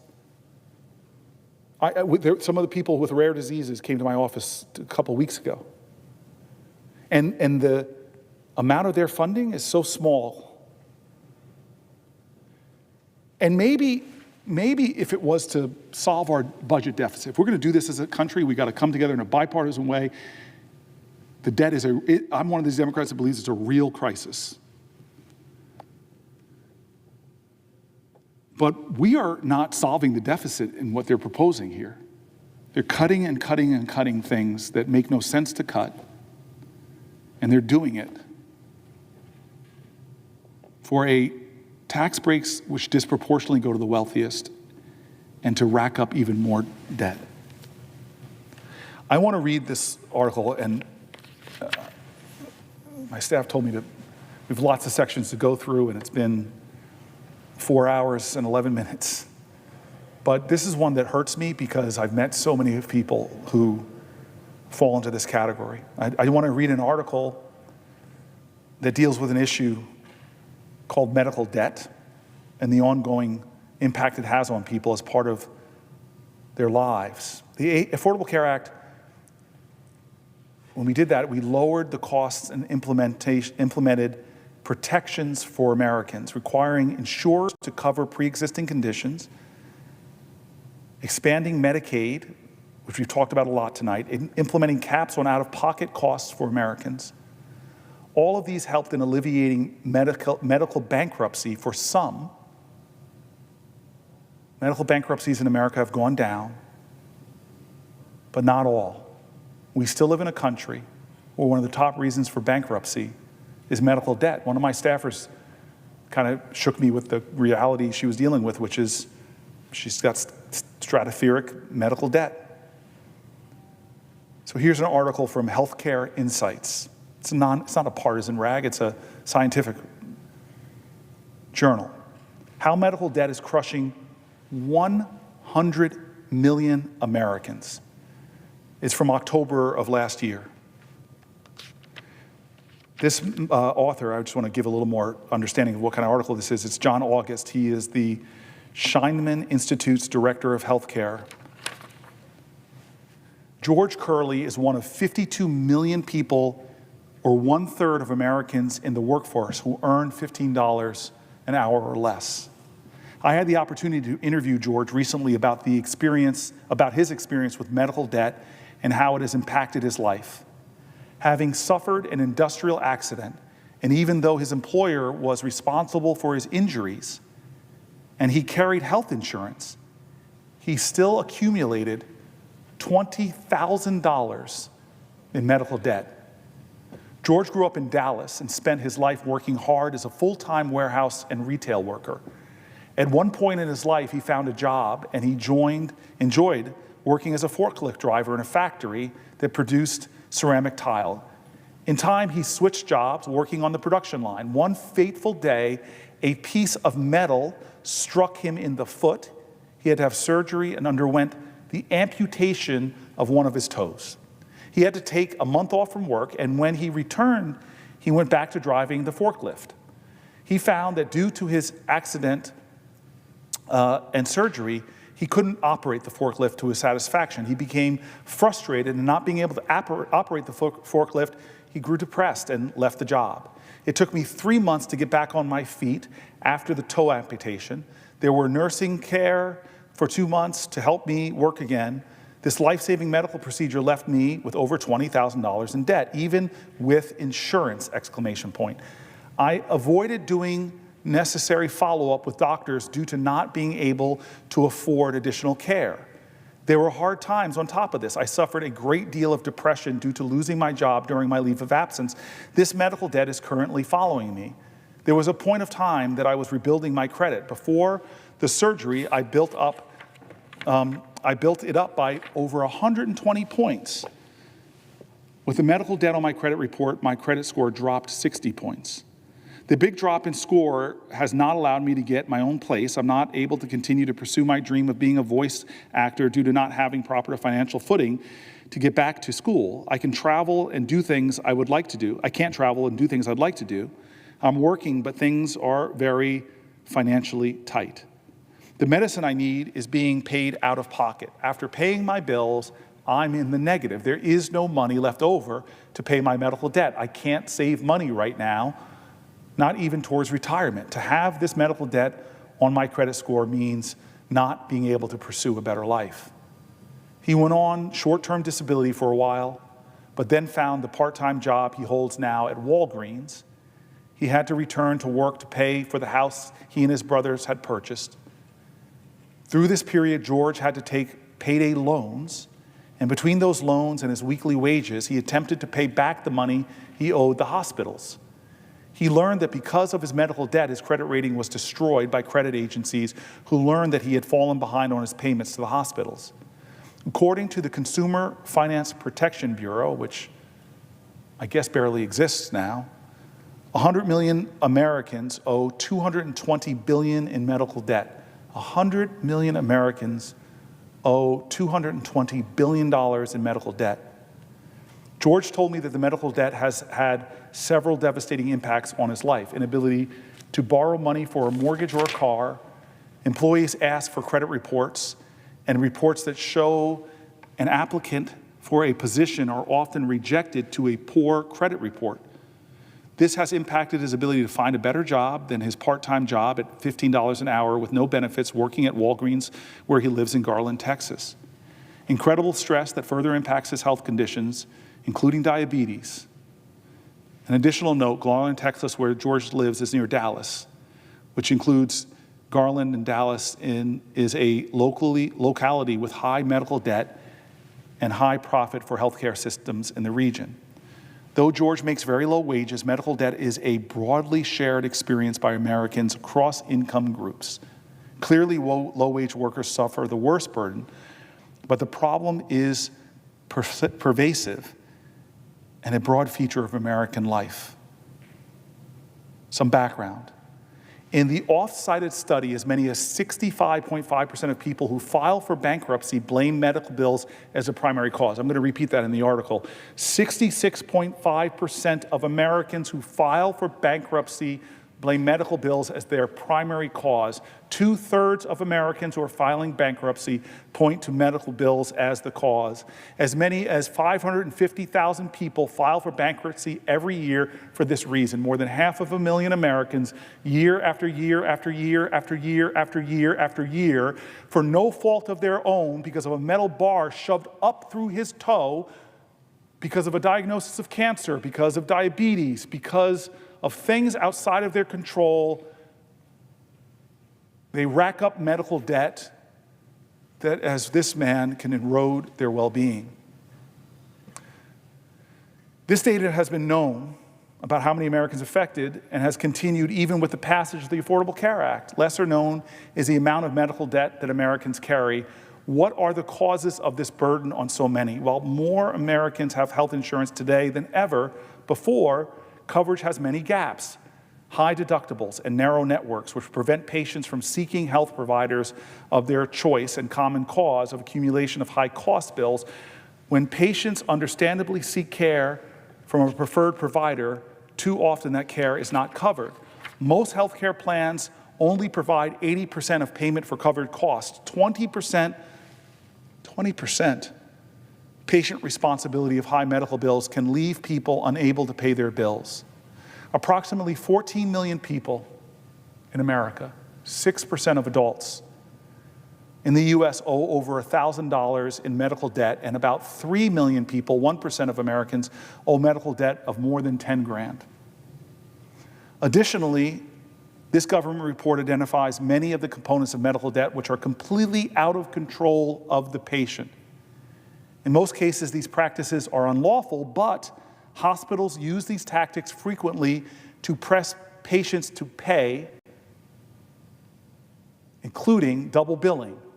Companies can not attempt to collect on medical bills that have already been paid by the consumer insurance or a government program such as Medicaid or Medicaid. This practice can coerce consumers into paying twice for the same service. Expanding legal limits. Companies must not attempt to collect amounts that surpass federal or state caps, such as those set by the Federal No Surpass Act or state laws on reasonable rates. These violations can saddle consumers with unjustly high medical debts, burdening their finances. Falsified or fake charges. Debt collectors must not collect on bills that include upcoded or exaggerated services or charges that service the consumer did not receive. Collecting unsubstantiated medical debts. Debt collectors must not attempt to collect medical debts. These are all awful practices that go on. Here's Paul Sugar's story, compelling and tragic. Paul spent much of his life, starting as a child, as learning about jewelry, living in a small town near Albuquerque, New Mexico. At an early age, he earned enough money selling silver and turquoise necklaces to be able to buy a motorcycle. As he became an adult, he developed a successful business in the mining and selling of silver and turquoise used in making jewelry. He also worked at GE, the GE engine plant, but was laid off during the time of industrial downsizing. He went to work for Quest, installing communications infrastructure, but was laid off from that job when Quest was acquired by US West. So he returned to his business. On January 9th, 2019, he was terribly injured in a fire at his home. He is still recovering physically and economically after losing 66% of his skin and getting care at a specialty trauma unit in another part of the country. He ended up owing over $82,000 in medical bills. The medical debt on his credit report means he has not been able to get loans to expand his business and earn more after the fire. His medical bills totaled $550,000. Insurance covered most of it, but it was still more than he could pay. He made payment plans with all of his various bills, but when his credit card number changed, some of the automatic payments he had arranged for did not go through, and the bills ended up in collection before he even knew he was behind. Prior to the fire, he always had stellar credit rating, but since this medical debt, it has gone down. It's in his business, it's important to be able to take out short-term loans to supply the company, but now he can't do that at reasonable terms and rates. He spent his retirement savings account trying to pay back all of his medical bills, his retirement savings, but it wasn't enough. Now he worries about his future. How will he retire? Will he have enough for his daughter's college education? Can he move homes if he needs to? At one point, he needed to replace his car because he and his wife had to travel 18 hours round trips every couple of weeks to receive prescriptions for pain medication. He was denied the credit to do so. Our healthcare professionals are on the front lines of the impact of medical debt. Doctors and other healthcare professionals experience firsthand when patients are denied care due to medical debt. This article describes how healthcare systems deny patients with medical debt Dr. Matt Hoffman, who was a leader in the successful effort to form a union with Doctors' Council in 2023, talked about this problem. They instructed staff to stop providing care to patients with more than $4,500 in overdue bills, going beyond the more common practice of turning such debts over to collection agencies. He and his fellow doctors protested their healthcare system's decision to deny patients access to care due to medical debt. Minnesota Attorney General Keith Ellison banned the denial of care for patients with medical debt. I mean, these practices sound like they're Byzantine. They don't sound like America, or at least who we should be.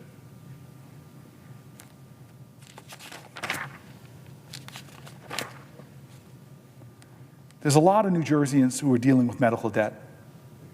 There are a lot of New Jerseyans that are being impacted by these programs that the president has already rolled back. I'm standing today because of this crisis in our country, and one of the strategies that Donald Trump and his team have talked about is to flood the zone, flood the zone, flood the zone. And so sometimes press doesn't even cover the cutting of some of these programs, some of these benefits that help people who are struggling with medical debt or struggling making ends meet, help them access health care. It's a level of distraction and cruelty. And again, why? Why are they cutting this? They're saying they're trying to make government more efficient or more effective. Well, it's not effective for these folks. And what are the savings going to go to? Is it going to go to expanding medical research, expanding those things that when taxpayers invest money on, they get returned? No, they're cutting medical research. They're cutting the things that empower children to grow up and have healthy, productive lives. And again, what they're aiming to do with it, is to provide massive, massive tax cuts. I'm coming to the end of this section, but there are more voices that I want to include. I'm going to read a few, and then I think I'm going to get a question from my colleague. So a few more pages, if I may, before we begin to dialogue, or at least I'll receive a question, I imagine. But I just want to elevate some of these voices. This is a person writing to me in February 28th. Dear Senator Booker, I'm writing to you as a concerned citizen and most importantly as a proud aunt of a PhD in neuroscience, dedicating her life to research that could lead to life-saving treatments. As a minority in science, she has worked incredibly hard to break barriers in a field that is not always welcome to people like her. Watching the current political attacks on research funding is not just heartbreaking, it's dangerous for our country's future. Science is not political. It serves all people, regardless of race, background, or party affiliation. Yes, funding cuts to agencies like NIH and the National Science Foundation threaten to halt critical research, slowing the development of treatment for diseases that impact millions. These cuts will push out brilliant young scientists, many of whom have already had to fight to get where they are to do the research they're doing. This is not just about my niece or scientists in general. It's about every American. Disease does not choose a political party. Cancer, Alzheimer's, Parkinson's, and countless others affect Republicans and Democrats alike. Without strong investment in research, we are all at risk of losing the chance for better treatments, new cures, and improved health care. Beyond health defunding, science will hurt our economy. Scientific research drives innovation, creates jobs, and ensures that the U.S. remains a global leader.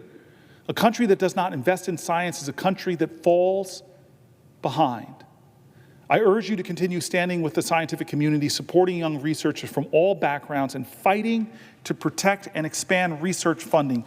This is one of the most critical investments we can make for health, for economic growth, and for the future of every American. Thank you for your time, leadership, and dedication to building a stronger, smarter, and healthier nation. A couple New Jersey sources. At my university, this is a letter from someone in Somerset, New Jersey. At my university, I am extremely concerned that we are not as large an institution as some of the others and do not get as much state aid. We rely on these funds far more than running facilities. If this goes into effect, it will ultimately lead to the loss of jobs, research, opportunities for students, and will stunt our growth as we embark on a journey to become an R1 institution. I'm not sure we could recover from this anytime soon. Another person on these cuts to the NIH. I'm a postdoctoral researcher performing basic science research on bacterial communication. In short, I'm seeking to understand bacterial chemical communication to find new pathways for therapeutic development. Antibiotic research resistance is already killing thousands of Americans each year. We need new treatments provided by indirect costs to find these cures. Indirect costs actually directly funded my day-to-day work, providing funds for building maintenance staff, university-shared resources such as electron microscopes, and common laboratory supplies such as liquid nitrogen. Without any of these resources, my job and those of others researchers seeking new cures would be impossible.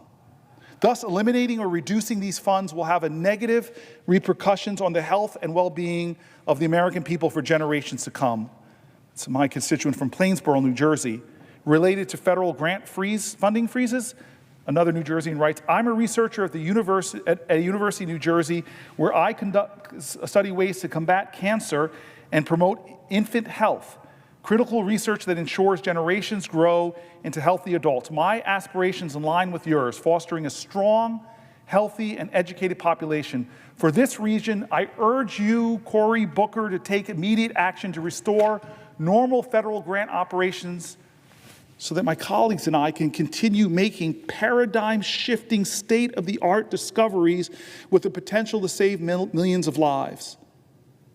This university is dependent upon federal grants, a testament to the world-class quality of our research and its leadership in the biomedical field.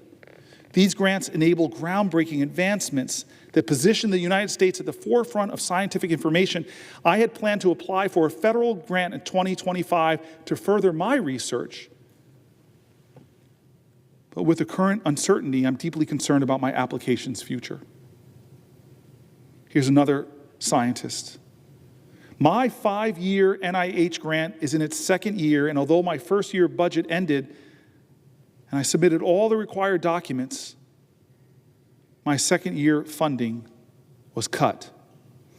We need the funding to be able to continue our critical research. Here's another patient story. At age 17, a large black spot blocking his vision suddenly appeared in my patient's right eye. Over the next couple of months, multiple trips to increasingly specialized doctors led to a clinical diagnosis of von Hippel-Lindau disease. The diagnosis received by phone on his 18th birthday. This is a genetic disease in which the damaged VHL tumor suppressor gene fails to stop tumors from growing. Patients experience randomly occurring tumors in up to 10 organs. And the only available treatment was surgery to try to remove the tumors. The patient is one of about 10% of patients who are de novo, the result of random genetic mutation. In this patient's case, scans had revealed not only a large tumor on the optic nerve of his right eye, but also a huge tumor encompassing one of his adrenal glands that, in retrospect, had been causing him headaches, inability to concentrate, and anxiety due to consistently elevated adrenal levels. While MRI scans also related tumors in his spine, kidney, and pancreas, this tumor and entire adrenal gland needed to be removed. After months of injections, his eye interspersed with laser treatment, he lost the vision in his right eye.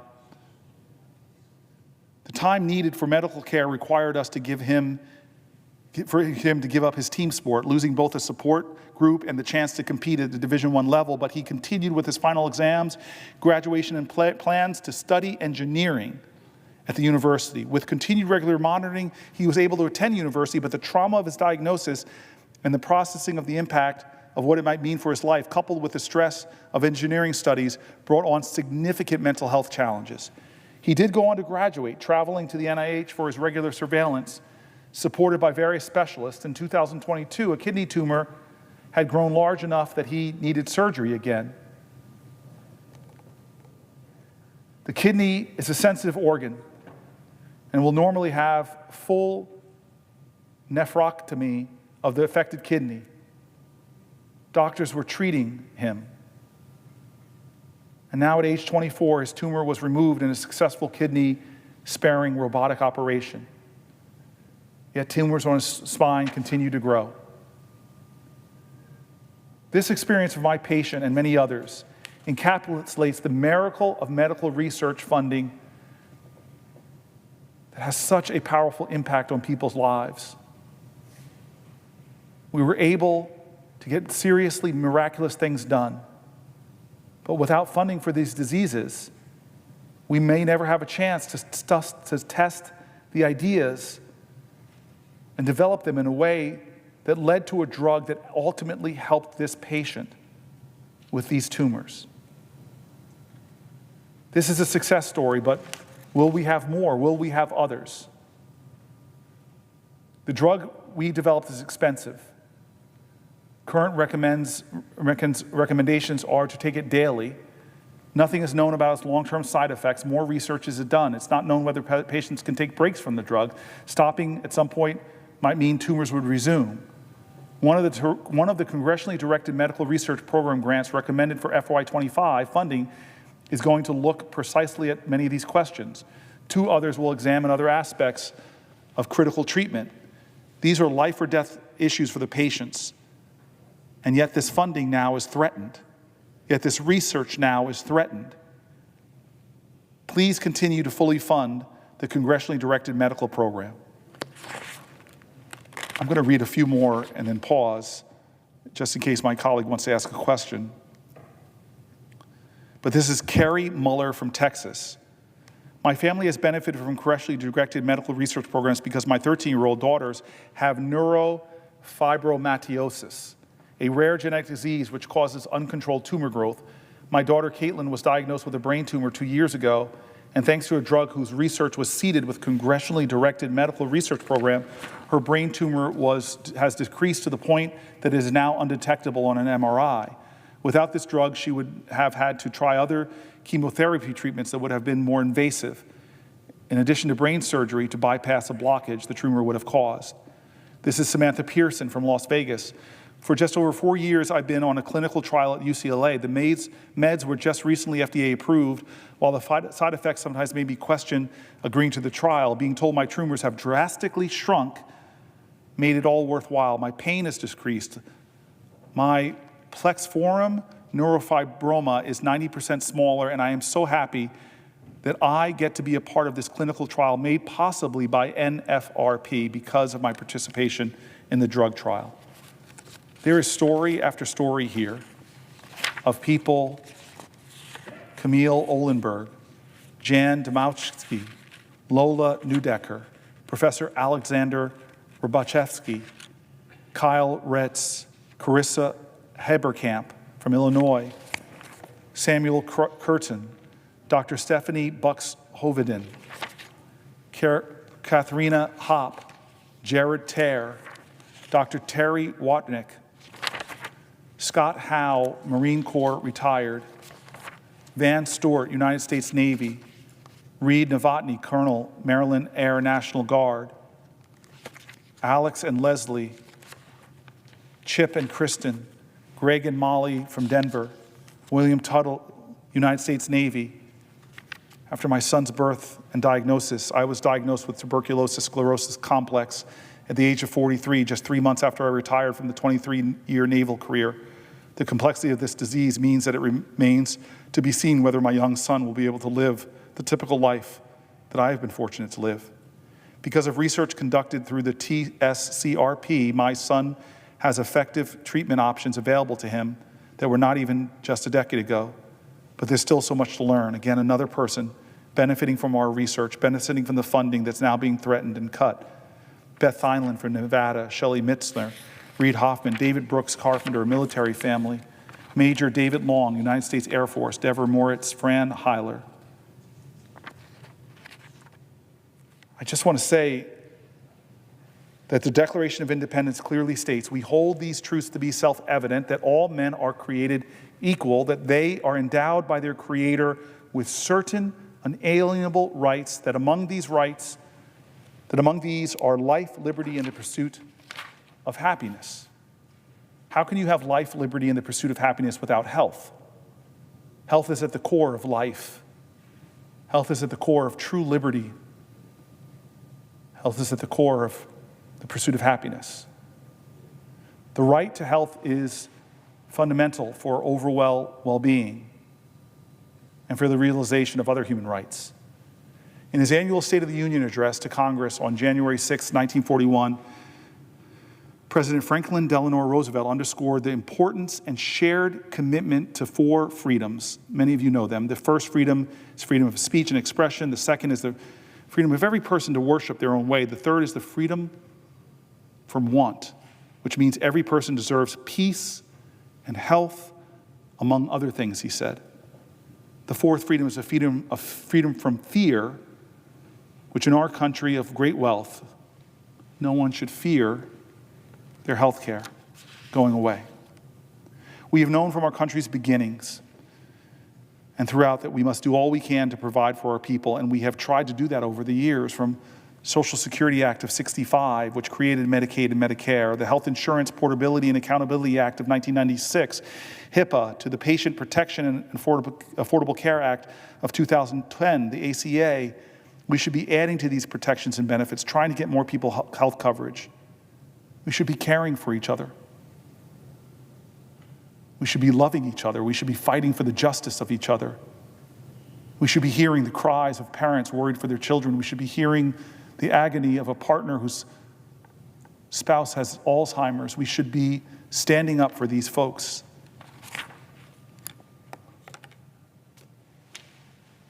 This is why we fight. This is why I stand. Senator Yield. Yes, I'll yield for a question while retaining the floor. Senator Booker, first of all, I want to express my gratitude to you for recognizing the gravity of this moment. Your ability to see that we are facing a series of threats that are not normal, a series of threats to families, to children, to individuals, threats to our democracy, threats to our rule of law. I think it's really important. And you have endeavored to do something extraordinary here, to stand on your feet for as long as you can, to convey both to our colleagues and to the public that because these are not normal times, what is required of us is something different than a normal response. And I know maybe we have extended the amount of time that you had planned to talk on this particular topic of the threat to Americans' health care, but I don't know that there's anything more important than that we're talking about today in the United States Senate, because the scope of what Republicans are talking about here is absolutely extraordinary. And I want to lay out for you, a few additional facts and numbers and ask you to respond to them as you wrap up your time talking about this particular topic. But let me just underscore what you have laid out very well. We are talking about nearly $900 billion worth of cuts to Medicaid in order to pay for about $1 trillion worth of tax cuts for the wealthiest 1% of Americans. There will be table scraps in the Republican bill for middle-class consumers and families, but the bulk of the tax cuts are going to the very, very wealthy, millionaires and billionaires, frankly, people who have done tremendously well in this country over the past several decades, who are not in need of more. And so you were very right to point out the immorality of the 2017 attempt to cut the Affordable Care Act, which insured 20 million Americans. But Medicaid covers 70 to 80 million Americans. And the new wrinkle is that this proposal doesn't just cut health care for tens of millions of Americans. Estimates are that it could be 30 million Americans that lose health care under the Republican proposal. No, this is even more difficult to swallow for the American public than the 2017 attempt to cut and eliminate the Affordable Care Act, because this measure is a direct transfer of money from the poor and the middle class, the people who are on Medicaid, to the very, very wealthy. Frankly, it could turn out to be the biggest transfer of wealth in the history of the country from the poor and the middle class to the wealthy. Which is why I think you are taking this extraordinary step to make sure that our colleagues and the American people know the gravity of this moment. A lot of Republicans all across the country are not doing town halls any longer. They are not meeting in person with their constituents. And so there's a lot of Americans that are going to be in the dark, that have a lot of questions about what's happening here, about why it is necessary to cut a program like Medicaid that insures 24% of Americans to the bone in order to finance a tax cut for the very, very wealthy. One of the things I just wanted to set up for you here is, just to note that Americans may be surprised to know that 24% of Americans are actually on Medicaid today, because some Americans may say, well, my insurance isn't Medicaid. My insurance is through Mississippi Can, or my insurance is through Access Nebraska, or my insurance is through Centennial Care, or in Connecticut, my insurance is through Husky Health. In New Jersey, it's New Jersey Family Care, right?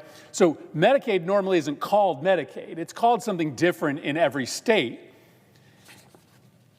And so it's important for you to understand that so many of your neighbors are on Medicaid, even though it may not be called Medicaid in your state. That's how we get to 24% of American families on this particular program. And the Joint Economic Committee, which is a committee of Congress, did a study, issued a report talking about how many people would lose their health care insurance on a state-by-state basis if this $880 billion cut to Medicaid went through. And I won't go through the whole list, Senator Booker, but I just pulled out some states that are represented by our Republican colleagues.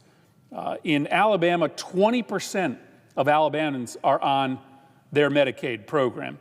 And in total, 330,000 people in one state, Alabama, would lose their health care if this cut went through. In Arkansas, 25% of families are on the Arkansas Medicaid program.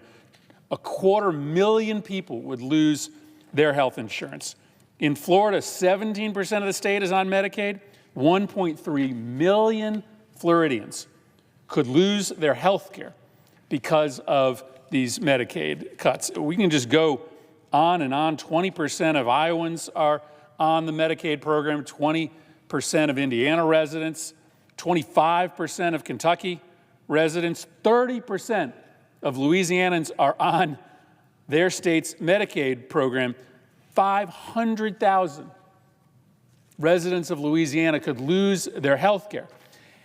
Some of that would happen in a sort of slow-moving catastrophe, but as you pointed out, Senator Booker, a lot of that would happen immediately, because many of the states that have taken advantage of the Affordable Care Act Medicaid expansion have a built-in clause to their state's law that says the minute the reimbursement rate declines, even if it declines by only a few percentage points, the entirety of the Medicaid expansion program is eliminated. So overnight, you will have millions of people who will lose their health care insurance. But as you have rightly pointed out, that's just the beginning of the disaster, because there are hundreds of rural hospitals in this country that are right now living on the brink of disaster. If Medicaid reimbursements drop just by 5 or 10%, those rural hospitals are out of business. Same can be said of thousands of drug treatment centers in this country, addiction treatment centers. And so you're ultimately talking about hundreds, if not thousands, of hospitals and health centers closing, millions of Americans losing their health care insurance. And for what? And for what?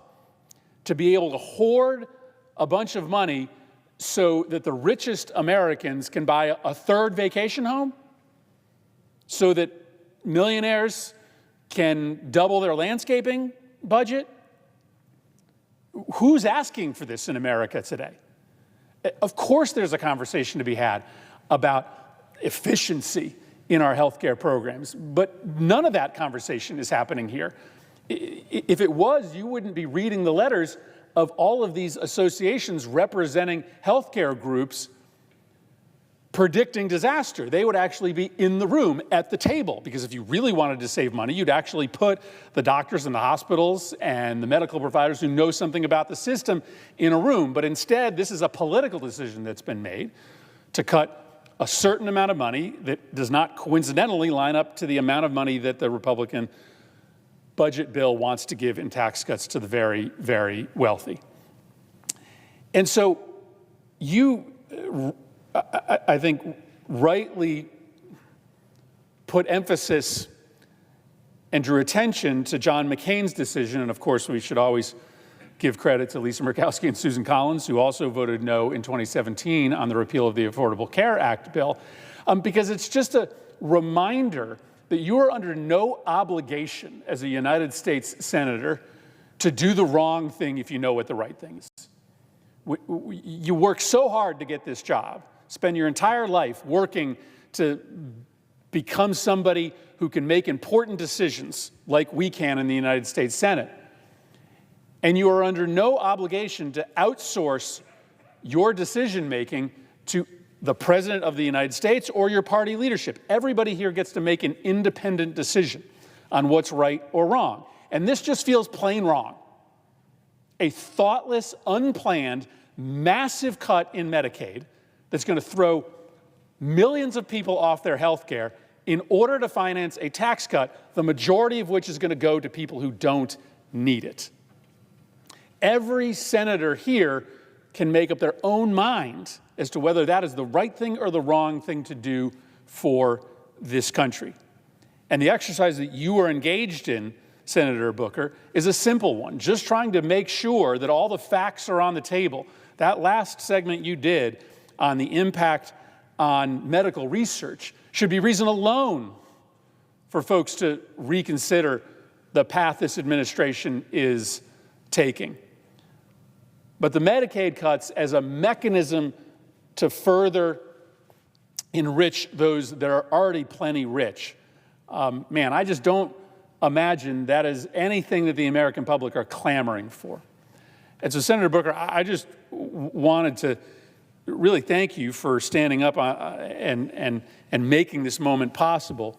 And I want to leave you with just two stories on this topic that have come into my office, and then ask you a question. This is all a lead up to a question. So I have a constituent who was paralyzed about a decade ago, and he now exists in a wheelchair, and the only insurance program that can provide him with what he needs from a mechanical and technological standpoint, plus the drugs he needs to survive, is Medicaid. It's his only option. It's his only option. He can't work. He's paralyzed. Medicaid is his only option. And for him and for millions of others, Medicaid is life or death. It's just life or death. If you're talking about cutting Medicaid by as much as 20%, that's what we're talking about here today. An $880 billion cut to Medicaid represents about 10% of the overall program. But you have to assume that states are not going to continue to match if the federal government isn't putting in their share. So that 10% cut could very quickly become something closer to a 20% cut. There is no way that you can cut the Medicaid program by 20% without it impacting people like my constituent in a wheelchair who comes to many of my events when we protest these Medicaid cuts. This is life or death for many Americans. But that's not the full extent of the horror that will happen. I was just reading a letter the other day from an 80-year-old constituent of mine who lives at home with his wife, but his wife is very frail, and it is Medicaid and Connecticut's Medicaid waiver that allows for her to receive in-home health care services. And he is panicked. He wants to spend the final years of his life with his wife. And he knows that if Medicaid gets cut, even on the margins, that Medicaid waiver likely is gone. And either his wife will pass or she will have to be in an institution. The institution will be able to even give her a place because 2/3 of nursing home beds in this country are paid for by Medicaid. And so one way or the other, he is staring separation from his wife in the eye. She either doesn't make it without the Medicaid reimbursement that gives her the services at home, or she is forced to go to an institution and they live separately for their final days. This is the reality facing people who rely on Medicaid, whether you are disabled or elderly. This is the reality that will be imposed on millions of Americans in order to finance a tax cut for the wealthy. The scope of this is just enormous, Senator Booker. And so I guess this is the question I wanted to ask you. You and I have been in government for a long time. We've served in a variety of different capacities. I don't think this country is really ready for the scope of the healthcare cataclysm that could come with a $1 trillion cut to the health insurance program that is responsible for the care of 1/4 of Americans, 2/3 of nursing home beds, and the budgets of literally tens of thousands of vital healthcare institutions in this country. And so nobody is better than you at conveying the moral consequences of the decisions we make here. Just share with us for a minute as you sort of wrap up a conversation on this topic of the health care priorities of the Trump administration and the Republican Congress, what America may look like in a world where we have decided to gut the program, the health insurance program of last resort for the most vulnerable Americans, and the health insurance program that insures 24% of Americans, 2/3 of which are working for a living. Just give us a little bit of a sense of the enormity of the consequence that this ultimately would bring to this country. So first of all, thank you for the question, but I just want to reiterate the friendship I have with Chris Murphy and his willingness to spend the night with me here on the floor as we go hour after hour after hour. And I just want to say this again, and I'm going to say it a few times in this long speech that will go on for as long as I'm physically able.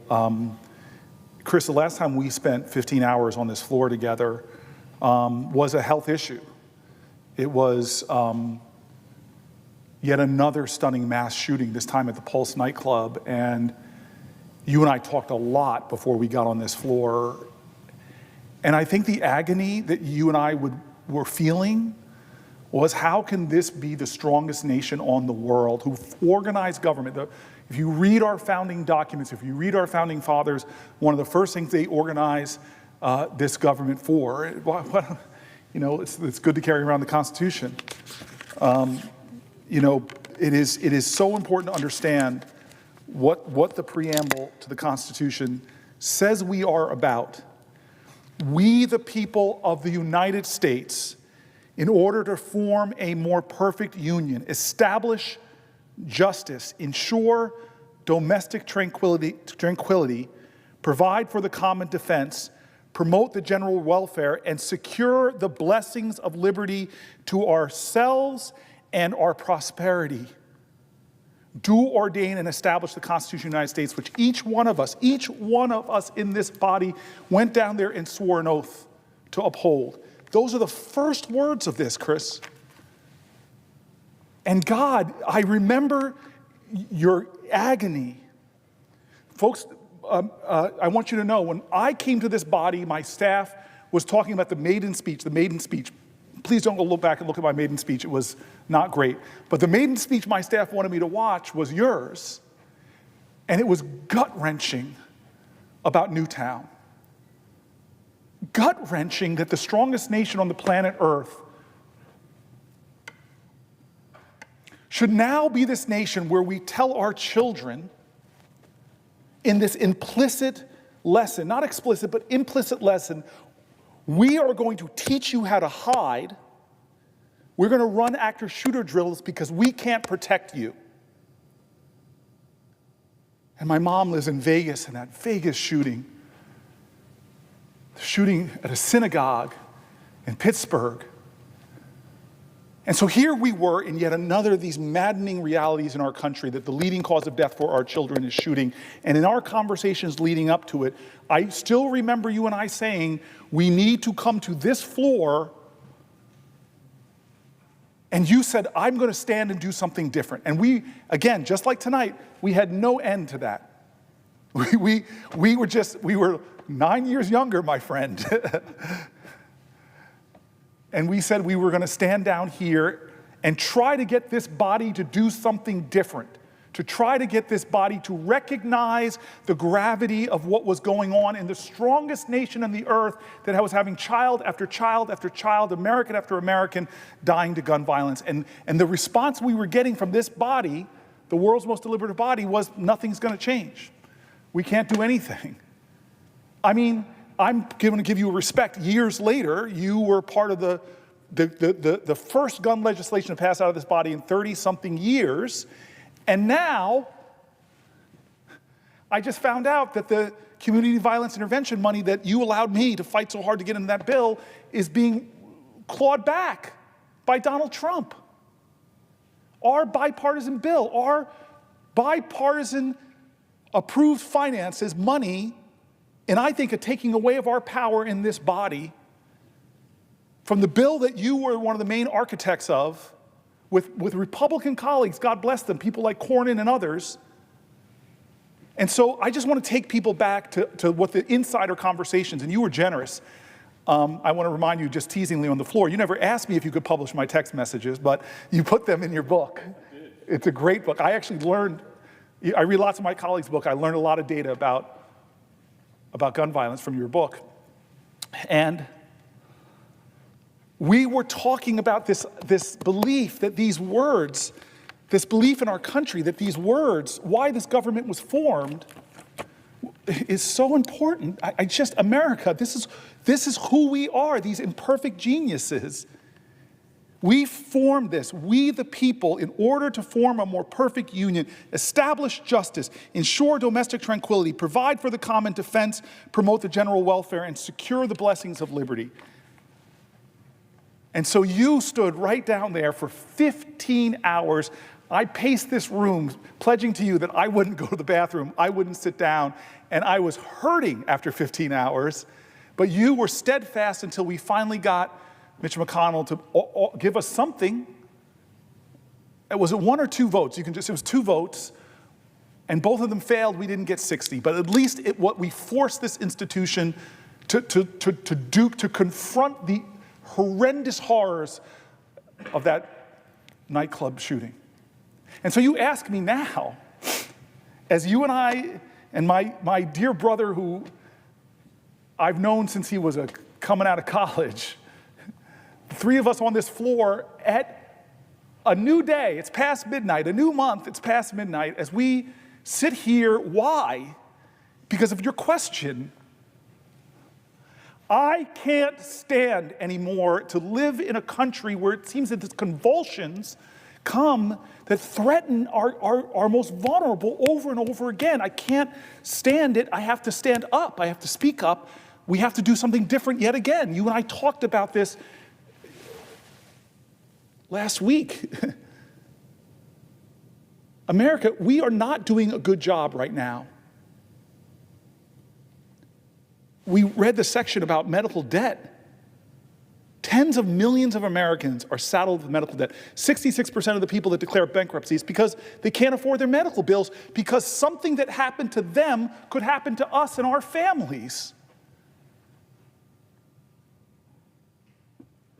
My mother, my brother, and I have a lot of challenges, a lot of problems, but we weren't saddled with a rare disease. We didn't have tumors springing up all over our bodies. I don't know what that would have done to my family. The gentleman yields. Yes. There is so much similarity between the debate that you are forcing this Senate to have tonight and the debate that we were having back in 2016 on this epidemic of gun violence. I always describe it this way. The only thing that matters, the thing that matters more than anything else in your life is protecting your loved ones from physical harm, right? You would give anything, right? Anything. You would give your life saving, your house. You would perhaps give your own life in order to protect your child or your brother or sister or mother or father from physical harm. And so when you and I have sat across from the victims of gun violence, many of which live in your neighborhood and my neighborhood in Newark and Hartford, we are looking at a kind of desperation and sorrow that is unique, that comes with not just losing a loved one to gun violence, but feeling powerless in that exercise, feeling like there was nothing you could do, and watching your elected leaders stand by and allow for this reality to continue to occur in your neighborhood where kids are being shot down in cold blood and your elected leaders, the adults in charge of your community, are standing idly by. That is not fundamentally different than the reality that will be visited upon millions of families if this size of a cut in Medicaid funding goes into effect, because families out there who rely on Medicaid to keep alive their son or daughter who has a complicated medical disease have no other quarter, have no other last resort besides Medicaid. And so Medicaid stands between life and death for their son or daughter. There is no other place for them to go. And so that same empty, hollow look that we have seen so many times in the eyes of a mother or father who lost a son or daughter to gun violence, that is the look that we are choosing to visit upon millions of families in this country who, when faced with the loss of their only health insurance option for their disabled child, will watch their child potentially face the same fate as those young men in your neighborhood and my neighborhood. And so that's the reason why I pose this question to you that you're answering about the moral gravity of this moment, because it is not fundamentally different than the one that brought us here in 2016. And in answering this question, and again, I'm going to continue to yield a question to you while retaining the floor, I want to just compound this for people, because I know these numbers, 880 billion, 100 million Americans affected by, that would be affected directly by Medicaid cuts, or the people that work in the hospitals that would be affected by Medicaid cuts, or the nursing homes that are affected by Medicaid cuts. These are big, big numbers, but people, these are human beings. I live in a community that had a horrible lead poisoning problem for their kids, that had horrible toxic sites, and children born around toxic Superfund sites, as you know they're called, have higher rates of autism, higher rates of birth defects. And so even coming up as a city council person, I saw that the environmental injustices surrounding my community were causing parents to have to deal with medical complications amongst their children at alarming rates and needed help, and Medicaid was the program. No fault of their own, environmental injustice. Now here's the double insult of the Trump administration. One is they gutted the environmental justice section at the DOJ. They're not investigating corporate polluters. They're not investigating the injustices environmentally that big, powerful, wealthy people do, that often cause people, we all saw Erin Brockovich, that cause people to get seriously hurt. And then the second part of that insult is, we're not only not going to hold people accountable and let them get away with that, the polluters or what the folks causing often the source of the disease, we're now not going to help get health care to the families who often live in fragile communities that have these resources. These are the people, when you sit with them in your office, as you and I have, as me and the other senator from New Jersey on the floor tonight have, as you sit with them and they tell you their stories and you see that this is a lifeline, that this Medicaid program, and you were so good by telling people, because I saw this during the Affordable Care Act, just the name alone, people are like, I don't have Obamacare. Yes, you have the ACA, and let me explain it to you. It's under many different names, including in my state, that people don't know that this is a Medicaid-funded program, so they don't know that this is a sword of Damocles at their family's well-being. But this is the larger issue, Senator Murphy, is that these are real people in every county, in every state. It's why they're representatives. It's why I read statements demanding there not to be cuts by the organizations, bipartisanly read, the League of Cities, the largest mayor association, Republican governors, and others are all saying, do not cut this program. They're not even saying, don't do 880 million, maybe just do 400 million. They're saying, do not cut this program. And many of them are saying, in fact, we need to find ways to expand the program because there's still gaps that people are falling into. And it doesn't make economic sense because if you get regular care, if your chronic disease is treated, it ultimately could be cheaper to the taxpayer as opposed to people ending up in hospitals. But those hospitals now, because of what's being threatened in this bill, rural hospitals and tier 1 trauma hospitals are all being threatened in their care.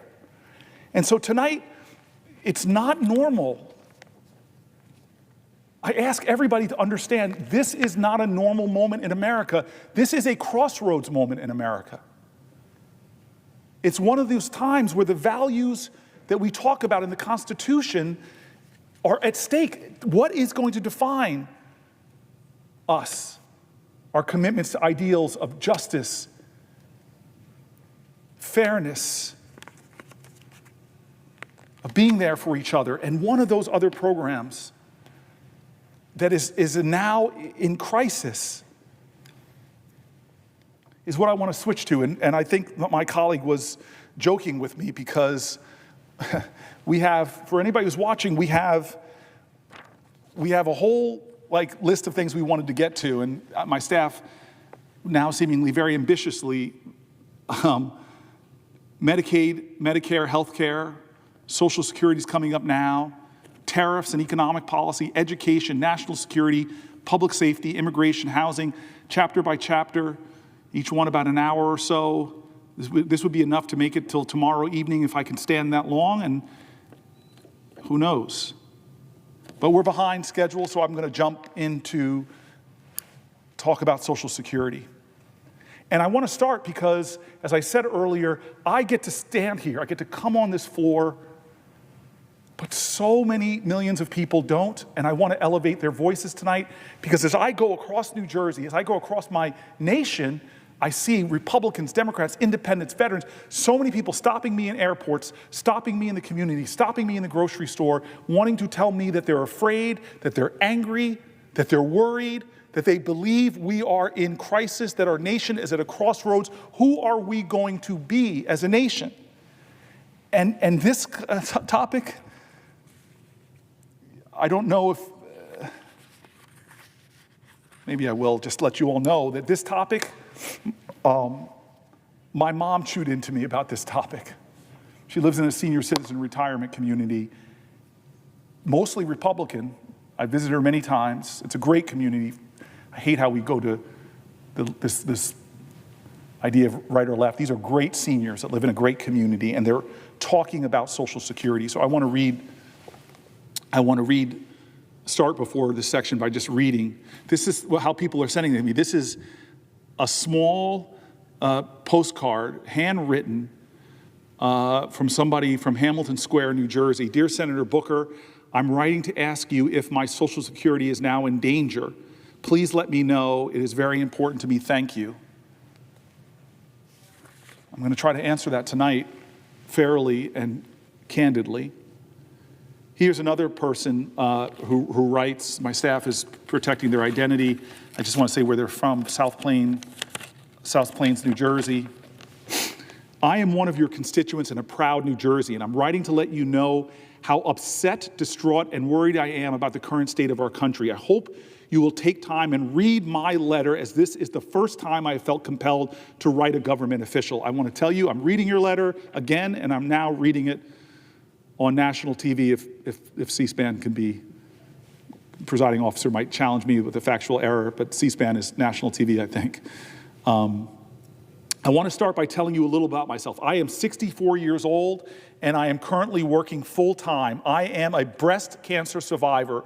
My plan was to retire in the next 3 years, but with the current state of chaos and turmoil, I honestly don't see how I can retire. I'm concerned about Medicare, which I will definitely need when I retire.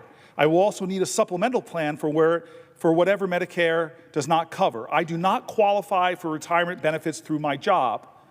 With the cuts being made to federal programs, Medicare will not be enough. I would need a more expensive supplemental plan to cover these cuts. I am also concerned about Social Security.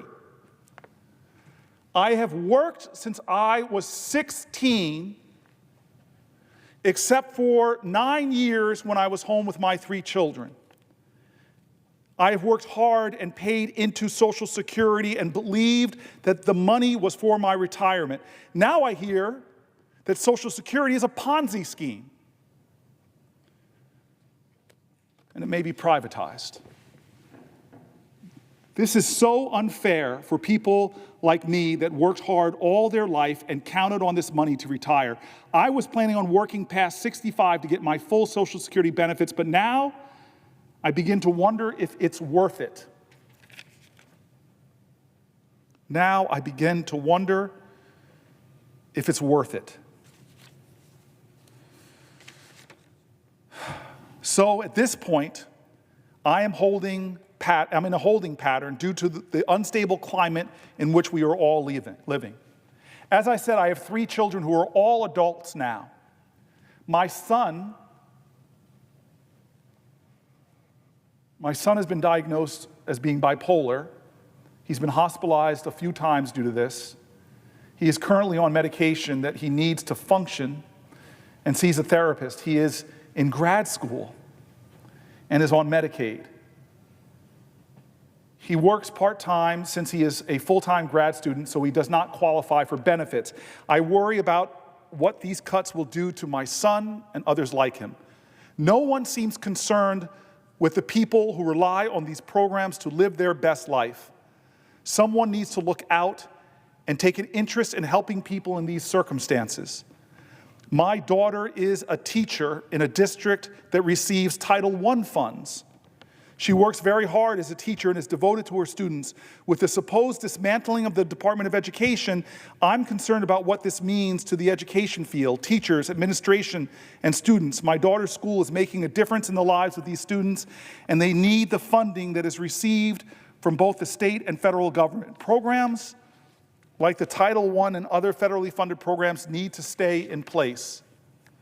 On another topic, this constituent is getting a lot into her first letter to a government official, and I appreciate it. On another topic, inflation. Increasing prices and the overpriced housing market is a huge problem. Placing tariffs on our biggest trade partners is beyond unfair. This drives the cost of goods up, and the consumer is the one who ends up paying the increase. A lot of families are food insecure, wondering where their next meal is coming from. A lot of parents go without so their children can eat. Food pantries and banks are scrambling to meet demand. Something needs to be done so families can survive. The housing market is also an issue. Owning your own home is now unreachable for most young people starting out. Interest rates are high, and housing prices in New Jersey are unaffordable. Thank you for reading my letter. I'm asking you as our senator, please stand up for what is in the best interest of families, seniors, adults, and children in your district. Tariffs, dismantling departments like Social Security, Medicare, Medicaid, education, and other services that are important to the everyday person is not the answer. You are our voice in the Senate. Please do the right thing and speak up and continue to fight for everyday Americans. This is why I'm standing up. This is why I will stand here as long as I'm physically able. This is why I will continue to tell story after story. But first, a little important history. 90 years Our country has made a promise to people that if you pay into the Social Security program your whole life, that money will be there for you when you retire. Franklin Roosevelt signed the Social Security Act into law 84 years ago. And this is his quote. He called it a cornerstone in a structure which is being built, but it is by no means complete. Social Security is still a cornerstone. It's still the bedrock, according to FDR. It's the bedrock of an edifice being built in a nation where we belong to each other. We, the people, building this, that's our cornerstone. He called it the Social Security. Today, 73 million Americans count on Social Security. Millions more than that are planning on those benefits they earn being there for them. You heard from the first letters I read that people are really worried. The President of the United States stood up in a State of the Union address and talked about rampant fraud because payments are going out. All that, from conservative papers to ones on the other side, have showed that what he was saying was not true. But they're sowing chaos. They're attacking, delegitimizing it, calling it a Ponzi scheme, Doge leader Musk and the president. But 73 million Americans are counting on Social Security benefits, and 1.6 million in my state. 40% of people who rely on Social Security, 40% have no other source of income. They live paycheck to paycheck, Social Security check, from Social Security chunk. And despite mocking Social Security, causing it a Ponzi scheme that had communities like my parents, my mom's, people beginning to worry, they actually took real actions to lay off thousands of Social Security employees, making it harder to process Social Security applications and troubleshoot questions for beneficiaries. They didn't roll out a plan to say, hey, this is how we are going to show that we can do the best customer service ever.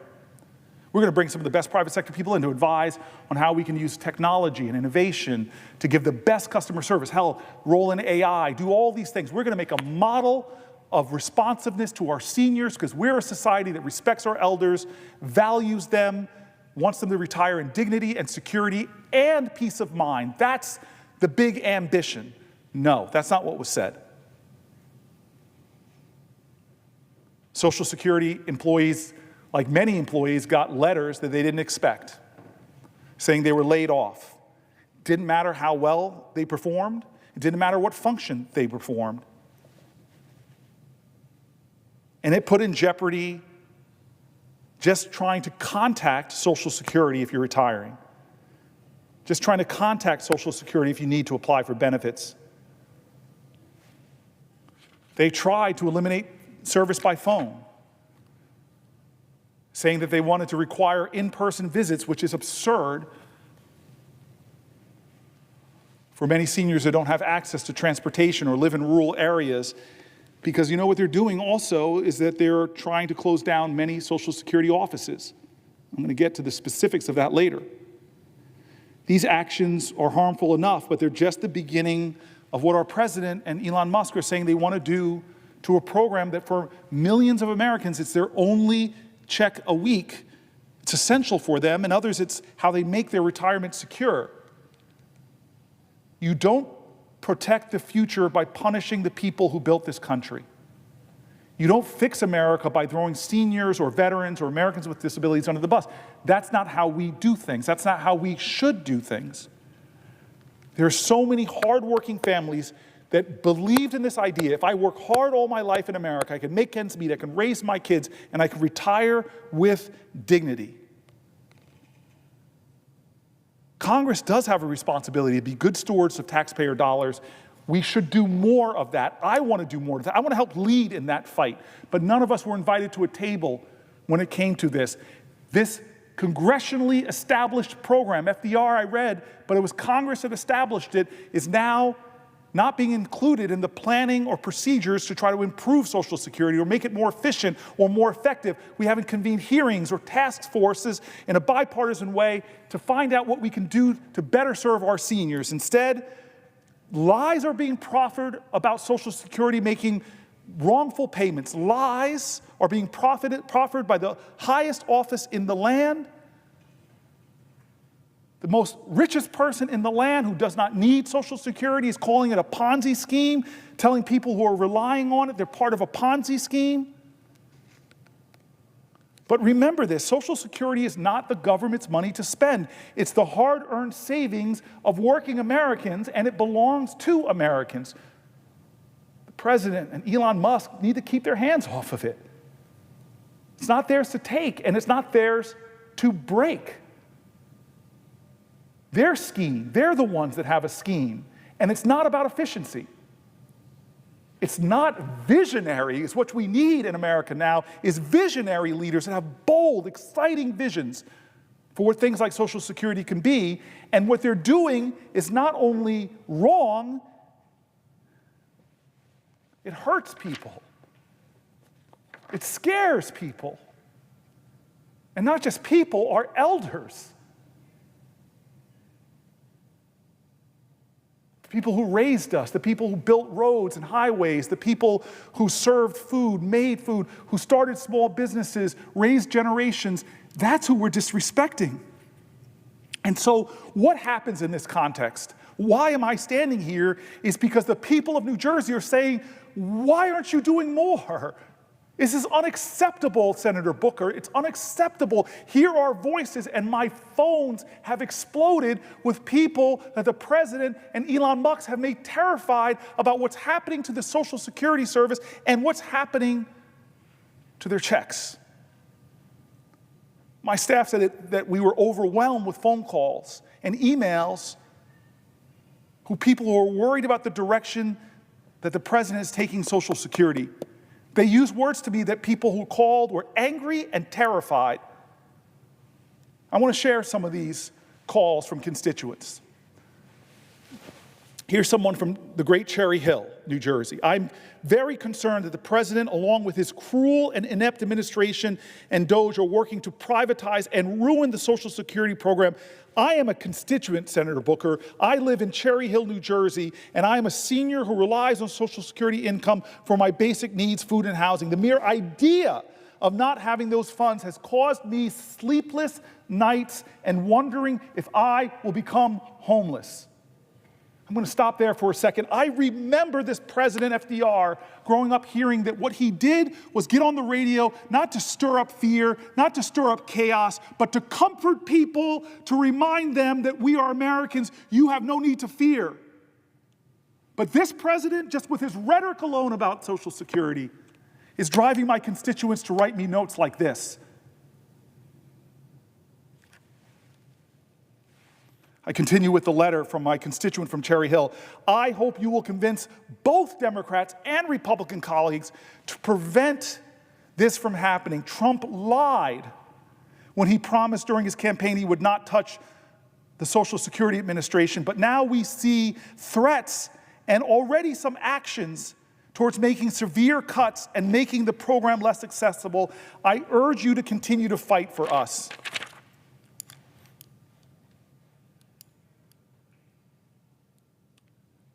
Pennington, New Jersey. My sister and I are older Americans who are each disabled, one from a severe accident because of a drunk driver and the other from a life-changing illness. We are alone and take care of each other. For me, SSDI is my one and only income. I have a few years before I am at full retirement age. Even with my check, even with my check and splitting rent costs between us, it is taking right under 50% of my monthly check for rent alone. 50%. This does not leave much to cover even the bare necessities of health, vehicle insurance, utilities, foods, medicine, even a tight budget, especially with costs on everything continuing to rise. Senator, as seniors, we are petrified about what's happening to SSA, I must ask you, Senator, what do we do if our monthly SSA benefits are interrupted? How do we keep a roof over our heads as disabled seniors? With very limited savings, it would only take a few months before the roof over our heads would be in jeopardy. We just spent a small fortune for us to move into a smaller, lower-cost apartment because we could not afford significant ongoing rent increases. I realize we are far from alone in our fears, but that is of very little comfort as we spend our nights unable to sleep, fearful we do not lose our only income along with the roof over our heads. This is our elders. Here's a constituent from Egg Harbor Township. My husband and I live Social Security check to Social Security check. Without those checks we earned, we are dead.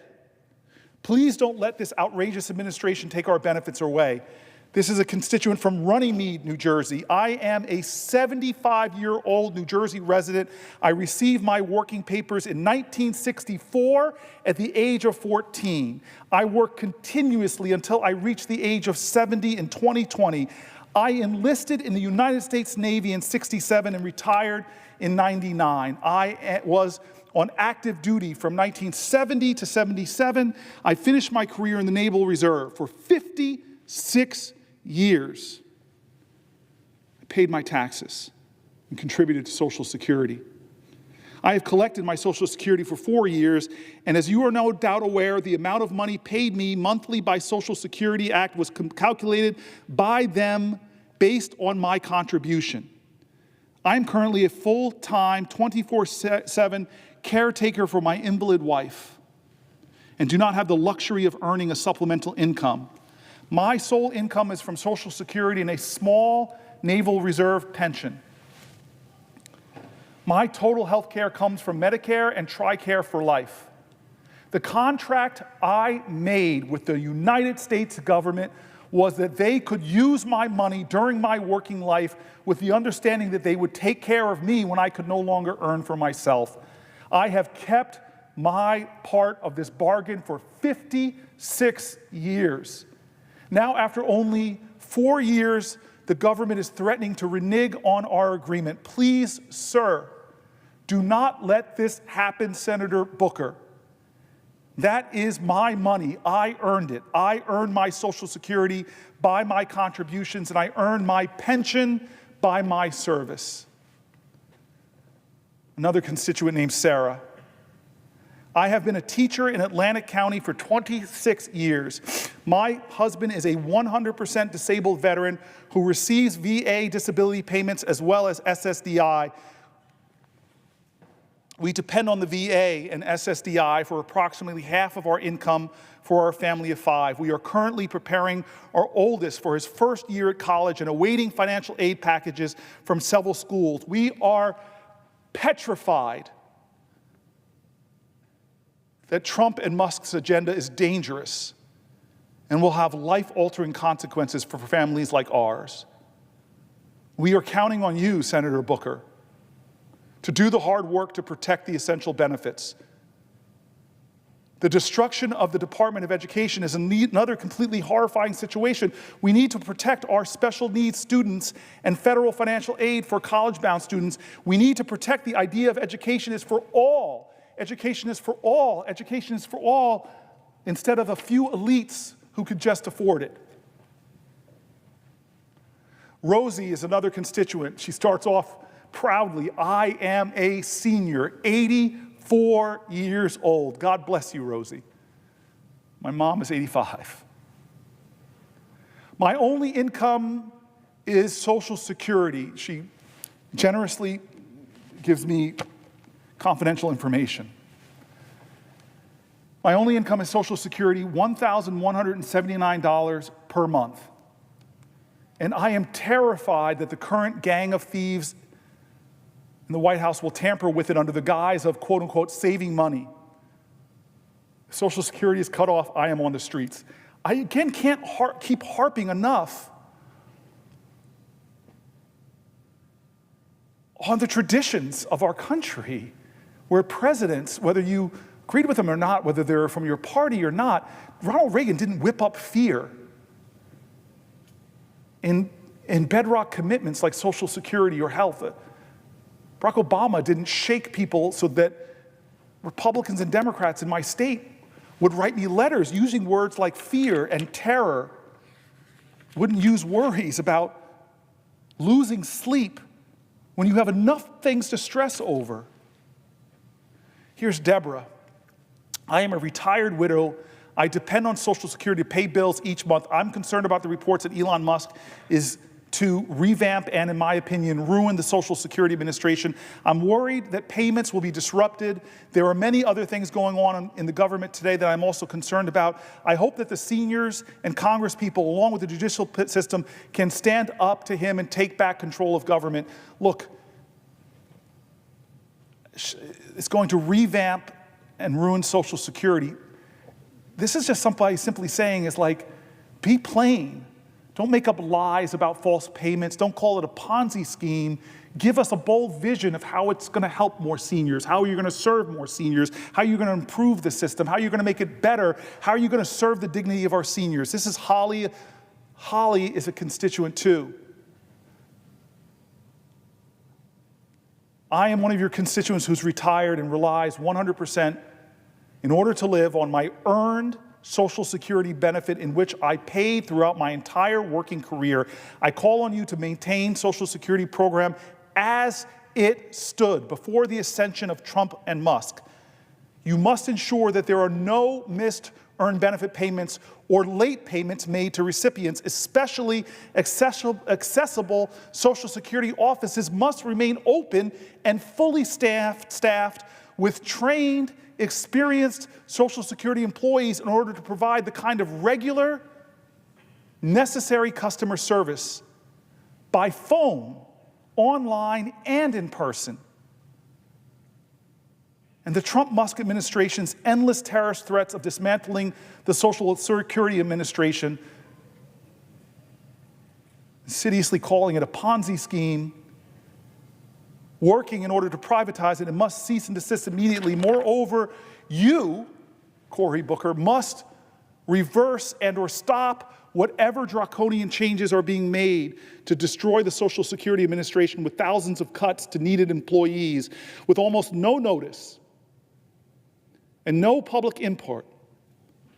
Social Security is being dismantled by an unelected billionaire, at least for now. Musk and his band of Doge boys, not a real government department, who have illegally and callously rifled through our most private, personal information and done God knows what with it, with their ultimate goal to risk and or steal the retirement funds of older Americans by placing the Social Security Trust Fund in the hand of private corporate equity firms.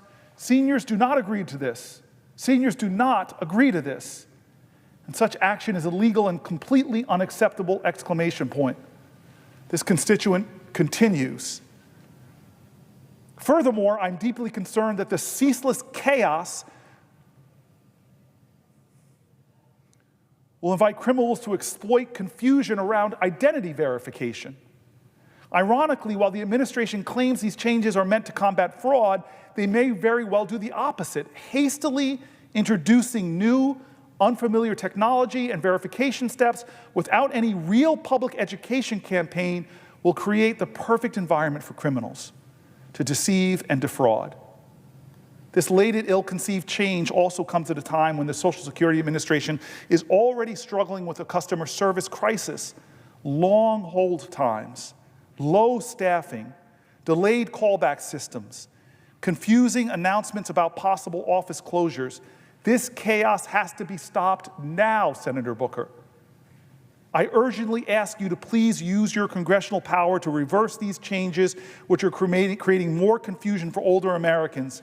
Senior Americans earn Social Security through a lifetime of hard, honest work. I know I did.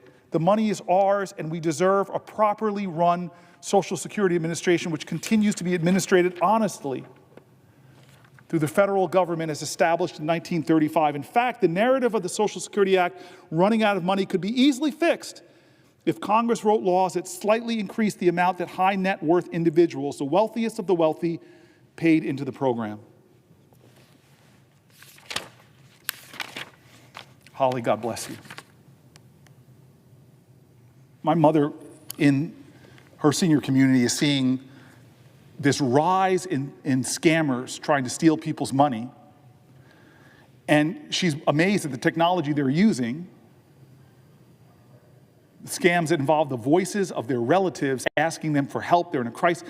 All that technology and the wisdom of my mom, she's like, why aren't we using the technology and innovations to make Social Security easier to use, easier to engage with? Common sense questions.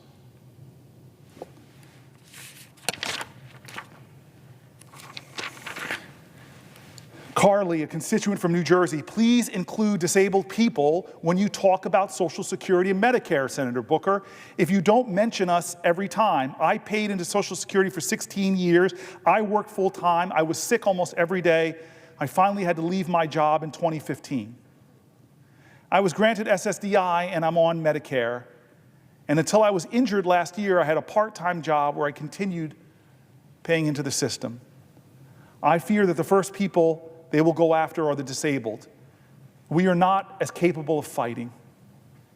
People see us as lazy or fakers, and we're almost never included in the conversations about marginalized communities. Please don't let me be erased. Carly, you are not. I see you,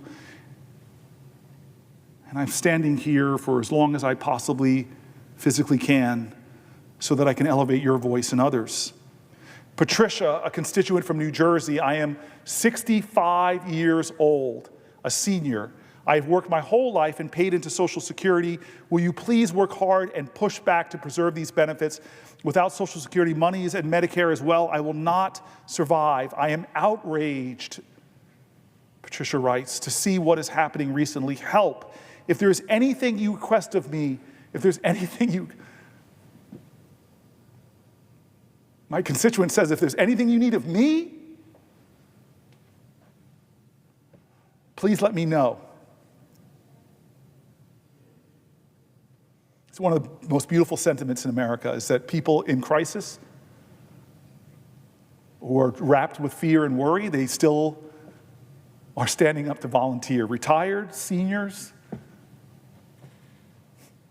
I'm always moved when a constituent just not only tells me what's on their mind, how they're angry, how they're worried, what their concerns are, but they also say, let me help you.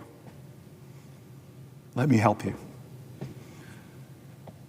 Patricia, it's late at night. You're probably sleeping, but you helped me tonight at 12:41 a.m.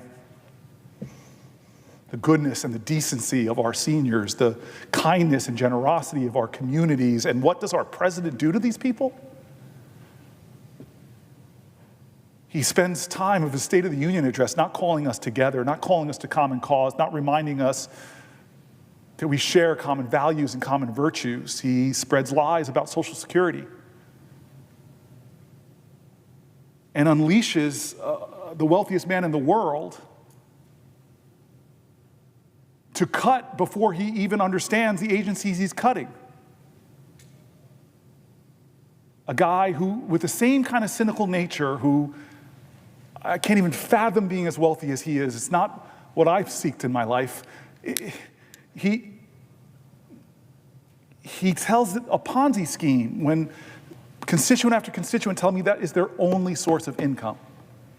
That they paid into all of their lives, and now the most powerful person on the planet and the richest person on the planet are striking fear and worry into seniors, and yet all of that power, all of that money, a constituent from New Jersey tells me about what she's concerned with and then says, if there's anything you request of me, please let me know. I am here to help. I'm here to help.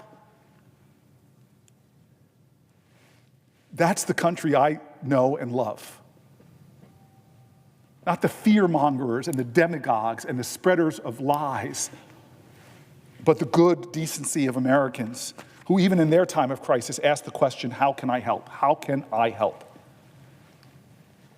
Helen from New Jersey, Senator Booker, please stand up to Musk and Trump to save, protect Social Security and Medicare. My life and my husband's life depend on it. We are senior citizens who worked and paid our share of taxes for over 50 years. We now need those benefits to survive. And here is Janet, one of the hundreds, I'm sorry to my staff, thousands of people who've written, emailed, and called. One more. Janet, I oppose the closing of Social Security field offices. If anything, more field offices should be opened if phone support is cut back. In 2022, while living in Wyoming, I started on Social Security.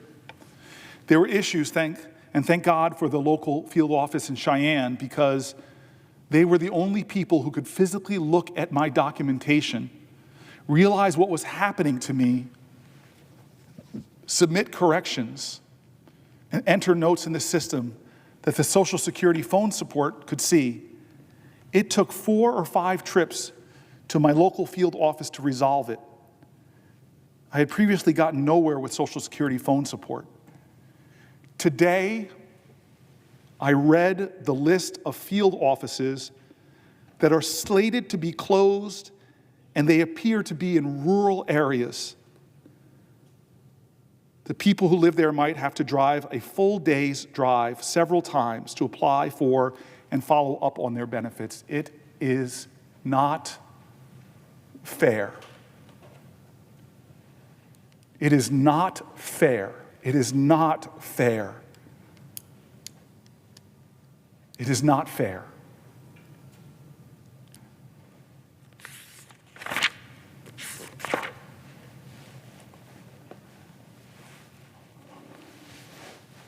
Across the country, my office hears from, it's not just New Jersey. Across the country,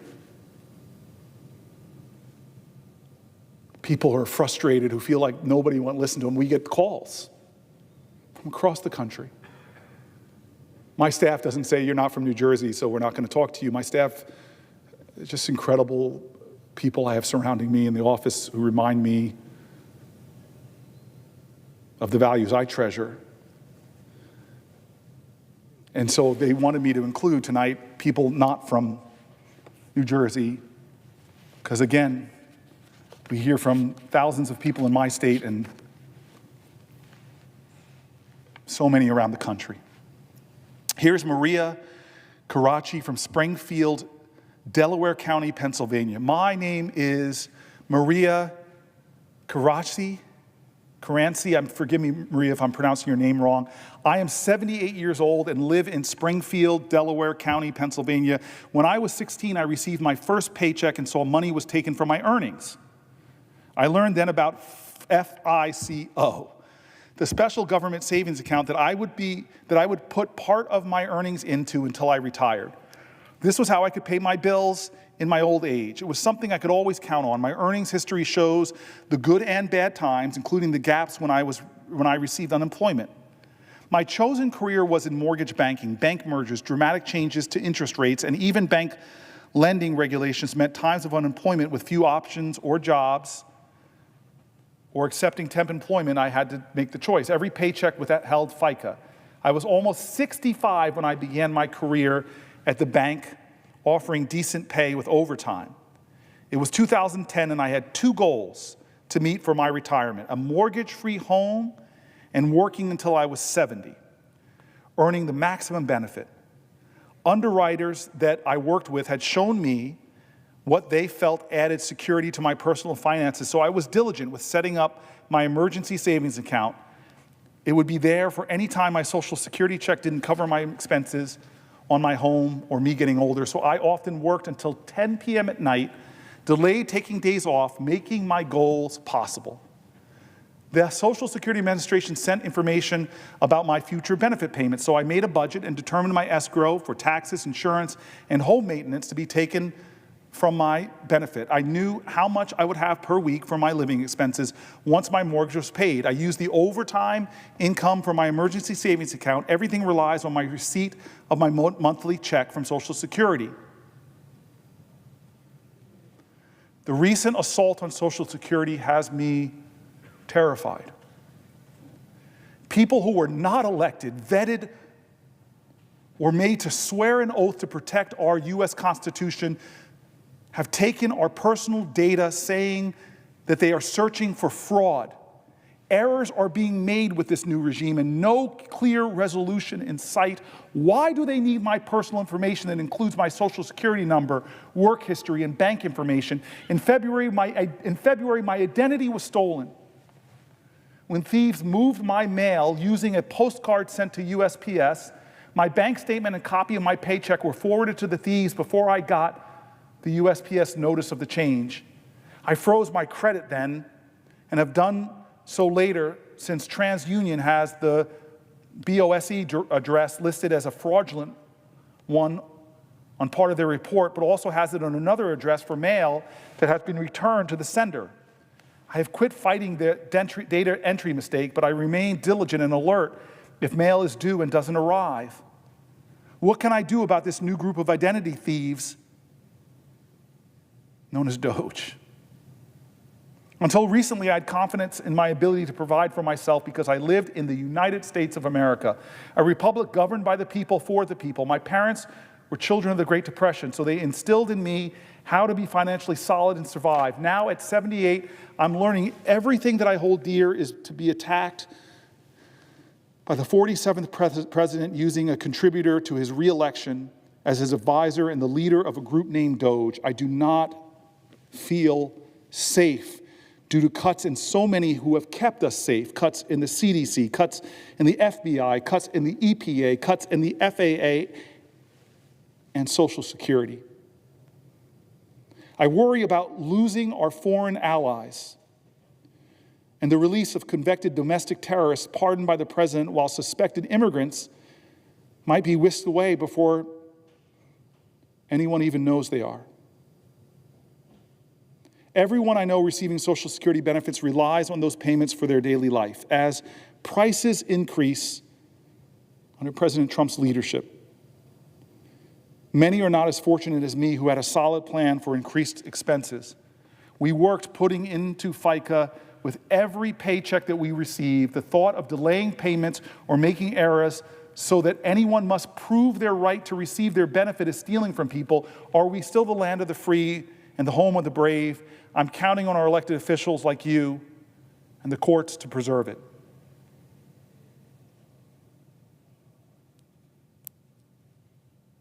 Lisa Bogacaki, Fleetwood, Pennsylvania.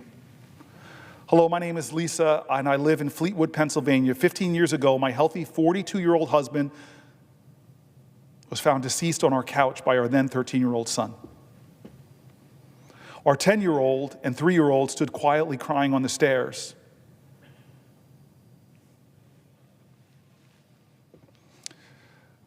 Sudden cardiac death was the cause. The same day, my daughter asked if we would need to move to another house. I promised her that I would do everything I could to keep us in the home I would promise to keep them in the only home they'd ever known. Those early days remain blurred in my mind. I remember my father taking me to the Social Security office, and shortly thereafter, survivors' benefits for my children began showing up in the bank account to assist with their care. If not for these benefits, I would not have been able to keep my promise to my children. It's not much money, amounting to roughly the salary of a minimum wage job, yet it was a lifeline to some piece of normalcy for my family, not a Ponzi scheme.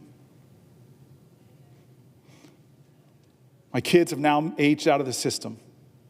I'm about to begin widow's benefits as my body cannot continue to work multiple jobs as a physician therapist, which I've needed to do to make ends meet for myself and my family. Social Security benefits were essential to the care and being of raising my children. It was a promise from their father, who had paid into the system his entire working life.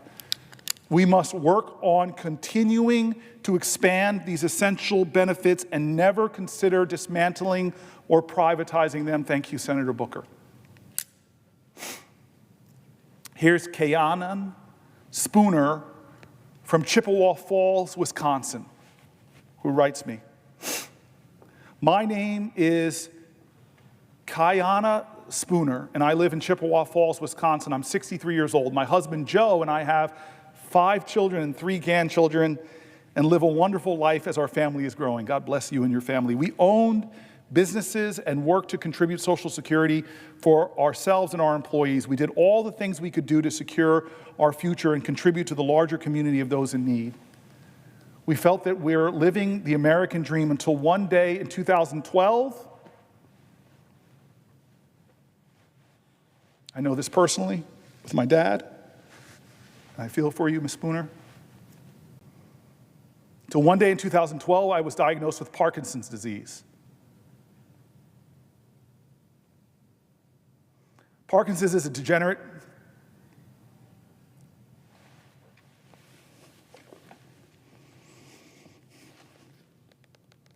Parkinson's disease is a degenerative brain disease that progresses over time. Sorry, I'm thinking about my dad. It is unrelenting and affects motor and nerve processes. Loss of benefits will have a direct and daily effect on me and my family as we navigate the medical needs we will be facing. I will need progressive and comprehensive care as I age. I will need medication every single day of my life.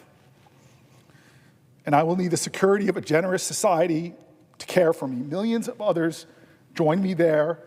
Please, Senator Booker, please protect my Social Security. I just thank God that my mom had the resources to take care of my dad. And I watched that degenerative disease take from his life for 20 years and how much it cost, the thousands of dollars it cost my mom to take care of him. I know my friend Andy Kim, who's in the Senate right now, is facing health challenges with his father. I know so many people personally whose parents have Alzheimer's. I know so many Americans who are not powerful, they're not rich. I know so many Americans who live in fear every day that one little thing will happen to them that will destabilize their financial well-being. And now those millions of Americans, because of a president and a man named Musk, are driving fear into them,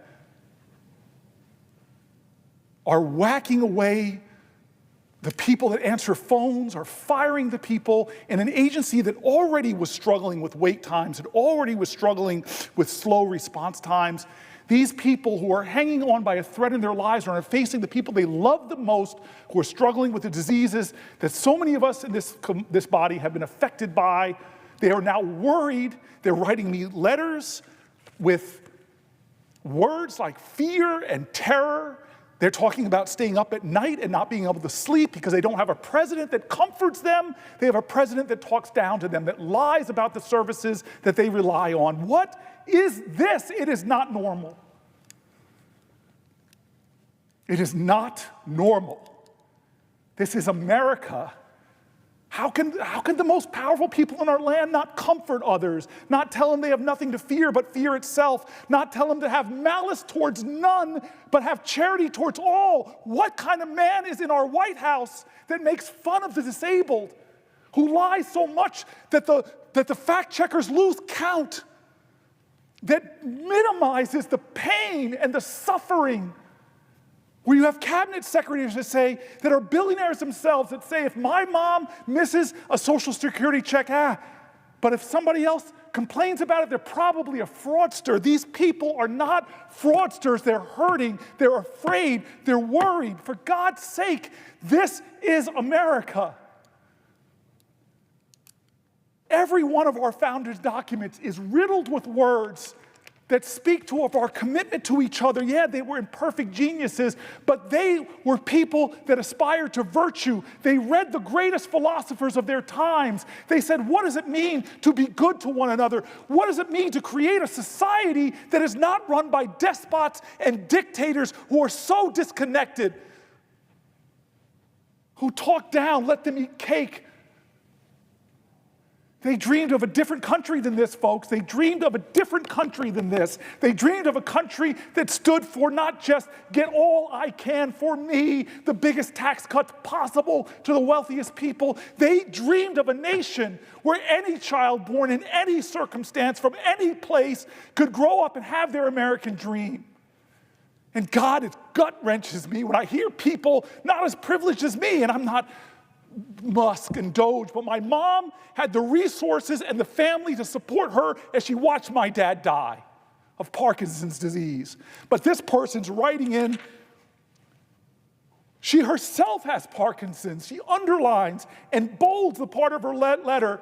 She says, and I'll read it again because, Spooner, I want you from Chippewa Falls, Wisconsin, to know you are seen, to know you are heard, that know that maybe the president will talk down and cut and malign your only paycheck, your only hope, but I won't. I won't. I see you. I feel you. You can't lead the people if you can't love the people. And I'm sorry, our president is not showing that. He may be saying those words. She writes, with Parkinson's, I still remember my dad telling me he had it.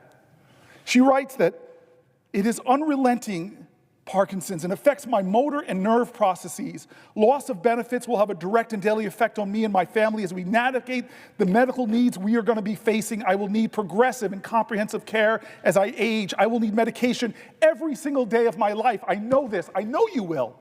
I know you will. I will need the security of a generous society to care for me. A generous society to do the basic for families in this kind of struggle. Millions of others join me there. Protect my Social Security, Senator Booker. I tell you, I am going to fight for your Social Security. I'm going to fight to protect the agency. I'm going to fight against unnecessary cuts that hurt the service it gives. And today into tomorrow, I'm going to stand as long as I can. As long as I can, I'm going to stand and read stories like this because you are seen, you are heard. Your voices are more important than any of the 100 of us. More of your stories should be told on this floor of people that are scared right now, terrified right now, people living in rural areas that see their local Social Security agency on a list that Elon Musk put of places he's going to sell away to the private sector, and you're going to lose your agencies. Well, I will fight. I'm sorry.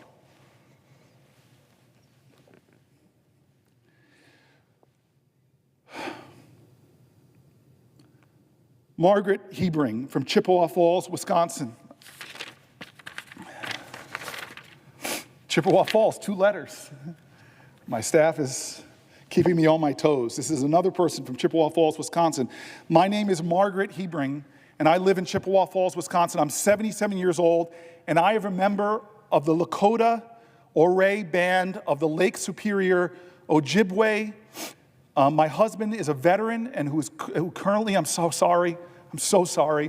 My husband is a veteran who currently has cancer and he's receiving chemotherapy at the VA hospital, which we have to travel to, which is over 100 miles away. And without our Social Security, I'm not sure what would happen to us. We would for sure have to sell our home. I have savings that will last me 1 month.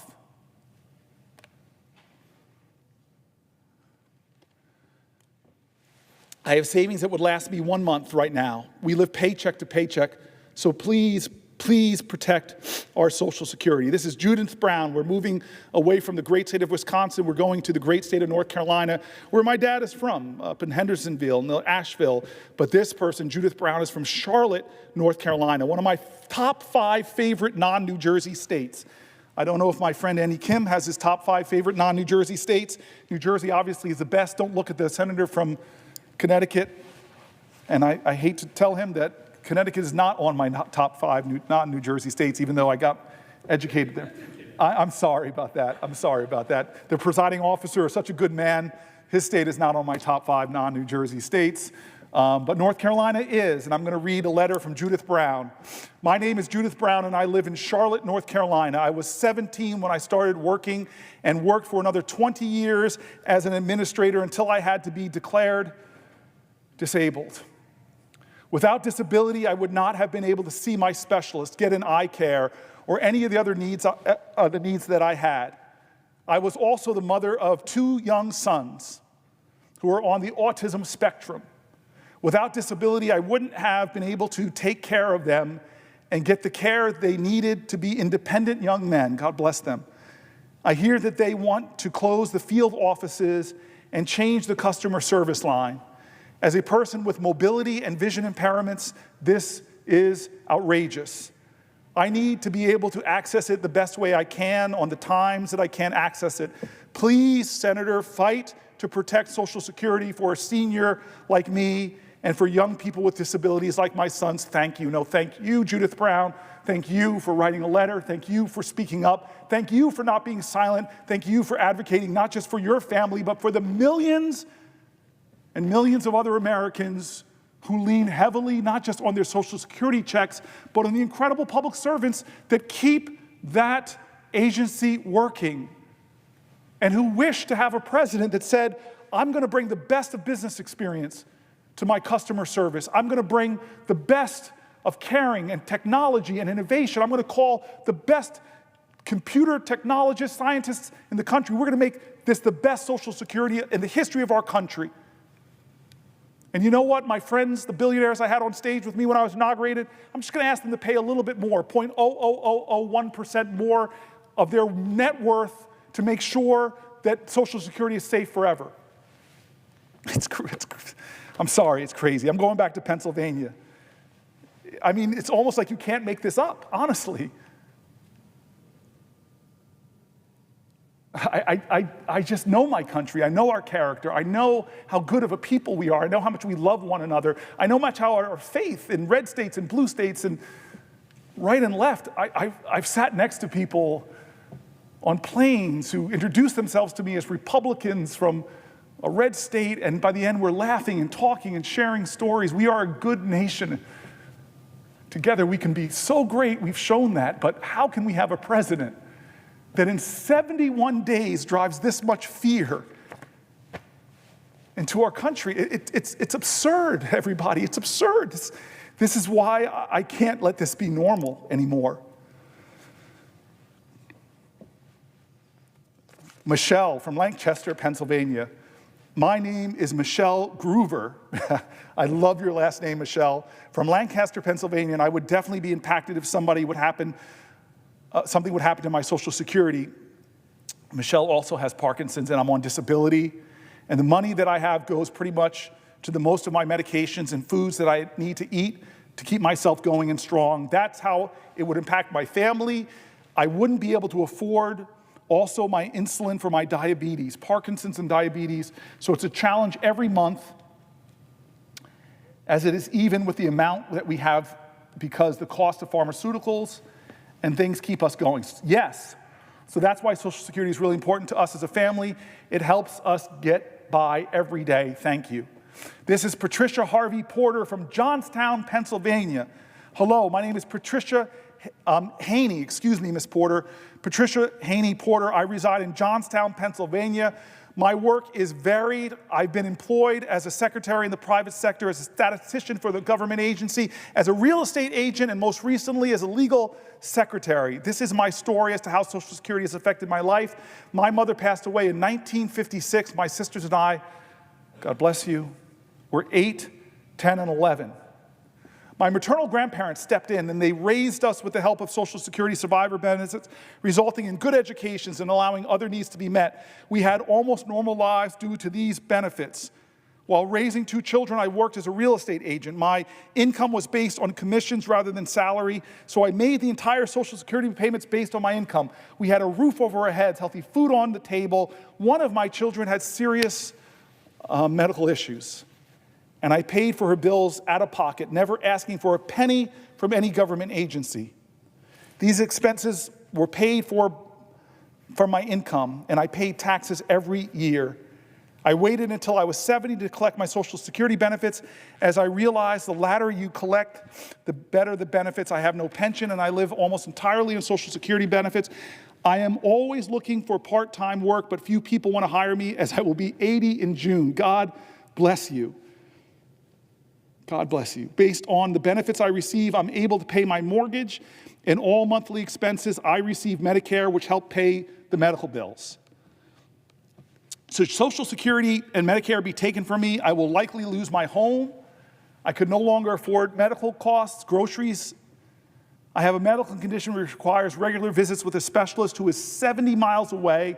Without Social Security and Medicare, I would no longer be able to see him, and my condition would result in death sooner rather than later. Thank you for all you are doing to see that the benefits received through Social Security, Medicare, and Medicaid will continue. As Senator Murphy and I was talking, it's all interrelated, right? This is somebody on Social Security, but they have to drive just for medical attention. We are in a hospital crisis in America. There's so many rural areas where rural residents of our country have to drive so far just to get to a hospital. And cuts in Medicaid, we've heard it from the letters I wrote in the read in the last section, will endanger those hospitals' survival. Charlotte, North Carolina, again, Kevin Woodson. We get a lot of letters, my staff, from Wisconsin and Charlotte, North Carolina. Okay? My name is Kevin Woodson. I'm a 69-year-old retiree living in Charlotte, North Carolina. I worked 38 years for two Fortune 50 companies. I'm sorry, Kevin. And I thought that I would have a fully funded pension plan to live off in my retirement. However, I never got to the 25 years in, so only got partial pensions. This is why I need Social Security. It covers the holes that the pensions don't cover in terms of medical benefits.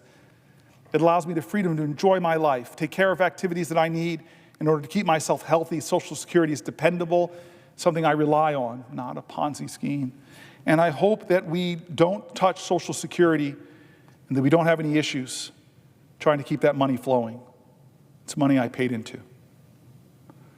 Margarita Silver from Surprise, Arizona. I love that name, Surprise, Arizona.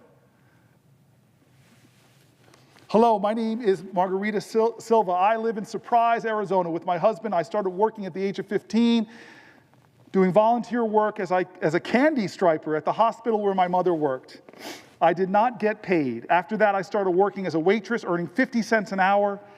After graduating from high school, I took various jobs, earning a little more, and then I started working at Mountain Bell, and I retired after 30 years from Quest. So if they do Social Security cuts, I don't know what I'm going to do.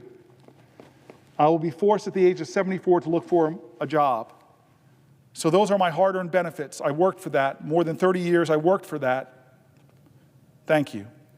Wayne Bank from Chippewa Falls, Wisconsin. I need to go to Chippewa Falls, Wisconsin. This is the third letter you guys are having me, and that are included, that people reaching out to me from Chippewa Falls. God bless you. I need to visit your community. Hello, I'm Wayne from Chippewa Falls, soon to be 69 years old. I've been on Social Security for a couple years. My wife and I spent years in the service, Navy.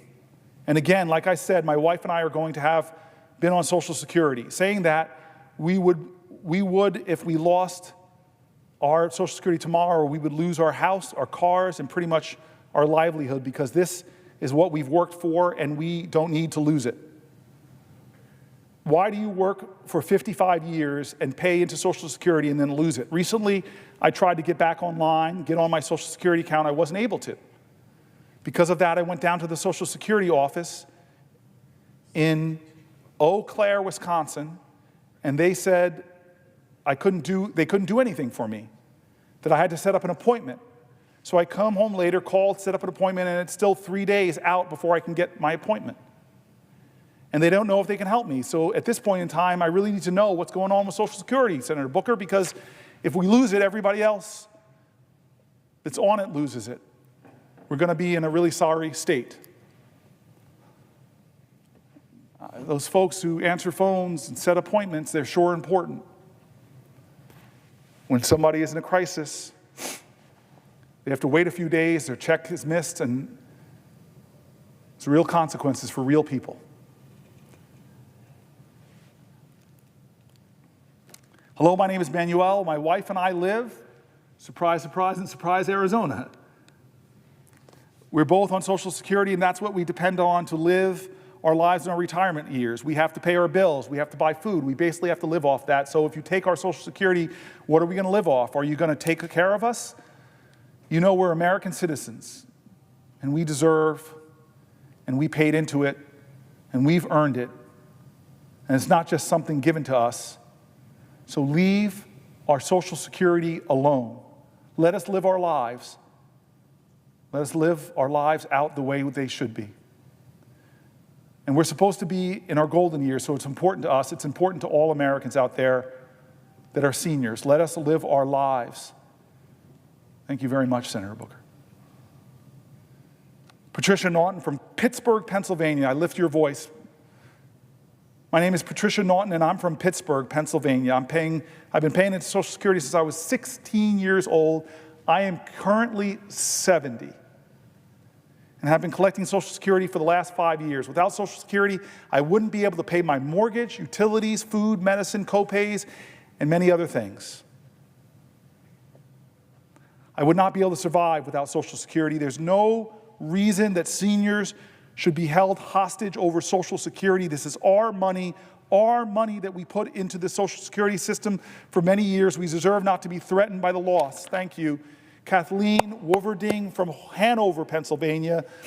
Hello, my name is Kathleen Wooverding, and I currently live in Hanover, Pennsylvania. I'm originally from New Jersey and taught in the public school system for 29 years as a school librarian. When I retired, I decided to move to Hanover, Pennsylvania. Kathleen, you're missed in Jersey. And at the age of 62, I started collecting Social Security because of COVID. I needed the extra stability that Social Security provides. I no longer have to work a full-time job because of Social Security, although I do work a part-time job and still pay into the system. Social Security provides me with stability, financial stability. It helps pay the bills, and I really don't have to worry about my finances because it's Social Security. If Social Security is taken away, I will lose everything I worked for over the past 60 years. I feel that Social Security is a godsend. Protect it, Senator Booker. Thank you. Cynthia Marino from Pennsylvania. My name is Cynthia Marino. I'm a retired registered nurse from Lancaster, Pennsylvania. My husband died in 1990, and 2 of my children received survivor's benefits for 8 years, during which time I was able to get my bachelor's degree in nursing and work part-time. All 3 of my children went on to get college degrees. When I was 61 years old, I went on Social Security disability, having a hip replacement. I was switched to regular Social Security when I turned 65. I now deeply depend mostly on Social Security for my husband and myself, with small pensions from both of our jobs supplementing the Social Security. I'm now able to live independently in a handicapped mobile home, thanks to the money for Social Security in the past and present. Much cheaper than Medicaid funds to keep me in a nursing home. Thank you, Senator Booker. Protect it. Thank you, Cynthia, for your story. These are just some. These are just some. I read their voices. I lift their voices with mine. I want to go to the Detroit Free Press, but before I read this article, I know my senator from New Jersey is here. And I'm going to read this article, and if he is interested in our 6th hour, if he has a question, I will yield a question while retaining the floor, but I'm going to read this article, and then we'll go. This is from the Detroit Free Press. My mom was born in Detroit. I love the city. My family owes it a lot. So my grandfather went to find a job on the assembly lines in Detroit, building bombers during World War II. It says, Kathleen Sherrill's been retired for 10 years now and typically didn't think twice about whether she'd receive Social Security payments on time. For the first time ever, the 74-year-old Troy retiree went online in March on the very day that $2,800 was to hit her bank account through direct deposit. She suddenly felt compelled to make absolutely certain that her Social Security money was there when it was supposed to be. Cheryl and other retirees are on edge. Big time. Call it Social Security insecurity. I have never really worried about it much as I have this year, Cheryl said. The money, thankfully, was sitting in her account in March, and she knew her checks and payments for her ongoing bills would not start bouncing. I think anybody, future or current people on Social Security, are definitely targeted, she said. It's a worry that I'm sure everybody is having right now. I know it because I heard from my mom and her whole senior community. Seniors uncertain what to do next for Social Security. Since early February, AARP has seen nearly double the calls to its customer service care line as more people began being troubled about Social Security. and it has shown no signs of abating, according to the AARP spokesperson. Since February 1st, AARP said it has been receiving more than 2,000 calls into its call center per week on concerns relating to Social Security. Social Security has never missed a payment, and AARP and our tens of millions of members are not going to stand by and let that happen now, said John Hishta, AARP Senior Vice President of Campaigns, in a statement last week. While those words sound reassuring, it's frankly not comforting to realize that seniors need to hear that their monthly Social Security payments will arrive as usual.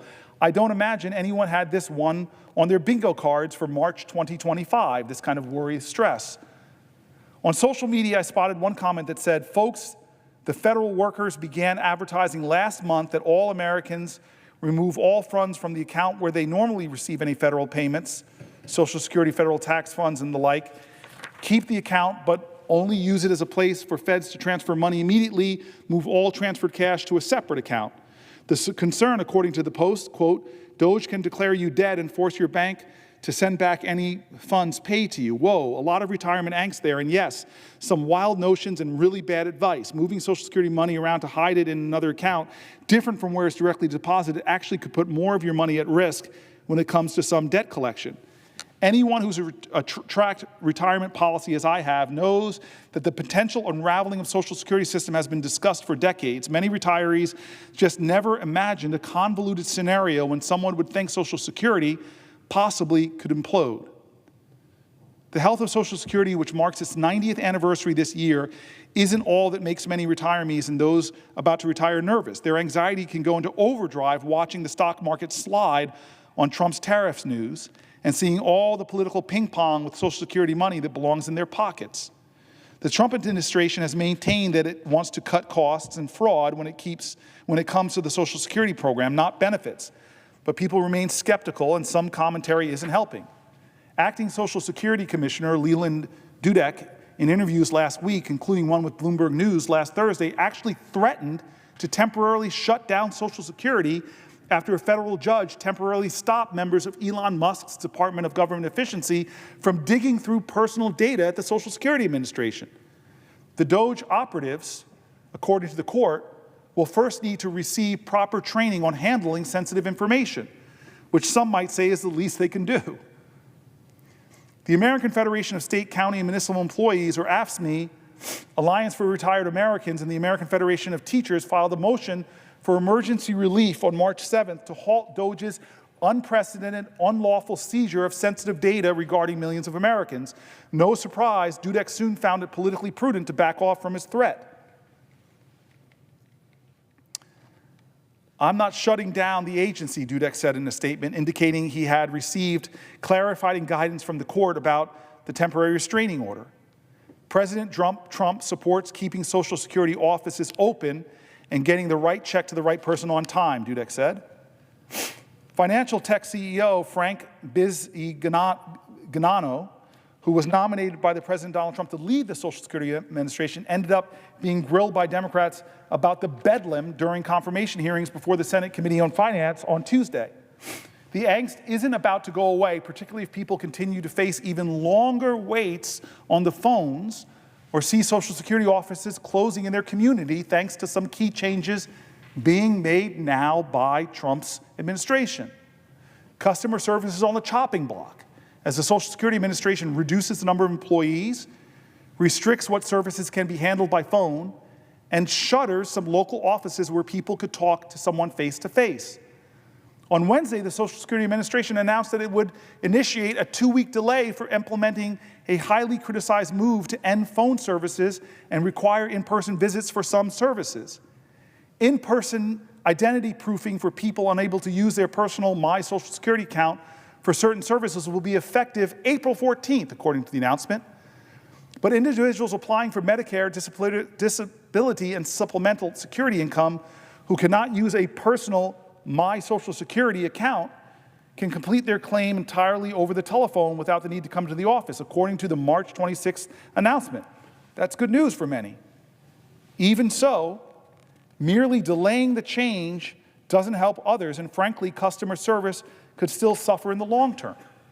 And it will get very ugly if current Social Security recipients miss out on even one dime of the benefits.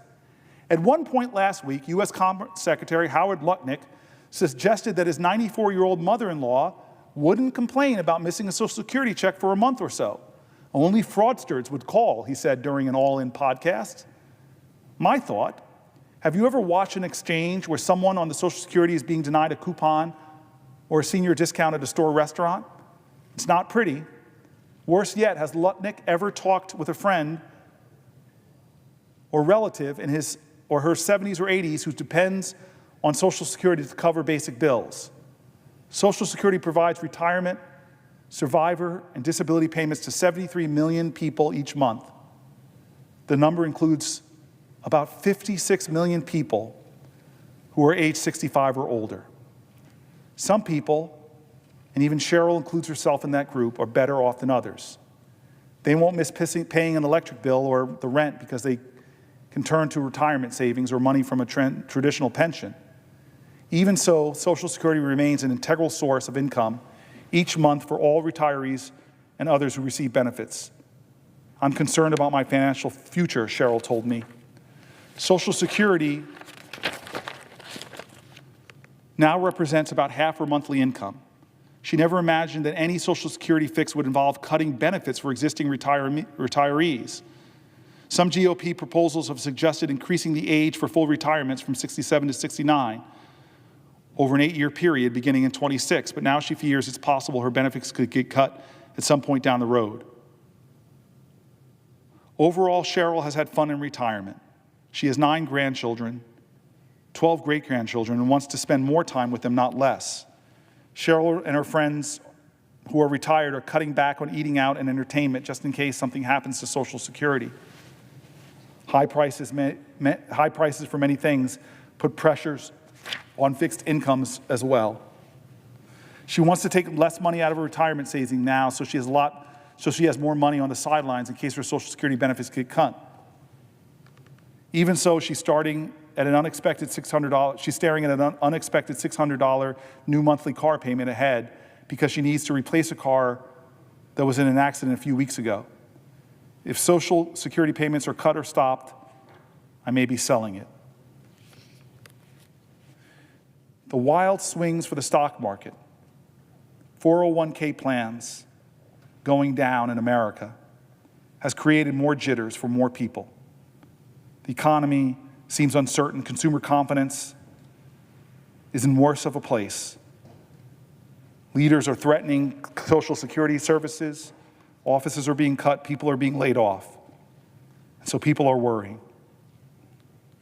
Taking a rough guess on just her 401k plan, she believes she's lost about $30,000 on her retirement savings as the stock market has tumbled. Over the years, she said cuts to Social Security were always a part of the political realm, but she felt that Congress provided a stopgap to any dramatic moves. She doesn't believe it's true anymore. I'm hoping Congress wakes up, looks in the mirror, and decides they don't like what they see, she told me. One big problem with fueling an atmosphere of chaos is that many people do start worrying about everything. One big problem with fueling an atmosphere of chaos means people stop believing that Social Security is a system they can depend on. Cheryl said she took a call from her college roommate who mentioned that she was going to look at her bank account online to see whether her monthly Social Security payment was stopped or had arrived as usual. I said, "You're going to be okay. I got mine this month." So many people afraid right now. Will the senator yield for a question? Yes, I will yield for a question while retaining the floor. Thank you, Senator Booker, and thank you for coming to the floor tonight and speaking up. I have a few questions for you, so why don't you catch your breath? I wanted to start by saying how proud I am of you to represent our great state of New Jersey alongside each other. And it's not just me. I want to tell you, because I know you've been here in this chamber nonstop for hours, but I want to tell you that the people are paying attention. And they join me in thanking you in this moment. In fact, I saw a few posts I thought I'd share. Stacy from Bayonne said on Facebook, "I couldn't be prouder to be a lifelong New Jerseyan than I am tonight. Keep it up. Get in that good trouble. Lead the way, and hopefully others will follow."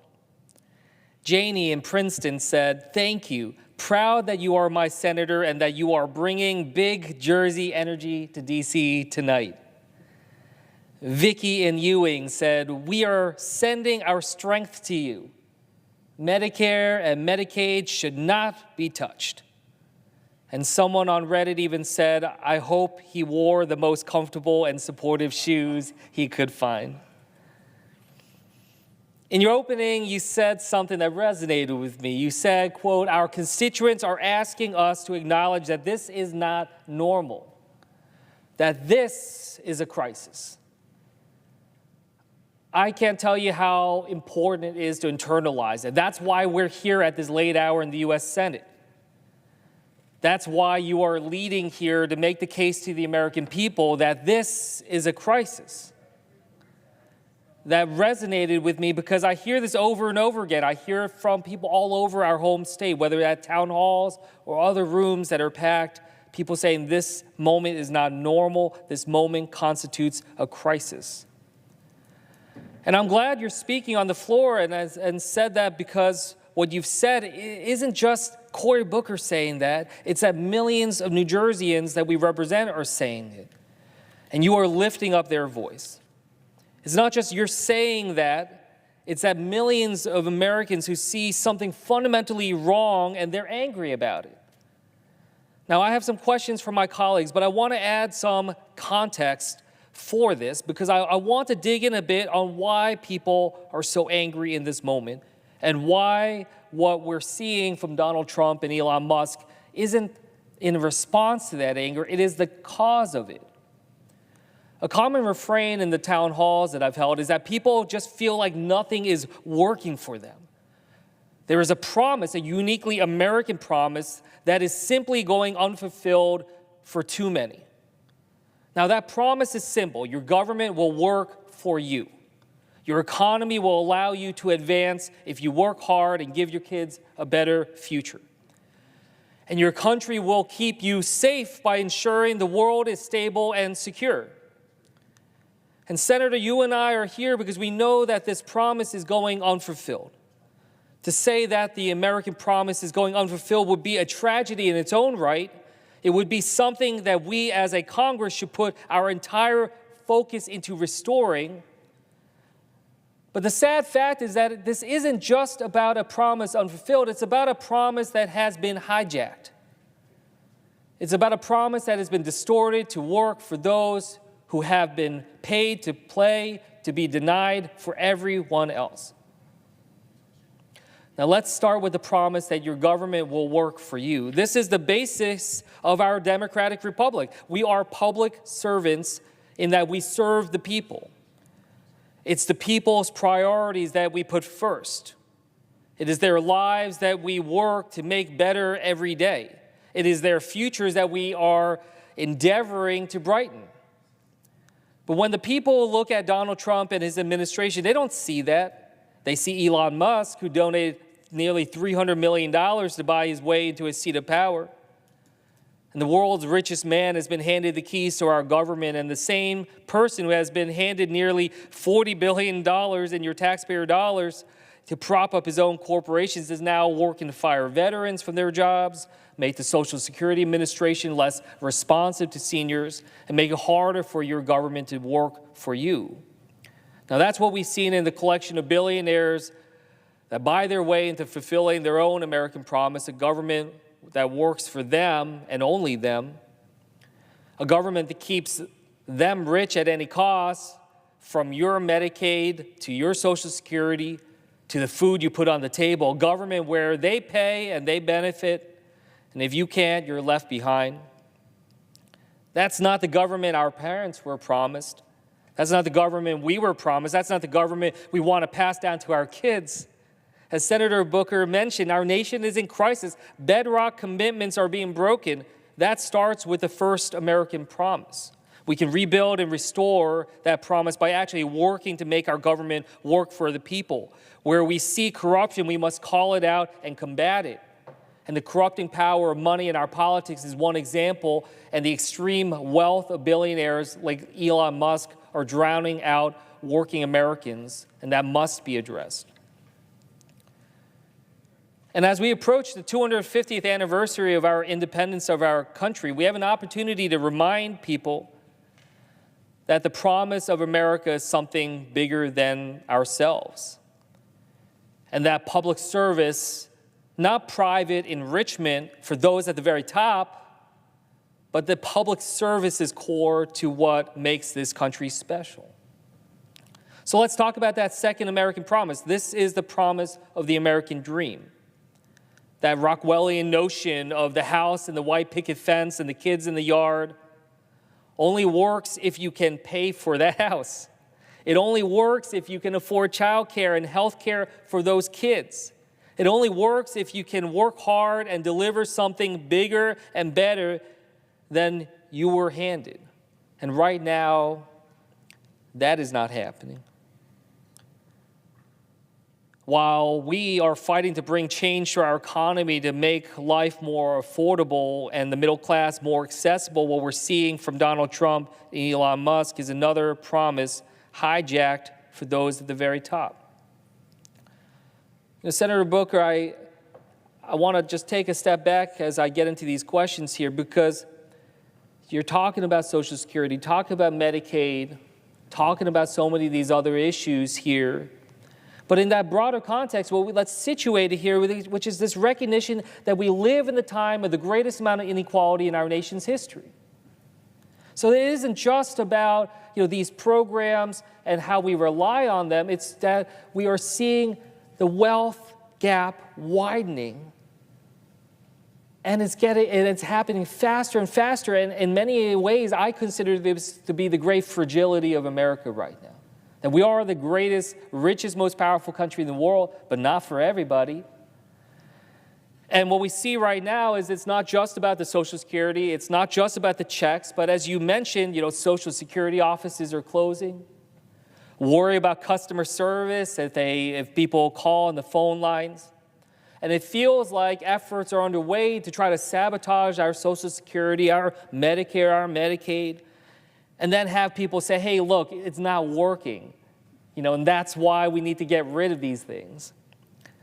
And that sabotage is something people see right before their very eyes. I mean, you heard the Commerce Secretary talk about how, seniors won't mind if there are late payments, and he said that those that complain are fraudsters, as you mentioned.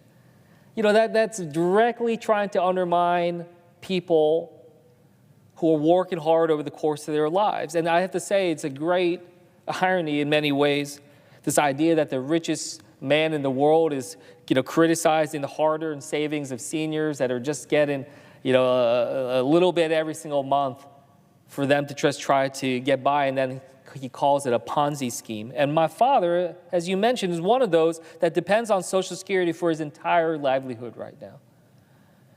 And I heard, another person at a town hall I did, she described the feeling that she has right now, and I think you can connect with it. She said it feels hard to breathe right now because there's so much anxiety in the American people.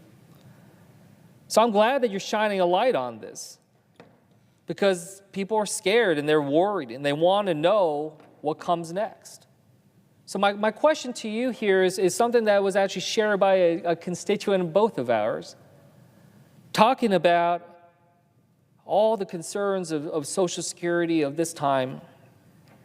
But I thought it was very poignant in pointing out that what we also need to put forward to the American people right now is a vision going forward of how to not just restore and protect this promise, but how we take it to the next step. If we live in the time of the greatest amount of inequality, not just to think about how we hold on to a receding tide, but how to try to put forward some vision that can try to inspire in the same way that Social Security did and put forward generational change. So I wanted to ask you that sense. Do you believe in that sense that right now, more than ever, as people are faced with this anxiety that's hard to breathe, that yes, we'll stand here on the floor of the Senate and do everything we humanly can to be able to protect what they have.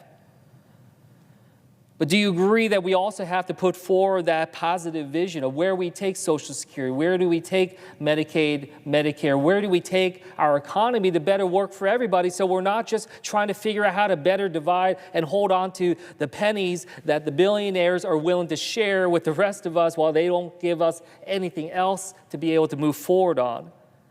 And how do we come up with a vision that tries to shrink that inequality and live in a society that's willing to share that wealth and recognize there's more than enough to go around? And that's not zero sum. And that we can be stronger together in that way. And I'd love to hear how you can paint that vision for the American people. So I will answer your question, but knowing that my mom's watching right now, I want to, before I answer the question, I just want to tell folks who may not know about my relationship with my other senator from New Jersey. It is probably one of the more interesting relationships in here. I always tell New Jerseyans I voted for Andy Kim before anybody else did, because I was on an interview committee for the Rhodes Scholarship in New Jersey. And I was a former Rhodes, and I really wanted the experience of what it was like to be on the other side, because my experience was quite interesting. And these incredible folks came in, and young people from New Jersey were amazing, applying for this extremely competitive scholarship. And Andy Kim was one among that number, and he blew the committee away. So way back, I'm going to retain the floor, but ask you a question. What year was that? That would have been 2004. 2004. 21 years ago. How many years? 21 years. 21 years ago. In 2002, I had lost a run for mayor, and 2006 I would run again. So I was sort of in between trying to do my work in Newark, and he blew me away. And I knew then that he was this extraordinary man of character and brilliance, this great mix of heart and head, this great mix of honor and a fierce ambition to make a contribution to the world. And if you follow Andy's career, he has been a public servant in some of the highest levels in the administration. But then he ran for Congress, and I remember that race, and you electrified not just the district you represented, but really the whole state of New Jersey. And then he came here. But the moment that I remember most was during the January 6th attack. I was here on the Senate floor in this very seat, and we'll never forget how back here, Mark Kelly, an unbelievable senator who, he and I were two of the last people off the floor, along with one of our Republican colleagues, just trying to make sure if anybody broke through, we would be there. I couldn't believe it, that I was a senator. I was thinking about having to fight my way off the Senate floor. But I remember that we got to an undisclosed location, and then a lot of senators were in safe spots, and a lot of House members were safe spots, debating about what to do. I'm so happy we came back late and continued the business of the government, the transfer of power. But while all these senators were dealing with the big issues and whatever, Andy Kim took a broom, plastic bags, and just began cleaning up under the Capitol dome. Remarkable humility shown in a humble gesture about his love of country. And now here we stand on the Senate floor,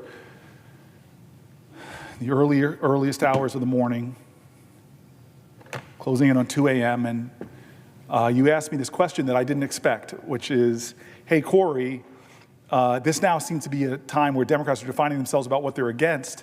Shouldn't we be talking about a vision of what we're for? I am very upset watching what's happening to Social Security,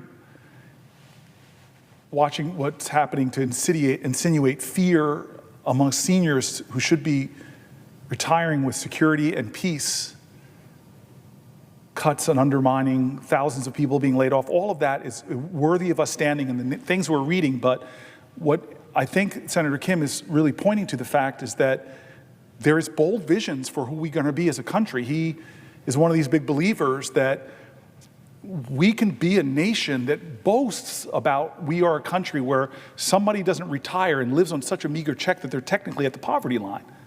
Like Senator Booker, we have more wealth than the nations all around the globe, stratospheric wealth in this country, GDP growth. And can't we design a system that doesn't have seniors stressed out and living, those that live off of their paychecks, living there? And the other thing I know you know about, and I just recently did a talk with a Republican friend of mine, Senator Young. We worked on a bill together because we both recognize we're with seniors, that generation, baby boomers, a generation ahead of me. I was about to say ahead of us, but you're technically a millennial. You're a millennial, I'm an Xer. But the generation ahead of me is so big that we're seeing this massive group of Americans soon to be retiring, and lots of people recognize calling it the Great Retirement Crisis. Not because Social Security checks won't be there. You were asking me, Cory, what's the great vision for they're going to be there, but because just the reality of that the Social Security checks themselves are so meager. And many other people don't have jobs where they have 401ks and the like. And so Senator Young, again, this is not a partisan speech. Later I'll be quoting from the Cato Institute, the Wall Street Journal editor, lots of conservatives who point to this not being a normal time in America, this being a crisis moment in America, not just people on my side of the aisle, but Republican governors, Republican thought leaders. A lot of folks are saying that there's a real crisis in our country being caused by the current president, who in 71 days, most people can't say yes. Most people say no to the question, are you better off than you were 71 days ago? And so I want to answer your question by saying this. Everyone should retire with a secure Social Security. I believe there's ways to secure the programs by asking the wealthiest people who pay the smallest percentage of their income into Social Security, while people like the names I'm reading are often paying the most, by the wealthiest people paying a little bit more in Social Security taxes on their income, minuscule, that, as you said, with the gravity of the wealth that's being created in this country, which is, again, something that I'm not against in terms of just people being successful, but this idea that we have a system that creates a fair, secure retirement, that's one thing that we can do. I think also one of these things that we should be talking about right now is how do we make the Social Security system not frustrating for people who complained before Donald Trump laid off tens of thousands of people with Musk, who complained about wait times and other things. There's ways we can improve Social Security services as well. So I think we can do things to secure Social Security in the long term with a simple fix, not by raising the retirement age for people who are struggling, but by doing things by simply saying, you know what, Social Security taxes already are regressive because they cap out at a certain amount. Maybe skip some of the people in the middle under $400,000 or $500,000 a year, make people who are the wealthiest in our country pay a little bit more. That would be my vision. A very small amount would create a secure system. I think we can also do a lot to improve the Social Security services. And then what I did with Senator Young, this is what's special about this place when it happens, is for people to reimagine what economic security could be about. I'm now very quietly, I think I've told you about this, have this great idea that I've been talking about for years called baby bonds, or that every child born in America, and this is not a new idea. We actually scraped it from people years and years ago on both sides of the aisle in here, had this idea that why not in a capitalist society that every child be born with a savings account, a growth account. That government sees it with some money and their entire lives, people can contribute into that tax-free and it can grow. And so that by the time, not retirement, by the time they're 20, 25, 30, they have thousands, if not tens of thousands of dollars to invest in things that create wealth, because right now, lots of people are working paycheck to paycheck and don't have stock accounts, don't have the kind of things that could actually produce a lot more wealth. I'm just throwing that out as one idea, Andy, and I'm going to pause because I know you have another question, and I'm going to yield to the question while retaining the floor. But I just want to say there are so many bipartisan ideas to deal with wealth inequality. I mean, the child tax credit that was unfortunately not made permanent cut child poverty in America in half. It worked for an entire year. And I remember some of my colleagues, from Marco Rubio to Mitt Romney, talking about, hey, we should be expanding the child tax credit. We should be having a bolder vision for American retirement security, for wealth creation, for economic security, but we're not talking about those bold ideas.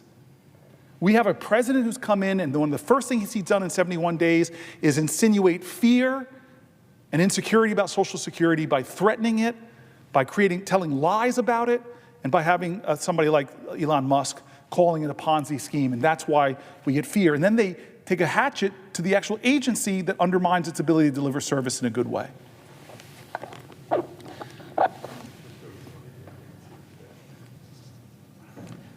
Will the senator yield? I will yield for a question while retaining the floor. Yeah.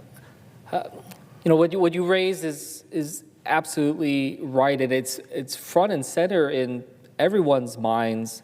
When my parents immigrated here 50 years ago, they didn't know anybody in the entire Western Hemisphere of planet Earth, But America, it called them, it inspired them.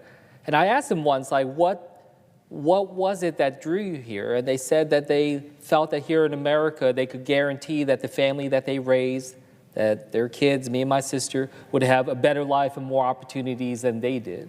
And that was that sense, that generational progress that is made. But now, I'm standing here with a 7-year-old and a 9-year-old. I'm hoping fast asleep right now. And I don't know if I can make that same promise to them right now, that I could guarantee them that they will have a better life and more opportunities. So, there is that growing cynicism and pessimism about that American promise I talked to you about.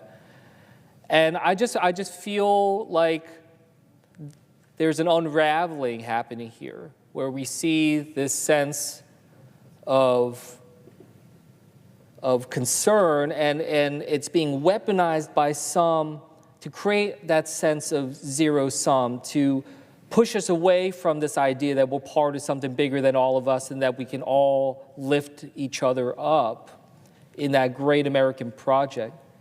And it's sad, because as we're getting to that 250th anniversary, it should be a time when we rededicate ourselves to the American project, right? Like recommit ourselves to what the next 250 years would be.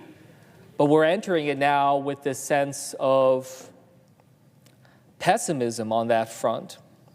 So, I guess my question to you here is, how do we break out of that tailspin on that front? So, and you got me really excited. You see me sort of pacing back here, because I love that you're a millennial. I'm an X generation. I love the baby boomers, but they're quickly leaving Congress. This is the last baby boomer president we will ever have. I'm confident of that. And the new generations are coming forward to lead in America, and it is time that we dream America anew. It really is. It is time that we revive and redeem the dream. I just am one of these people that thinks, like, okay, guys, we have some of the brightest minds on the planet Earth.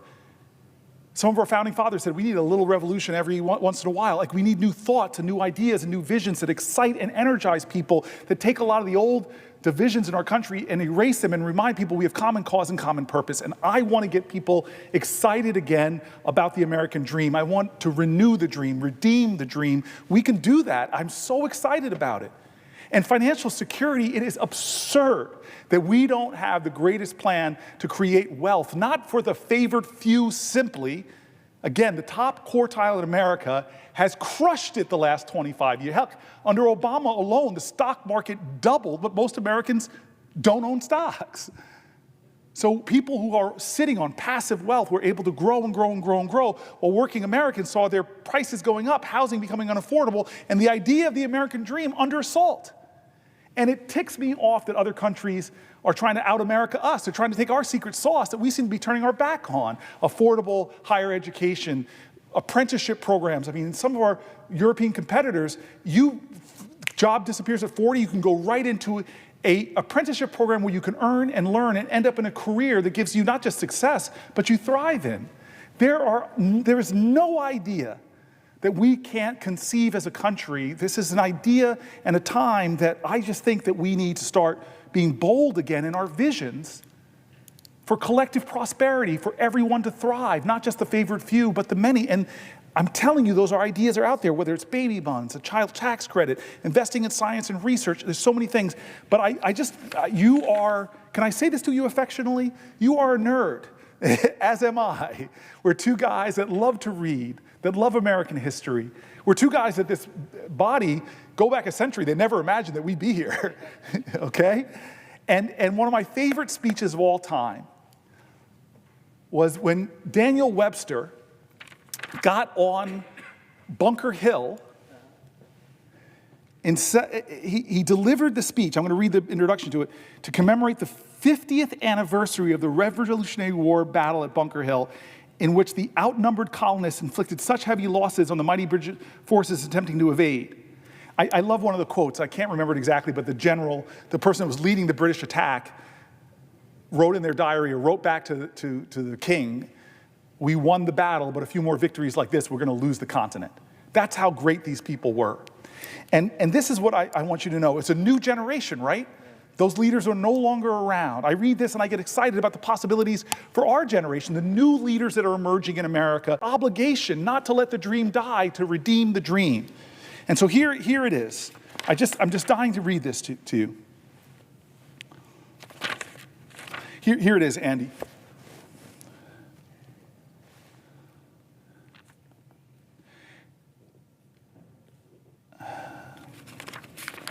I don't want to read too much of it to you. Okay, here we go.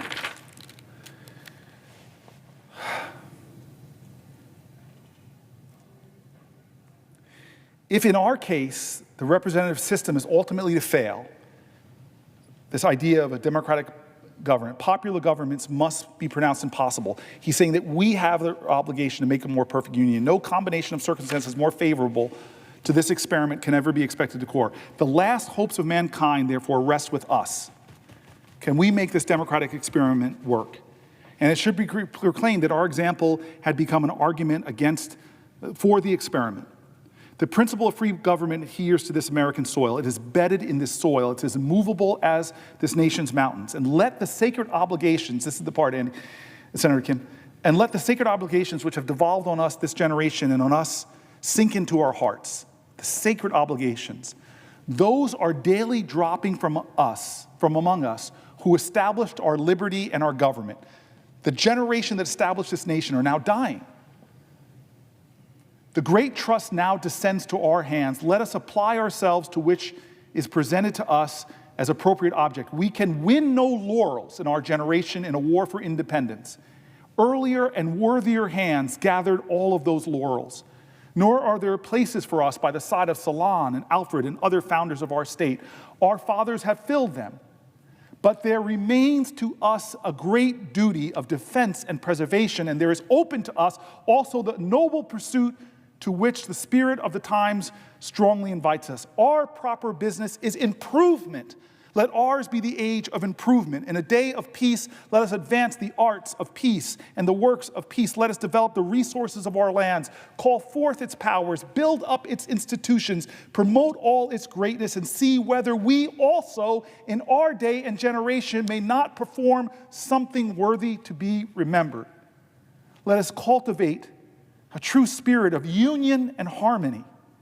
In pursuing the great objects which our condition points out to us, let us act under a settled conviction and an habitual feeling that these 24 states are one country. Let our conceptions be enlarged to the circle of our duties. Let us extend our ideas over the whole and vast field in which we are called to act. Let our object be our country, our whole country. And by the blessings of God, may that country itself become a vast and splendid monument, not of oppression and terror, but of wisdom, peace, and liberty, upon which the world may gaze with admiration forever. That's a bold vision. This bold vision that doesn't give up on America, doesn't surrender to cynicism about America. That's who you are, Andy Kim, and that's what gets me excited. Right now, we're fighting against what I think are tyrannical forces. I'm sorry that when a leader stands up, not with humility like George Washington's farewell address or some of the great founders in their inaugural addresses, but stands up and says, only I can solve these problems, who doesn't use his speeches to heal and to comfort, but to talk about the enemies he's going to pursue. And those enemies are not the adversaries who seek to destroy us. Those enemies are other Americans. and to create an environment where our seniors who should be retiring in security are fearful that their Social Security or their Medicaid or their Medicare is going to be under threat. That's insidious to me. This is an unnormal time. This is why I'm standing here. But you, my friend, my partner in the Senate, God, this partnership, I am so excited about the future. I'm so excited about the promise. Let us fend off all attempts to cut Social Security and Social Security services. Let us fend off all attempts to cut Medicaid and Medicaid care and CHIPS and all the other things that we rely on. But let us also not forget that our obligation is not to defend what it is, but to have a vision for what can become. We now, when so many people are giving up on the American dream, on the idea of America, on what you said so wonderfully, that my children will do better than me, that basic bedrock that our children, generation after generation, will do better and better and better. It's time to redeem the dream and dream America anew with bold visions, not how we will just help people survive in retirement, but visions of how we all can thrive in this great nation that has enough resource and enough abundance to provide for everyone's hopes and dreams. Thank you so much. Keep up your energy. I yield back. Thank you. You're giving me energy. I'm sourcing myself from you. Now, I don't want to just cast aspersions on, and we're saying things that I just want to back up in fact. All those letters from seniors. I see my dear friend from Pennsylvania is now the presiding officer. You missed all the letters I read from Pennsylvania. All those letters where people were using the word Ponzi scheme. Where did that come from? I just want to read. The Joe Rogan Experience. I actually like and enjoy listening to Joe Rogan. Elon, Social Security is the biggest Ponzi scheme of all time. Now that's a big statement. The biggest Ponzi scheme of all time, Elon says. And Joe Rogan says, why? Explain that. Oh, Elon says, so, well, people pay into Social Security, and the money goes out of Social Security immediately, but the obligation for Social Security is your entire retirement career. So you're paying with your, and I'm reading this verbatim, you're paying with the kind of people you're paying, like if you look at the future obligations of Social Security, it far exceeds the tax revenue far. If you've looked at the debt clock, Rogan says, yes. Okay, there's 3 there's, I'm reading it verbatim, our present day debt, but then there's our future obligations. So when you look at the future obligations of Social Security, the actual national debt is like double what people think it is because of the future obligations. Rogan, Elon. So basically people are living way longer than expected. That was the evidence of a Ponzi scheme. Now let's correct something. The reason why we have a massive debt in America, lots of people should take ownership over it, but the biggest debt creator in the last, say, 25, 30 years is the President of the United States, current one, in his first term by blowing massive holes in our deficits to give tax cuts that went way disproportionately to the wealthiest Americans and corporations. And he wants to renew those tax cuts that independent budget folks are saying could add trillions of dollars to our national deficit. So if he's talking about the debt clock or whatever he was talking about, he is a part of an administration, even though he's unelected and not approved by Congress and whatever, he and his president, the richest man in the world and the most powerful man in the world together, they're driving an agenda that's going to drive this deficit much bigger. And they're going to try to pay for some of it, not all of it, because it's trillions of dollars of projected debt. They're going to try to pay for some of it by cutting NIH grants, by cutting Medicaid, by cutting staff at Social Security. So no, Social Security is not a Ponzi scheme. People paid into it. And as Andy Kim and I just talked, there are ways to preserve it, strengthen it, make it better. It's a program that pays benefits after a lifetime of work. It's never missed a payment. It's never run out of money. It's an insurance program, but don't take my word for it. Here is Current Affairs Magazine editor Nathan Robinson writing on March 7th, Why Social Security is Not a Ponzi Scheme. That's a great title. ODA insurance is not a scam, and it's not destined to collapse. Proponents of privatizing or limiting Social Security are constantly telling lies about it. So here's the article. Elon Musk has called Social Security a Ponzi scheme, comparing it to a scam in which a con man must keep finding new suckers in order to disguise the financial unsustainability of the enterprise. The term has also been used by libertarian commentators as reasons and the Hoover Institute, who try to convince people that the program is fundamentally broken and unsustainable, because both Social Security and Ponzi schemes take money in the form of new contributions which they pay to old ones. It is easy to craft a superficial resemblance between the two, but Social Security is not a Ponzi scheme, and it's important to understand why. Because a comparison is used to generate the illusion of Social Security crisis that can be used to justify major benefit cuts or even the elimination of the program altogether. Under the Ponzi scheme differences between old age insurance and Ponzi schemes, we can train ourselves mentally to resist the propaganda that is used to try to convince the public to support undermining one of our most important social welfare programs. Let's think about a few different cases in which money is pooled and paid out. First, let's imagine a company has a pension scheme. I realize this may be difficult to imagine these days, but stick with me for a minute. Workers pay 5% of their income. The employer pays in an equivalent amount to 50% of the worker's income. When the worker is retired, they get a fixed benefit every year for the rest of their life, equivalent to some percentage of what their salary was. Let's call that scenario A. Now let's imagine a different scenario. 5 uncommonly astute middle schoolers create a rudimentary insurance scheme to guard against being punished by their parents. The children all go to the mall every week and play arcade games together. They each get an allowance of $10 a week which they spend at the arcade. What they decide to do is to spend $9 each week instead and put $1 a week into a fund. If one of them has their allowance taken away by their parents, the fund will pay the arcade money for the week. That way, nobody in the friend group is ever deprived of the ability to go to the arcade. We're going to call that scenario B. Finally, let us imagine a scenario in which a fraudster tricks a group of old people into giving them their money. He says that if they invest their retirement money with him, he can guarantee them a 20% year return, risk-free. They invest. He provides them with statements showing that their money indeed is growing at 20% a year. When they ask him to pull a portion of their money out so they can spend it, he disperses it. But what he actually is doing is spending all their money and providing fake statements. He's able to keep paying withdrawals because he's constantly recruiting new suckers, just enough to cover what people are withdrawing. Eventually, people get suspicious. Too many try to withdraw their money at once, and he flees the country. This is a Ponzi scheme named after the Italian con man, Charles Ponzi, who fleeced people in this way. We will call this Ponzi scheme scenario C.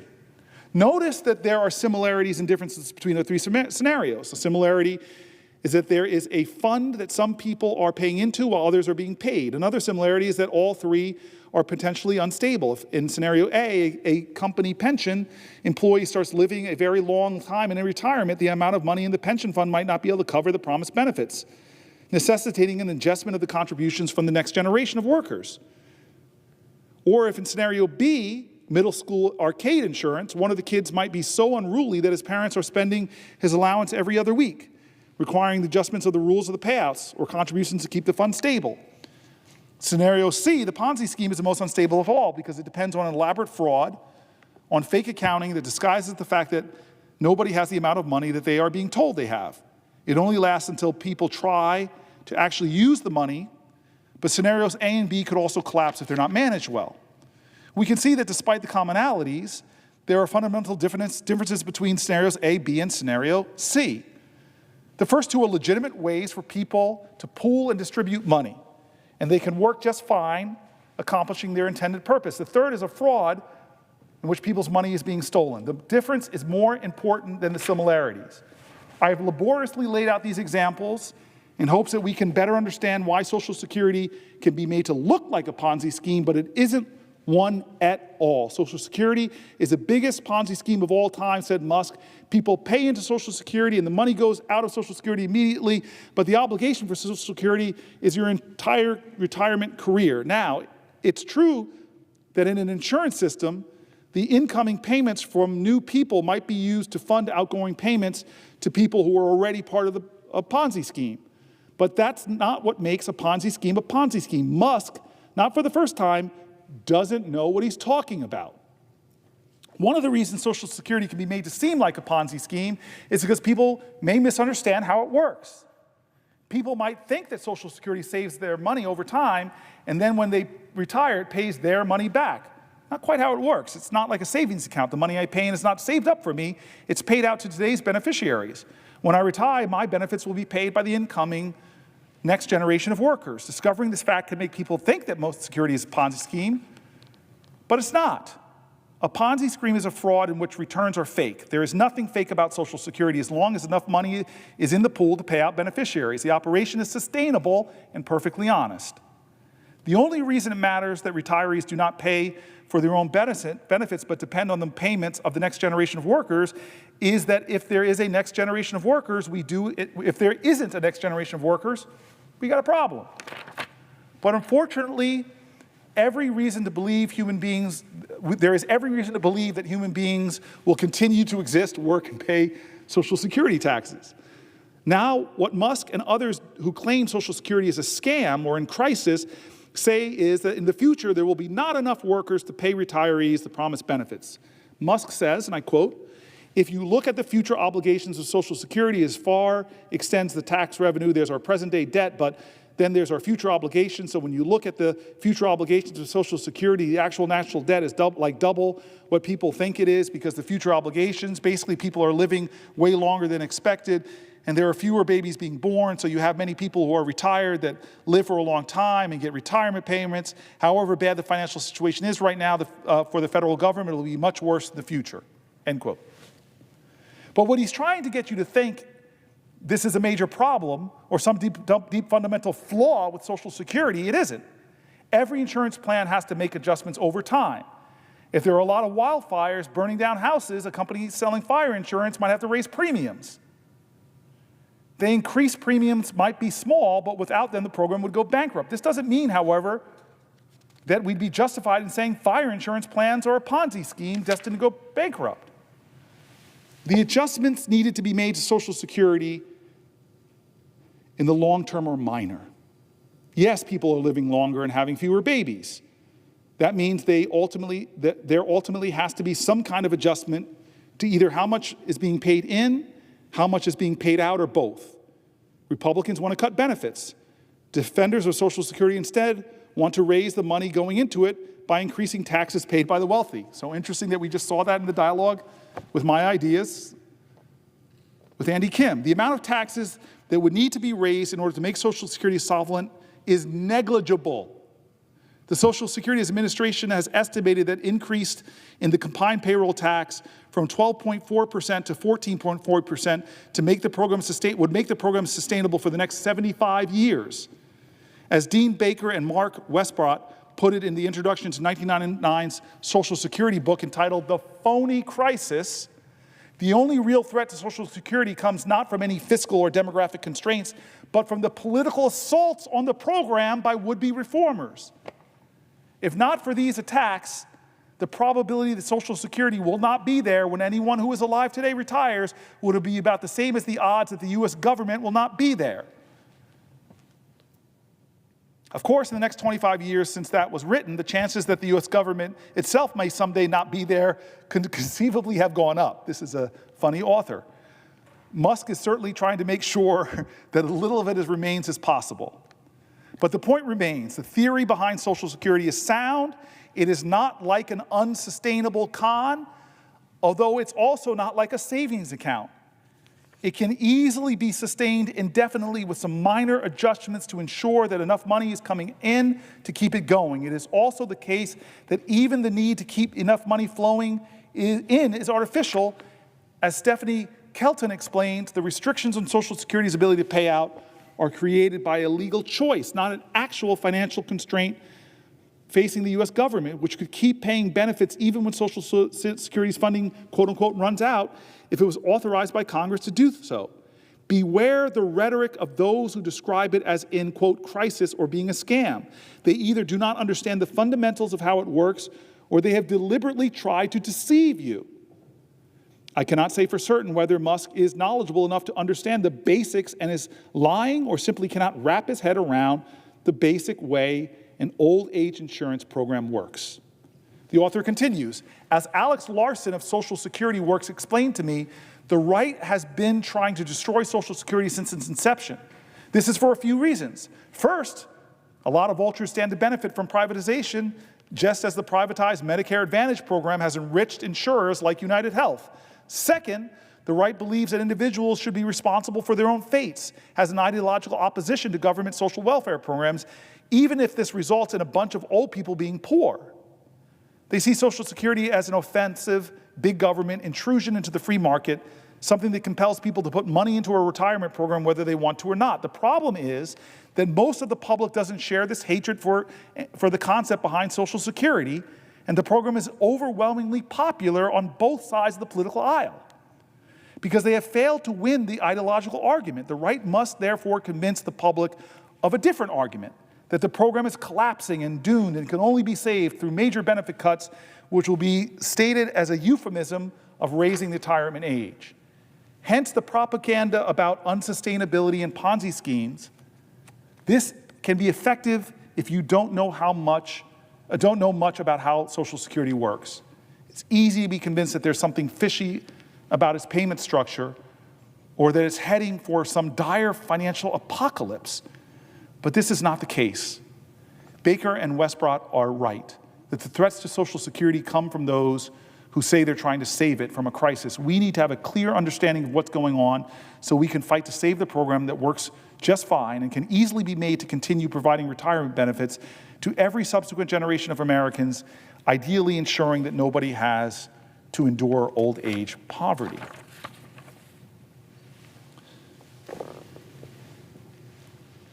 And so why are they cutting Social Security staff? Thousands of people. Again, I've said this time and time again. I'm standing here because this is not a usual time. I think our country is facing a growing crisis, but I'm quoting so many Republicans because a lot of us who've run stuff know that you don't just fire people and then realize the mistakes you've made and beg them to come back to work. They know that you don't just fire people that do essential functions in a program before you've even done assessments of what your goals and ambitions are for Social Security. It's clear that their goals and ambition is in the best customer service to improve the complaints that I've heard over the years about waits, unreturned calls, challenges at Social Security offices. That's not their ambition. We've missed a big opportunity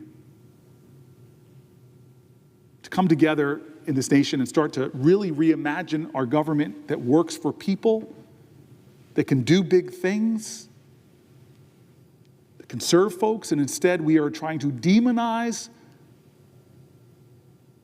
people. We're trying to lie about critical programs, call it a Ponzi scheme, make up out of thin air that somehow we're paying thousands of people that are over 150 years old fraudulently. We're better than that. To that point, I just want to again make my facts clear. Here's an Associated Press fact check from the president's speech. Tens of millions of dead people aren't getting Social Security checks despite Trump and Musk's claims. The Trump administration is falsely claiming that tens of millions of dead people over 100 years old are receiving Social Security payments. Over the past few days, President Donald Trump and billionaire advisor Elon Musk have said on social media and in press briefings that people who are 100, 200, or even 300 years old are properly getting benefits. A huge problem, Musk wrote, as his Department of Government Efficiency digs into the federal agencies to root out waste, fraud, to allegedly root out waste, fraud, and abuse. It is true that improper payments have been made, including to some dead people, but the numbers thrown out by Musk and the White House are way overstated and misrepresent Social Security data. Here are the facts. What has the Trump administration said about payments to centenarians? On Tuesday, Trump said in a press briefing in Florida that we have millions and millions of people over 100 years old receiving Social Security benefits. They're obviously fraudulent or incompetent, Trump said. If you take all those millions of people off Social Security, all of a sudden we have a very powerful Social Security with people that are 80, 70, 90, but not 200 years old, President Trump said. He also said that there's one person in the system listed as 360 years old. Last Monday, Musk posted a slew of posts on social media, including maybe Twilight is real and there are a lot of vampires collecting Social Security, and, quote, having tens of millions of people marked in Social Security as alive when they are definitely dead is a huge problem. Obviously, some of these people would have been alive before America existed as a country. Think about that for a second, end quote. On Wednesday, Social Security's new acting commissioner, Lee Dudek, acknowledged recent reporting about the number of people older than 100 who may be receiving social benefits from Social Security. He said, quote, the reported data are people in our records with a Social Security number who do not have a date of death associated with their record. These individuals are not necessarily receiving benefits. Quote, I am confident that with DOJ's help and our commitment of our executive team and workforce that Social Security will continue to deliver for the American people, Dudek said. How big of a problem is Social Security fraud? A July 2024 report from the Social Security's Inspector General states that from fiscal years 2015 through 2022, the agency paid out almost $8.6 trillion in benefits, including $71.8 billion, or less than 1%, in improper payments. Most of those erroneous payments were overpayments to living people.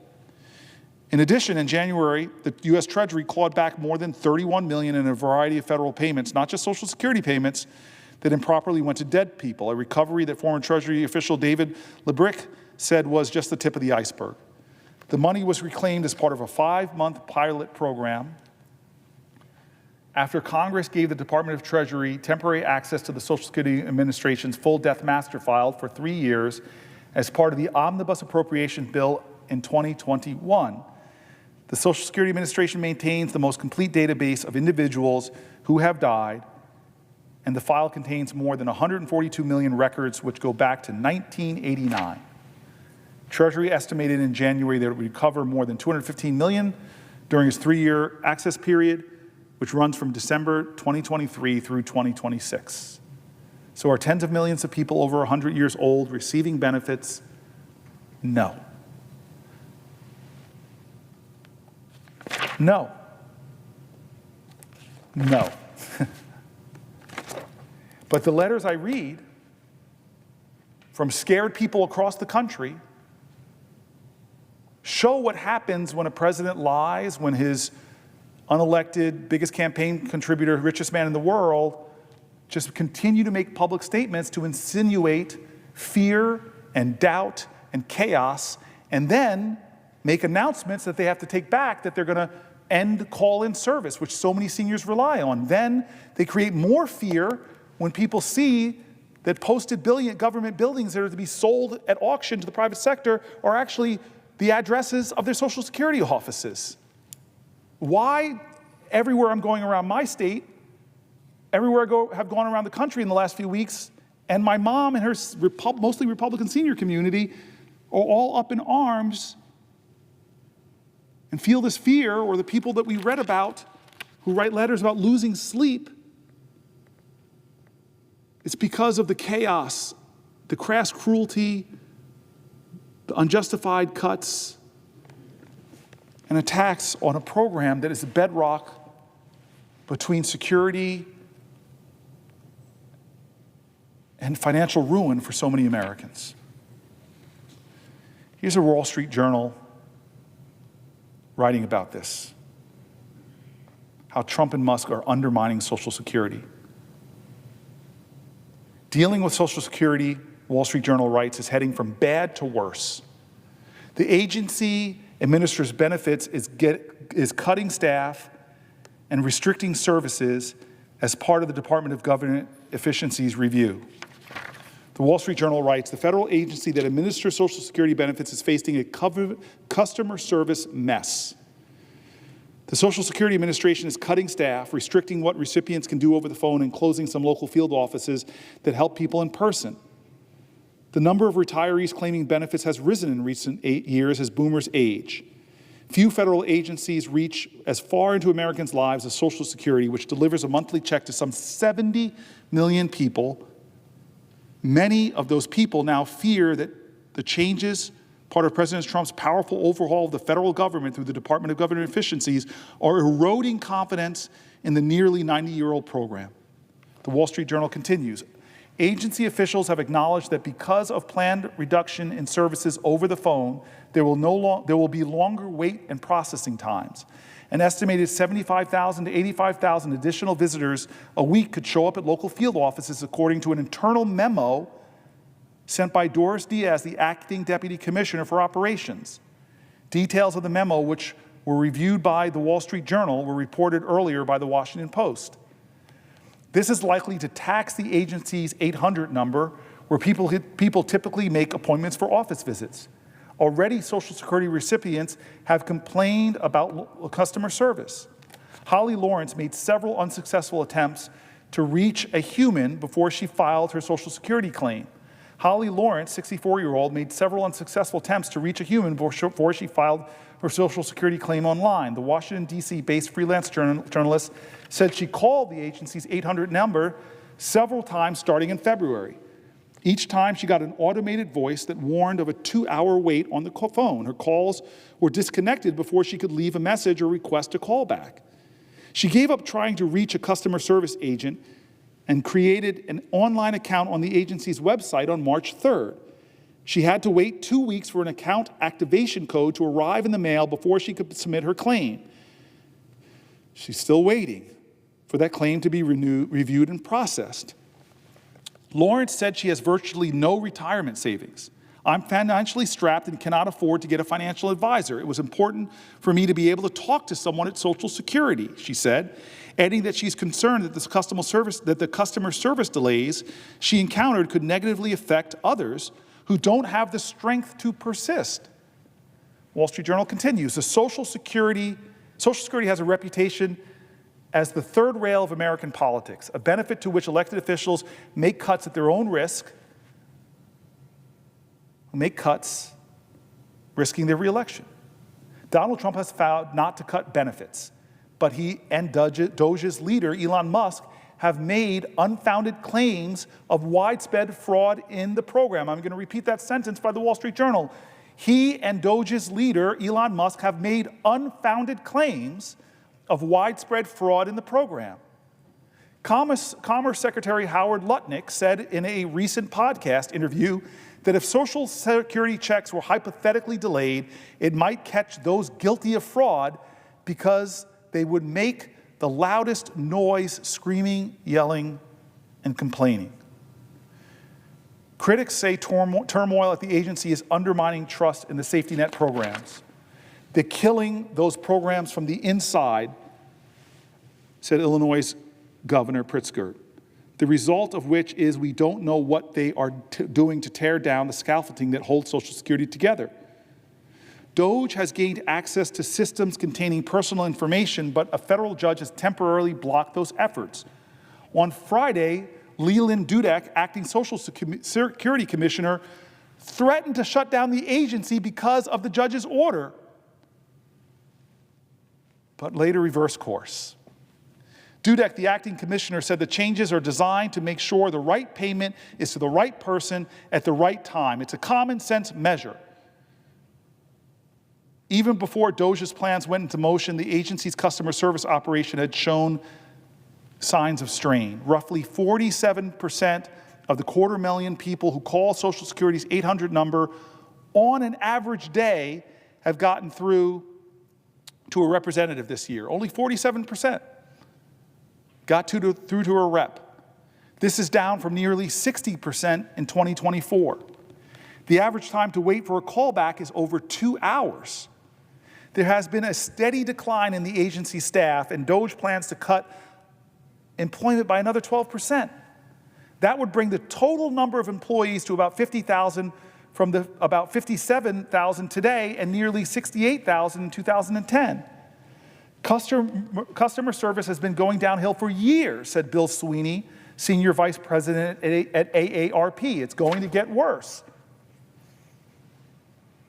Some Social Security Administration changes amounts to cuts in services. Wall Street Journal continues, starting March 31st, people who want to file for retirement survivor or disability benefits or change their direct deposit information can no longer complete the process by phone, the agency said Tuesday. Instead, they must do so online or at a field office. The agency said it's stopping phone calls as part of an effort to reduce fraud and strengthen identity proofing procedures. The Social Security Agency has estimated that improper payments represent 0.3% of total benefits. Dudek acknowledged that recent changes, including the shift away from claiming on the phone, are likely to drive up the numbers making appointments at field offices over the next 60 days. He said field employees would be trained over the next 2 weeks to respond to the changes. We're going to adjust our policy and procedures to adapt to the volume, he said. These changes are not intended to hurt our customers. Dudek said in a call Monday with advocates that the phone service policy change and quick timeline were directed by the White House, according to people familiar with the call. Directed by the White House. Kathleen Romig, Director of Social Security and Disability Policy at the Center on Budget and Policies Priorities, says it isn't clear why the agency chose to discontinue identity verification over the phone while allowing it online and in person. She says other advocates say that by discontinuing the phone option, the agency is creating hurdles for those who lack internet service or live far away from the field office. The agency has also largely stopped serving walk-in customers in field offices, said Maria Frisi, Senior Legislative Representative at the nonprofit National Committee to Preserve Social Security and Medicare. Most waiting in person must book appointments on the 800 number. In February, 45% of people who schedule a phone or in-person appointment to file a claim got one within 28 days. DOJ plans to close nearly 50 of the agency's approximately 1,200 field offices, according to Social Security Works, although a spokesman for the nonprofit said some of the offices on the list don't seem to exist.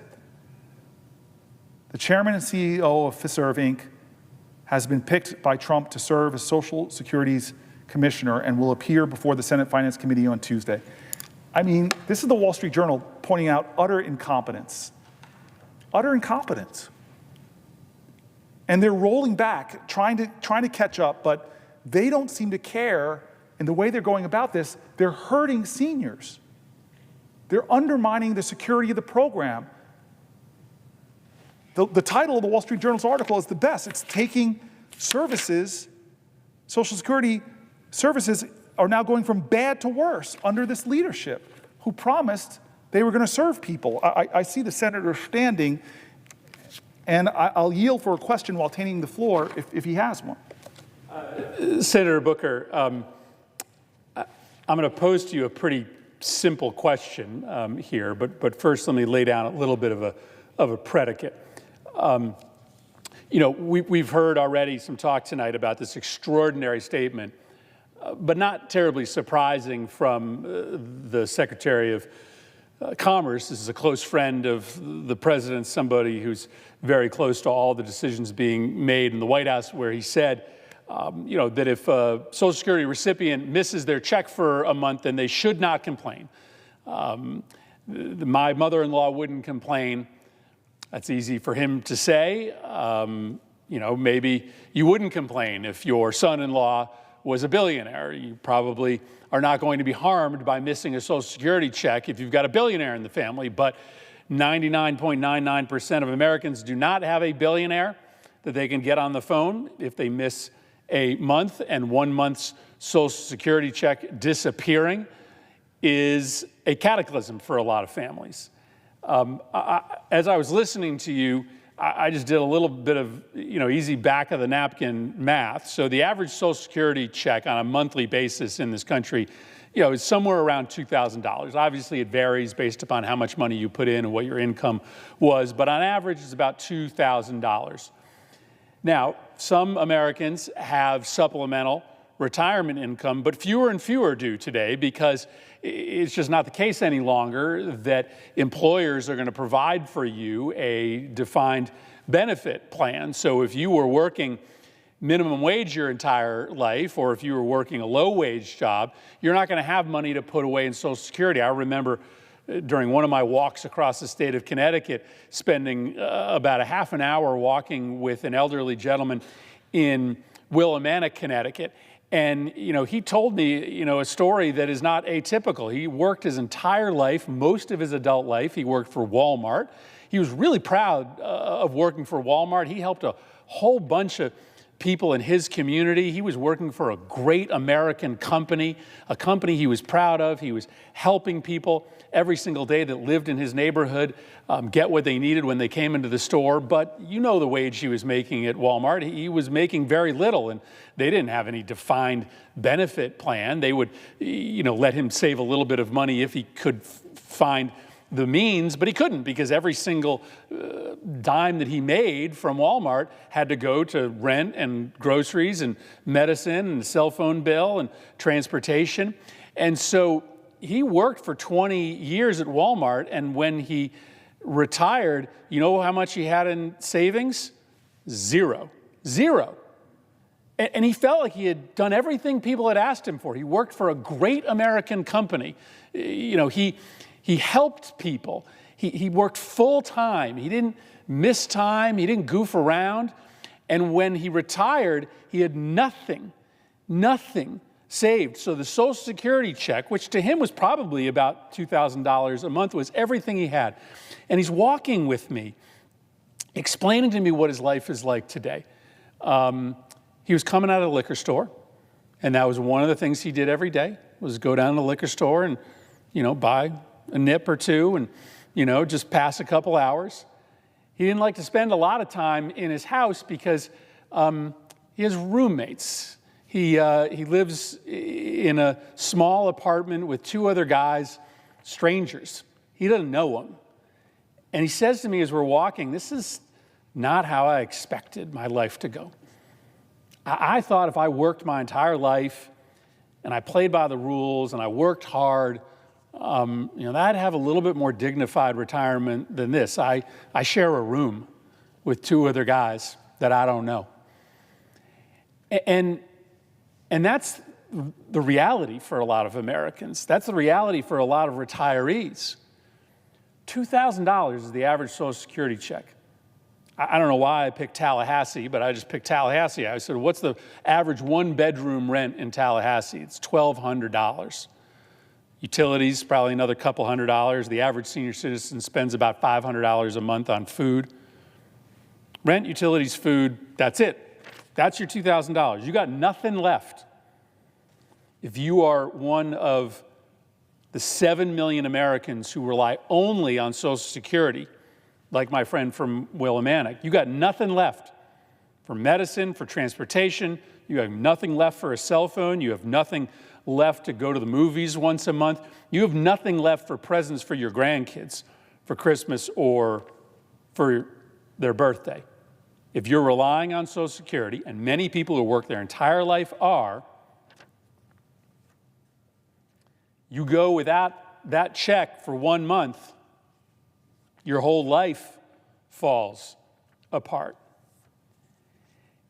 And so this just cavalierness that Musk and Trump have about Social Security, that the billionaires that advise them have about Social Security, don't worry about it if you miss a check for a month or 2 months. You're a fraudster. You're trying to defraud the government. If you complain about missing a Social Security check, it is so disconnected from reality. I know we're going to talk later today about the plans to shut down the Department of Education. It shows this similar disdain for public education, the way that they are showing a disdain for working Americans who are relying on Social Security as their primary means of retirement income, the disdain for the 40 million working Americans who rely on Medicaid. And it's not hard to understand why, because if you're a billionaire, if you're Elon Musk, if you're Donald Trump, you don't have to rely on the public school system. Your kids go to fancy private schools. You will never need to rely on Medicaid. You have lived fortunate lives. In Donald Trump's case, because he was born into wealth. You'll get a Social Security check, but that's not going to be your primary retirement. And so you can understand if you put a bunch of billionaires in charge of the government who don't lead lives that are remotely connected to how average people live, they will say things like Social Security is just some big Ponzi scheme, and that's the big one to eliminate. Or, you know what, America will be all right if we impose $880 billion of cuts to the insurance program for 24% of Americans. Or let's shut down the Department of Education because, I don't know, public education doesn't matter to me. So I think it's just the reality that we're living in today, in which we have people who are making these decisions who just don't understand how normal people's lives work, and in particular, how a person's life falls apart if they have any diminution in their Social Security income when the average check is $2,000 a month and the average expenses in most cities for a senior citizen who relies on Social Security is going to be far higher than $2,000 a month. Here's my question for you. You laid out what's going on in Social Security today. It's like the opposite of efficiency, right? It's called the Department of Government Efficiency.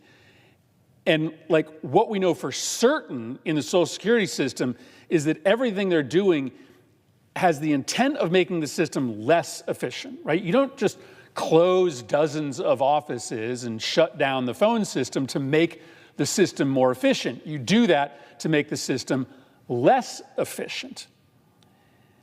And so I'm trying to figure out why, right? I'm trying to figure out why. And I'll give you, two theories and then let you tell me if you think I'm right or I'm wrong. It could be a pretext to eradicate the whole system. What did they say about USAID? They said that USAID was a corrupt enterprise. It was corrupt. No evidence of corruption in USAID. No evidence of corruption, no allegations of specific corruptions, but they just made these accusations that USAID was criminal. Musk and Trump said this. It's a criminal enterprise. It's a corrupt enterprise. And that became their justification to eliminate it. Within weeks, USAID, one of the most important vehicles of U.S. national security, was gone. Was gone. They didn't run on that. Nobody saw that coming. It was 2 weeks of allegations about criminality and corruption, and then USAID vanished. And people were like looking around, what happened? They didn't tell us they were going to do that, and now it's gone. They certainly didn't run on eliminating Social Security or cutting people's benefits. But boy, the playbook seems a little familiar here, that all of a sudden there are these lies being told. Let's say what it is about the corruption inside Social Security. As you said, the improper benefit payments are minuscule, right? 0.3% of overall payments. And so is this a pretext to ultimately make big cuts in Social Security? Or alternatively, is it just part of a plan to just sort of put the entire country on edge, right? To just make everybody wake up in the morning wondering whether they're next, right? Is it my Medicaid benefit that's going to be cut? Is Social Security going to be there for me if I'm a federal employee? Is my job here next week? And is that a means of distracting you from the corruption and the thievery that's happening at the highest levels of government?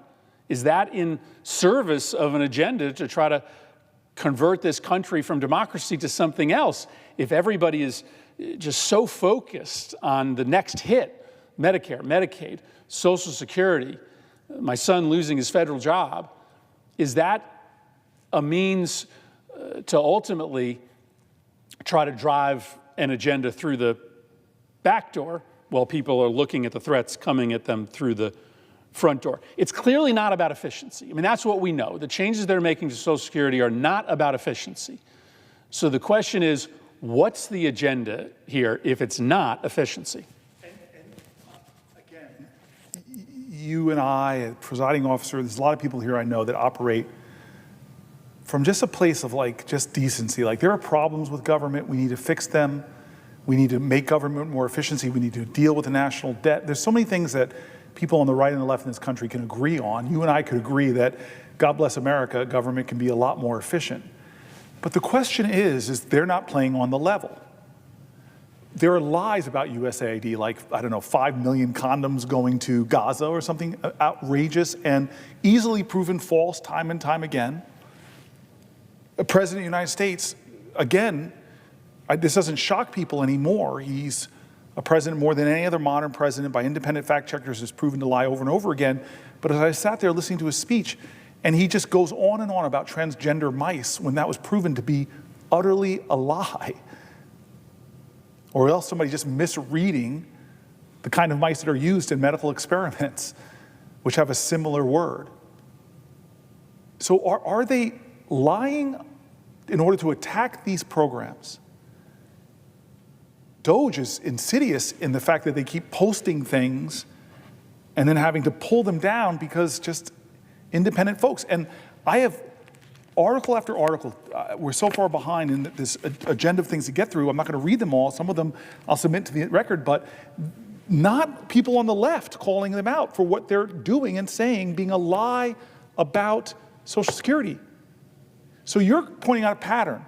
First, they tell terrible lies to try to whip up public sentiment against entities created in a bipartisan way, by the way, using congressional powers, approving spending, approving programs, approving agencies. Let's create incredible lies, magnify them on social media, try to spread them with our influencers and everybody. So now people believe that somehow, oh, the president talked about all this money going to transgender mice. That's a lie. But we're going to use that as an excuse to attack scientific funding. We're going to use that as an excuse to attack Medicaid. We're going to use that excuse to pull the people fighting Ebola out of East Africa. And so I was told by a colleague of mine, a Republican colleague of mine, when you come here, don't try to get into the head of your colleague and understand what their motivations are. But this, to me, is a pattern in which they're trying to undermine public confidence. And the result of this pattern has seniors, letter after letter I wrote, using things like, I'm losing sleep, I'm terrified, I'm scared, help me please, telling the most painful stories about retirement insecurity, about health challenges.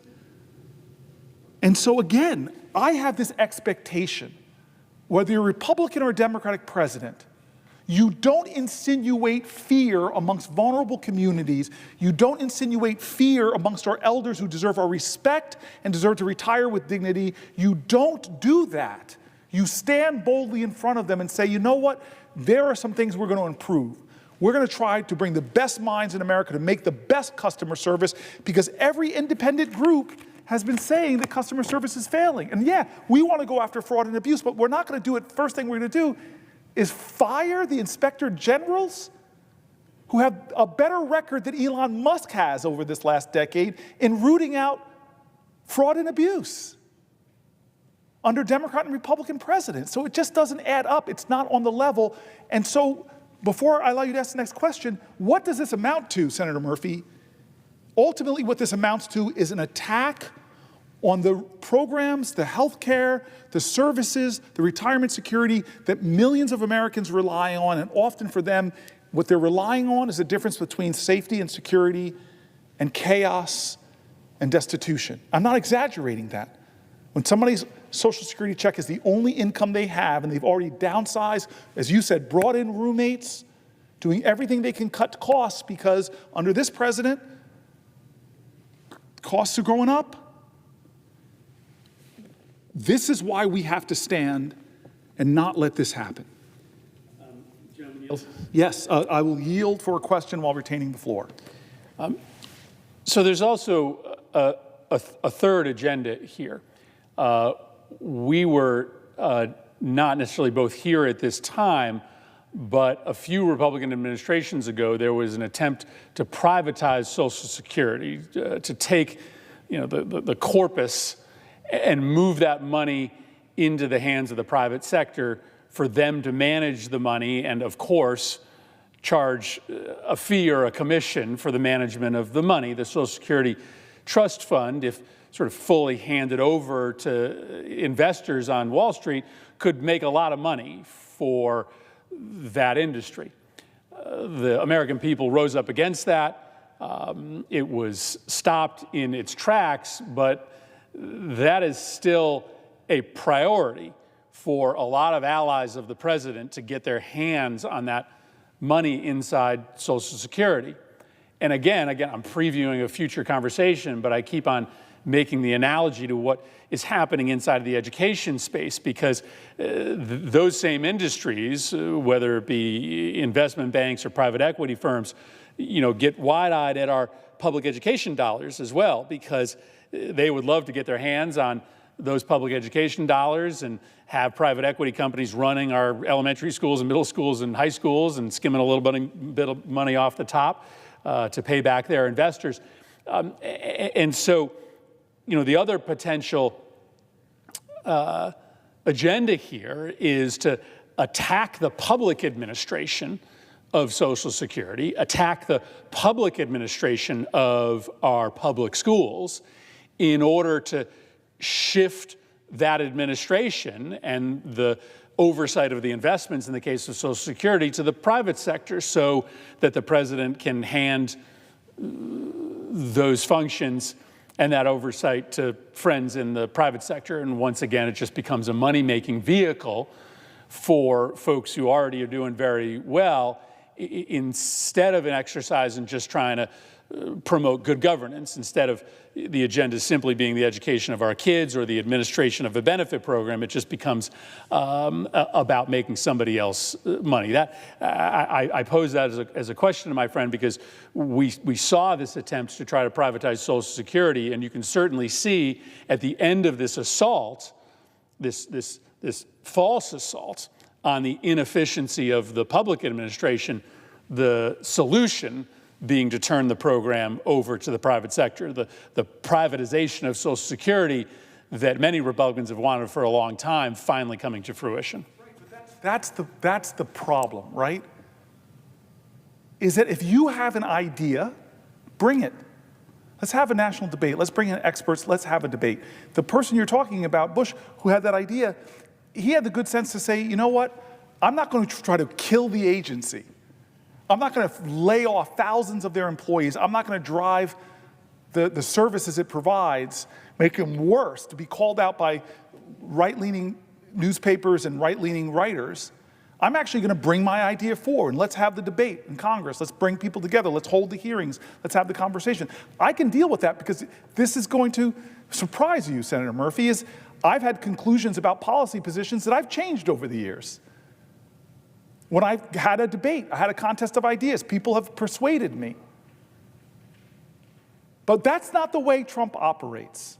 He tried to kill health care without a plan. The powerful letter I read by John McCain about why he voted no is because it was first, kill this thing that people rely on. Don't worry, trust me, we'll figure it out later.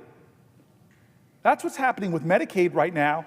There's no conversation about how to better provide health care to the tens of millions of people that rely on Medicaid, from our seniors to expectant mothers to people with disabilities. No conversation. They're just sending people into dark rooms and saying, here's $880 billion I need, find a way to cut it, let's kill it, and then see what happens.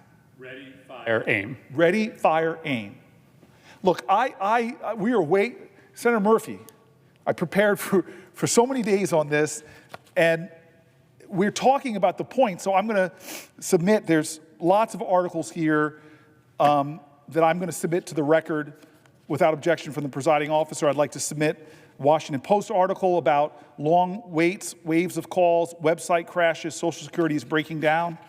May I submit this for the record? Without objection. Thank you to the presiding officer and my friend who I'm keeping up at 3 a.m. He's a kind, generous man to be here. Here's a closure of Social Security offices, 47 closures across the country in red states and blue states, everywhere between closures of Social Security offices I know everybody's talking about cutting Social Security, but what they're doing right now,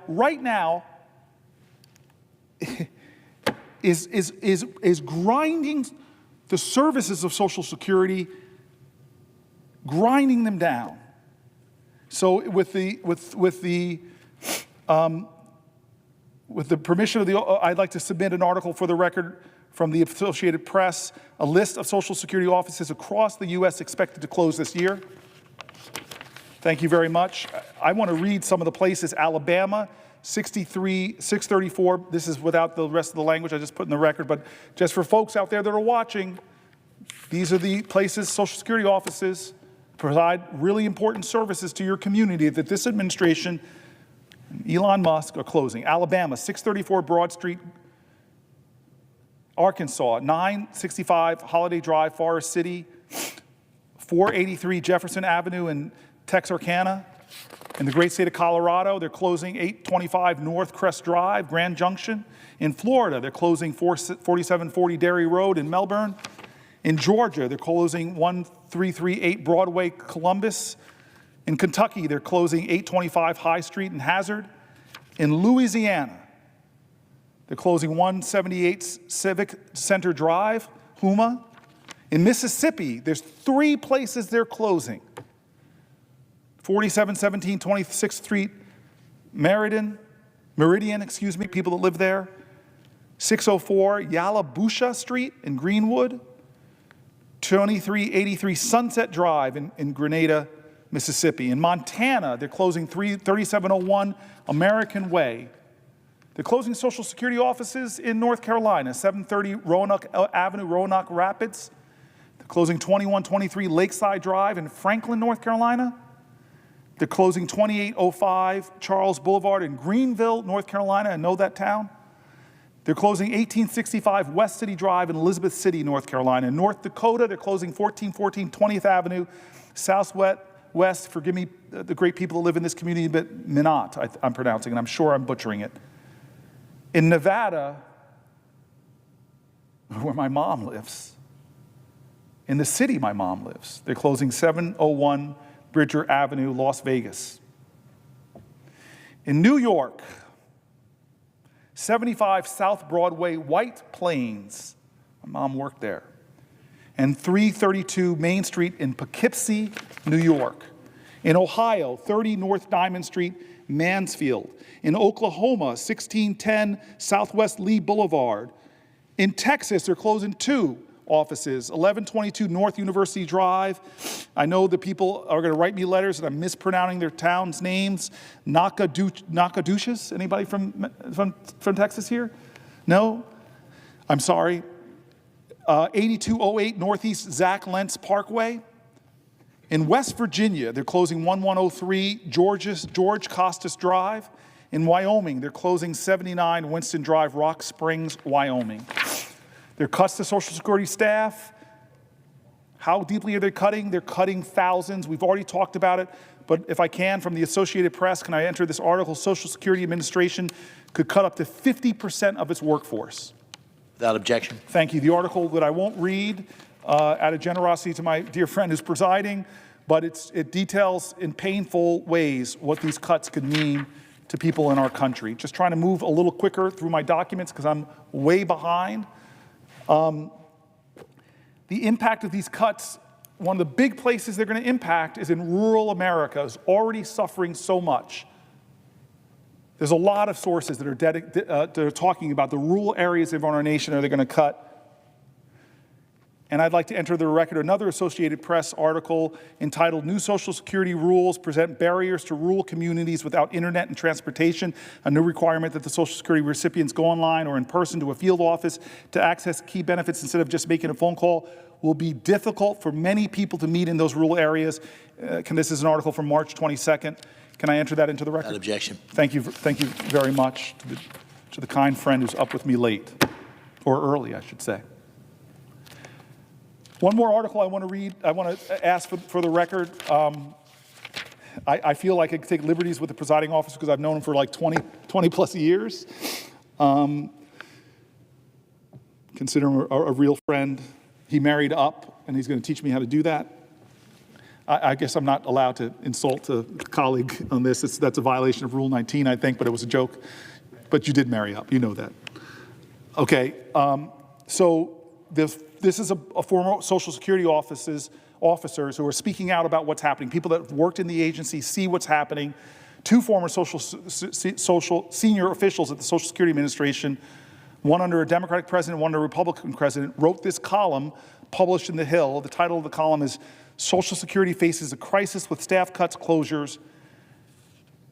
Again, these are folks from both sides of the aisle yelling into the wilderness, hoping that more people will understand what is happening to Social Security, what these cuts in staff are actually going to do to the quality of life of millions of Americans who rely on Social Security, disproportionately impacting people who are living in rural areas, red states, blue states, Republicans, Democrats. This is not a normal time, America. That a bedrock commitment made is being undermined by the most powerful man in our country and the richest man in the world. And the title of the article, Social Security Faces a Crisis with Staff Cuts and Closures, written by, again, somebody who worked under a Republican, somebody who worked under a president. May I enter this to the record? Objection. And I want to end with what I've been trying to do since I started I think about 8 hours ago. Yeah, 8 hours ago I began. I want to begin by doing what I said I was going to do, is not just lift my voice, but lift the voice of New Jerseyans and Americans. And so here's some words. This is one employee from New Jersey who contacted me to say that the teleservice center has received many calls from the public from New Jersey to Georgia and other states. They all have in common is the fear of losing their livelihood as a result of identification, verification, in-person visits. Seniors, disabled, and others that are economically disadvantaged need a voice, Senator Booker. And the voice I hear all throughout the day from seniors are voices of fear. Please review any policy of in-person identification for the public. Person from my state begging, because they're hearing the fear of the seniors that they've pledged themselves to serve. Another Social Security employee from New Jersey who contacted me said, I quote, I worked at Social Security for almost 19 years.